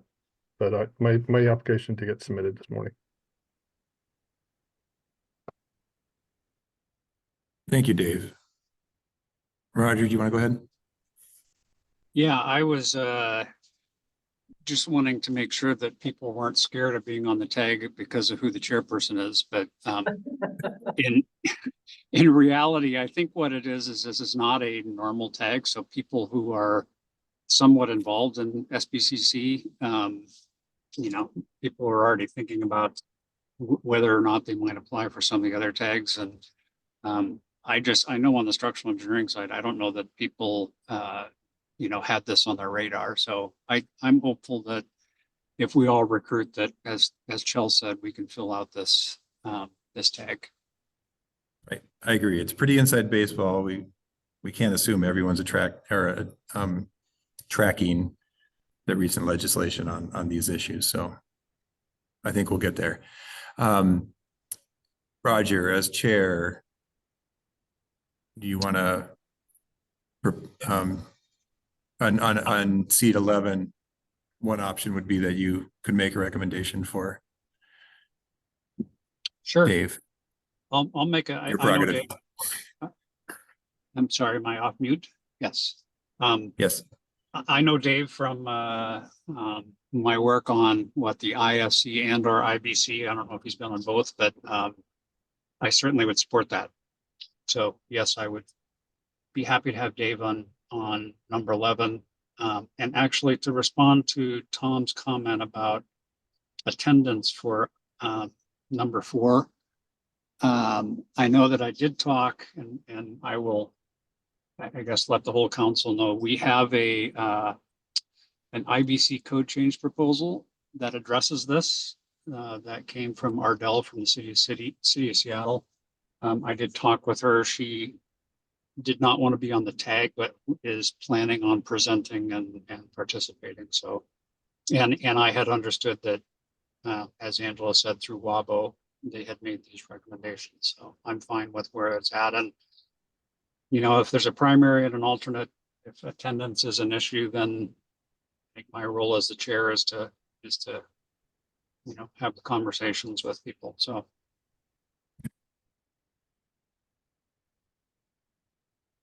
Okay. So Todd, in order to move things along, I would make a motion that we approve the list as presented. Thank Point you. of order, we made a motion to insert, I think we made a motion for Dave Cocott to be inserted into seat 11. Oh. We didn't have a second on that one. Well, I've been kind of judging whether or not it's a you know, there's disagreement on it and move it to a motion if we think needs to be a formal vote, but we by all means can put a motion in if you'd like. Todd, I made a motion and I'd like to stick by it to approve the list as presented, which includes Dave. I guess I hope for a second and then we can have any discussions. I second it. So moved by Roger, seconded by Dan. Okay, any other discussion? Okay, it's been moved and seconded to move forward the tag seats as shown on the screen. All those in favor signify by saying aye. Aye. Aye. Any opposed? Okay. So approved. Good list of names. Thank you. Let's keep going. WUI code.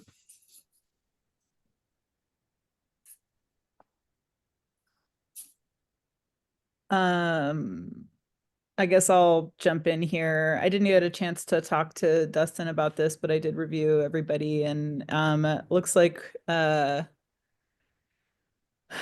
we've got the only question I have is you know, so far we've got pretty good fire representatives, and Ken Burlett, I believe, is another fire perspective. And so and Patrick looks like he's going to go into the home builder slot, which is great. And so I just wonder if I mean, this is a big fire one. So I wonder if we should hold the general public spot open or if we just fill it since we need people. So, but I think this slate looks good so far. And I don't know how far we're going to get with it because I don't know if this is the right spot, but I did reach out to the DNR to see when they were going to get these maps done, and it's not looking like it's going to be very quick. So Dustin, I don't know if you saw that. I sent it a while ago, but. Yes, I did get some a reach out from the DNR folks. And they have some interest in participating in this tag. I just didn't receive an application from them. And so as we move towards doing this work, I assume we'll bring the DNR folks over, but hopefully we bring some more people over. I know that there's wide-ranging concerns here from construction costs due to building hardening, we've got environmental impacts due to defensible space requirements. And practicality issues due to the mapping issues that were experienced in the last version of this code. Currently, due to emergency rule filed just recently, we don't have a WUI code on the WAC. There is a bill on the floor right now that is seeking to make some changes to our RCW that affect this code. And so I would encourage folks to engage with that process a little bit as well. It's removing the technical code language that we testified that we didn't like in the RCW in the previous session. And so as that bill moves forward, there may be some input that is warranted by this group to help craft something that is going to work for the council and also work for Washingtonians. You know, right now, There's insurance availability concerns as well as a result of not having the WUI code in effect in Washington. So, and then, you know, with fires popping up all over the place, I would have expected we would have had more interest in this group. But it is what it is at this moment. So I'm hoping we can fill this out and visualize what we can do with where we're at right now without maps and at least convene this tag so that we can talk about the work so that we can move forward. Yep, I think we're all in the understanding this is multivariable calculus right now. This is a very dynamic and active topic, both in policy level and rulemaking. So I think it's critical we do establish the tag and start filling it. And I also don't want to, you know, create the perception that, you know, this process isn't working. This is the first review of the applicants that we received, and now we go into recruitment to start to fill these. So, okay, go ahead, Pete. Yeah, I just wanted to say it's I before E, including rekey, but that's a minor point. At any rate, yeah, I see as one of the primary issues that we're going to have to address in this is the defensible space and the spacing of trees and the type of trees. And so having people with the expertise in land conservation, DNR, landscape architecture, those folks, and filling those positions. Without those, I think we're going to miss all of the expertise we need to actually make this code feasible. You know, from the fire protection side, I have been very impressed with what the folks who are fire specialists on homes have done. And I think much of that will end up being pretty much, you know, appropriate to what the legislature wants. And but as far as the makeup of the defensible space and the surrounding vegetation and what that composed and looks like is, I think, we need to have people in those areas. So you know, I will try to contact some of the folks that have contacted me in the past and let them know that this is a place that they need to make their voice apparent. But so I don't have any real problems with the folks that are currently on here, but I do want or currently on the staff recommendations. But I would like to see more addition to this before we meet. So thank you. Thank you. Ty, and then we'll go to public comment. Just a question back to Pete. I agree with your comments, and I'm just wondering if you see that, is it a matter of just filling like land conservation specialists, landscape architect, those are gonna, and maybe the general public, are those gonna cover what you think is needed, or are you advocating that we didn't quite configure the tag seats right from the beginning?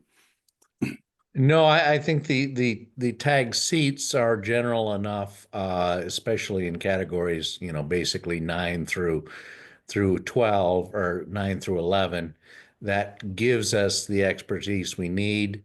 And in fact, it's oftentimes, I think, difficult to actually specify what kind of expertise we actually need here. So I would be willing to expand that list if somebody, you know, doesn't quite fit in. But certainly, you know, wildlife or wildlands fires is an important aspect of this, and how things get transferred from tree to tree and tree to house and house to tree and so forth and so on, and those kind of issues. Those need better representation, as well as, you know, from a biological perspective, what kind of vegetation is appropriate around houses, and especially what their ignition properties are. You know, arborvitae could be considered one of those gasoline trees, and we have tons of that around here. But that kind of expertise, I think, is missing here, not necessarily the categories themselves. And I'm not sure exactly what categories you could rename them. So. Thank you, Pete. Maybe what we can do is do our best to reach out to particularly DNR and some of our the planning folks as well as the emergency management and see if they can kind of squeeze themselves into those positions. And then if we need to come back and amend the seats, I think we also kind of had the JV spots as well from last time, if I'm not mistaken, that were sort of just in case. So maybe we could revisit that. But for now, does everybody think that the general public seat is good to be filled with Ken? I think so. Ken, correct me if I'm wrong, but you are applying not as a in the same role that you've applied for tags in the past, correct? My application was as Ken Brulette, Fire Code Consultant LLC, as a consultant that I've been for 20 some years. Also as a city ordering fire marshal. But why don't, since I hear some hesitation, why don't you just have me as an alternate? And then if somebody applies as a general public, make them be the primary. I'll only accept an alternate position and not a primary position. I mean, Ken, I'm just, we're clearly, we want as many people on here as possible. And so if we could just hold it and see where you fit, because it may be general public makes the most sense. No, it doesn't. The general Okay. public, I'm not applying. I applied for the SME, the subject matter expert. Oh, I see. And because of my years of experience in the fire service down in California also. So, but you know, I have no problem just removing my name too, if that's necessary. But Just as a reminder to everyone, while it says general public, there was an emphasis when we were crafting these to try to focus on SME positions. And remember, we had our list of preferred expertise that we would try to fill those slots. And I agree, Ken definitely fits an SME position. While we're on the topic, Roger, let me ask Dave Coca to go first. Very quickly, with the discussion was talking about the maps. There is a steering committee. DNR has appointed the steering committee. I'm a member of that. They're going to begin reviewing the criteria for the maps. Our first meeting is for February 18th. So, and we are from that, I'm going to try and find out who is on that, if we can fill some of those positions from people who are participating on that steering committee. Thank you, Dave. And I think it's important that we also bring some of the discussion that's happening at the policy, the bill level, where there'll be an ask here of what can be done even without the maps in preparation for that process. So, which emphasizes the importance of getting this tag established. Okay, Roger, go ahead, please.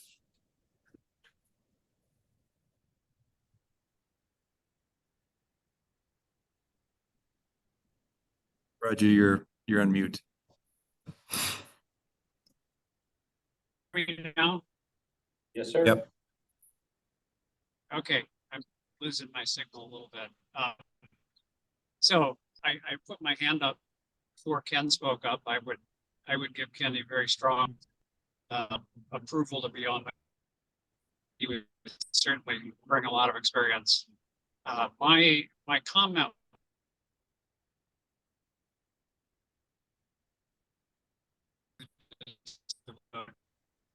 There was not a whole lot of input from a lot of folks until we were at the last minute and ready to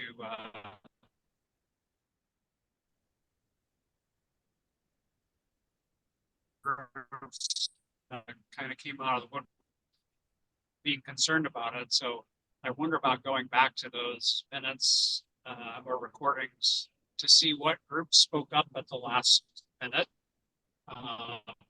when we were approving the last code, and letting them know that these spots are available and please come to the table. Roger, we got half that, but I think we understood it. And I think you're it's a valid point, and we even in the recent testimony in local government committee, that's a good place to start. So go ahead, Pete. Yeah, I would just say a lot of those folks actually reached out to me, and so I do have some contacts there. I will make an effort to notify them and inform them of the availability of these kind of positions. My hesitation is that whether they're subject matter experts in that particular category is an issue, and I don't want to reach out and try to get people who are not necessarily expertise from a tag standpoint on the tag. So it's a bit of a difficult choice here, so in who to ask. So, but I will make it known that spots are available, but that they have to kind of meet the criteria for those positions. Okay. Well, thank you. Like any team building, we're trying to find something to gel here. And so by starting and even if we're filling half the tag, that gets us in a direction. So, Great. okay. Any other, go ahead. Well, I was Katie? just gonna say, if we're gonna, I would say that we should put Ken in as the subject matter expert for seat 15, and and then make a motion to appoint the applicants as listed here on the screen for now. Okay. So as chair, then your recommendation is to copy over the staff recommendations to the chair recommendations. Exactly, yes. Okay, thank you. Okay. If we quickly do that, then are we in a position to make a motion? Pete, do you still have your hand up?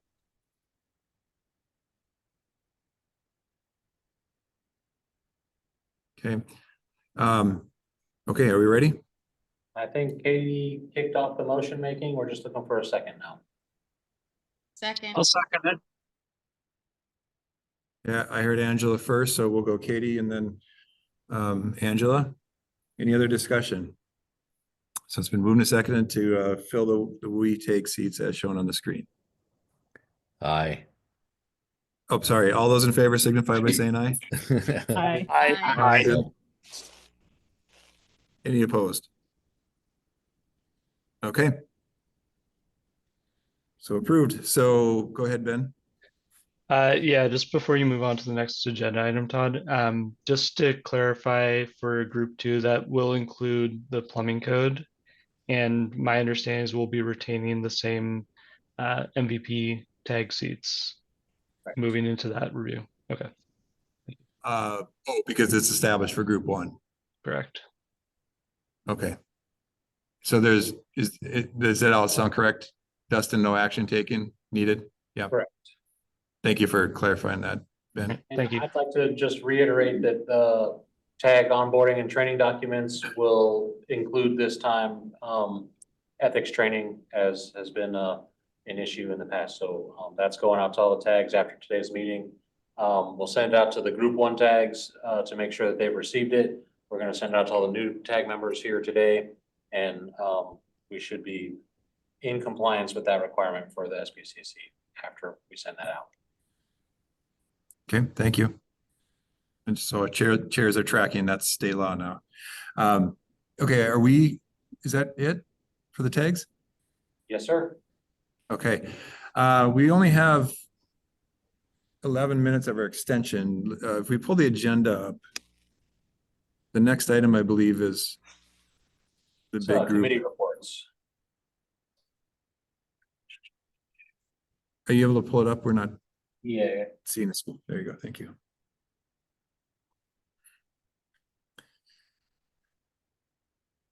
Okay, committee reports. So I guess on the rest of this agenda, knowing that we're not going to achieve all this in 12 minutes, what has to be done today and what's the desire of the council? We have to call a special meeting within the next couple weeks. I would weigh in that if we didn't get to item number 12, which feels like a really big important step here today, that it's not going to necessarily impact our timelines severely. We're still working out contracting for economic analysis. And so if we didn't get to that today, it wouldn't be the end of ends for us. Joe, why don't you weigh in, please? Yeah, we had talked earlier today about possibly getting a note up on the website about I-2066, and I think the sooner we can get that up there, the lots and lots of people who are interested in this subject will at least hear from us on the subject. So I'd suggest we could, if we could get to that, it might take a bit of time to get the statement right. I sent something as a draft to both Dustin and you, Todd. But if we had 15 minutes to cover that, I think that would be time well spent and serve the state well. Thank you. Go ahead, Jay. My suggestion would be that statement be part of any special meeting so that we could get your draft statement posted and have some time to reflect and get public comment on it.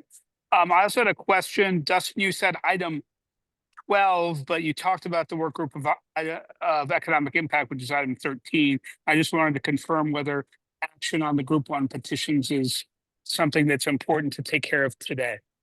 Thank you. So the action that we're looking for is for the council to approve the technical code language contained in the petitions that we have run through the tag process, now the committee process. And before we get into drafting the CR 102, the way that it's been conceptualized in the past is the council will review that work and then direct the drafting of the CR 102 and APA documents. So that's why we're kind of co-mingled there in my statement. As I see it, the planning for the work group of economic impact and other plans for addressing that economic impact is probably the more critical item, and we don't necessarily need to do that today. The plan that's in place is to seek a independent third party for analysis on that so that we can prepare appropriate documents to comply with the APA for the cost benefit analysis and the small business economic impact statement. That being said, we have a spending freeze in place. Contract is not moving as fast as I would like it. And with that in mind and the extra time we've got built into the schedule trying to allow that contract process to work, if this doesn't move here today, we could entertain it at the special meeting or potentially even the February meeting. I don't see it as a huge issue if we don't get to it today. Thank you. Ty? Thanks. I just wanted to say I had a long list of questions about 1254 and the WUI code, and I was saving those questions for the legislative committee piece of the agenda. We're short of time, so I guess if Dustin would maybe agree, it's come up a couple of times and he alluded to some things that touch on my questions. If he would agree to meet with me maybe one-on-one, I would handle it in that way because the rest of the council may be more up to date on this than I am. But I'm really confused by 1254 and how it connects to what happened last year and what that would mean for the future of the WUI code and process. So maybe Dustin, is that a good way to go about it? Yes, I'd be more than happy to meet with you and anybody else who would like to speak about it. At our legislative committee meeting, we've been talking about that one. I made some testimony in support of the changes, mainly because we testified that the technical language we didn't feel was the best way to allow SBCC to conduct its business in the last legislative session. So I testified in support of those changes. And I believe there's some room for some changes in the draft of the bill as it is right now. And I'd be happy to talk about it with anybody who's interested. Okay. I'd also like to talk about that, but we're talking about the agenda and we have 5 minutes left. So let's make a decision on if we're gonna include this meeting or keep going. Go ahead, Tom. Yeah, I just wanted Thank you, to Ty. say I do have a hard stop at 3 o'clock, and so if we do get to the legislative report, if somebody else could cover that, I'd appreciate it. For sure. Okay. Go ahead, Roger. Yeah, and I'm fine sticking around and extending if that's the case. Just as far as agenda item 12 goes, I would like to just get it out there that I was part of the IFC and the IBC tags. There really are three pieces, concerns that people had, general concerns that people had about various proposals. One was that there was some that needed some additional correlation. Two was the economic impact and what needed to occur to satisfy that. And three, there were still some proposals that people wanted to continue to provide input on. So I hope that that doesn't get pushed down the road too far. I feel like we need to take that step and allow that process to continue. So I'm not sure if we're talking about a special meeting to do agenda item 12. We are right. Okay. Well, we are talking a special meeting. We have to have it for the petition anyway. So that's the discussion. So we have 3 minutes to make a motion to table these items or to extend the meeting.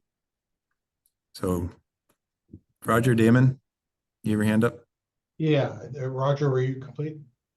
I'm assuming that's a yes.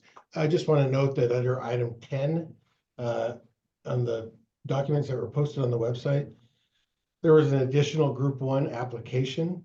And, since we seem to be hard pressed to find tag members, I just want to be sure that if we don't handle that at this meeting, we handle it at the next. I don't want it to go by the wayside. Thank you for bringing that up, Damon. I fully intended to pull that up next, and it wasn't on the same window in my thing, so it escaped my attention at the end there. So I apologize. I wanted to make that appointment today as well. Okay, then I will move to table agenda items 11 through 14, including the leftover agenda item from number 10 until our special meeting in the coming weeks. Okay. Okay, motion by Damon, I think second by Ty. Okay. Any discussion? All those in favor signify by saying aye. Aye. Aye. Aye. Aye. Any opposed? Okay, items 11 through 14 and item 10 have been tabled. Before we adjourn, so do we have a date certain for our special meeting? We do not. Let me share a screen I have here so we can maybe view it a little bit differently. Stop that. Okay, 2 minutes. I got you covered. 80 seconds. All right, so I'm just sharing my blank background. I've, for my purposes, put together a year at a glance calendar to use. So we're sitting here at the 24th meeting.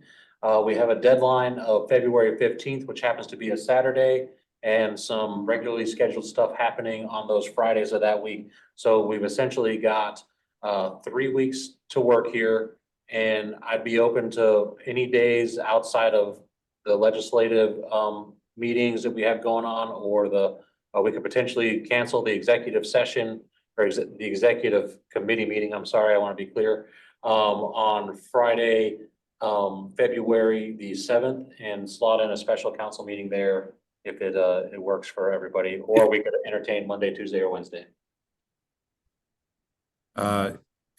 Here's February 7th is the front runner. Is that aligned with everyone? We had previously discussed convening the commercial energy code tag on that day. Oh, Okay. that is true.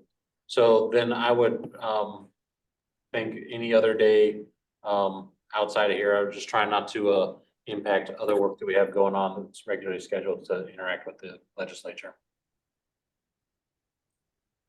Okay, well. What are the yellow? The yellow are filing deadlines. So this is for me to keep track of our filing deadlines so that if I file them, I can see when they come out in the register and things like that. Okay. Well, let's unless there's objection, let's propose February 6th.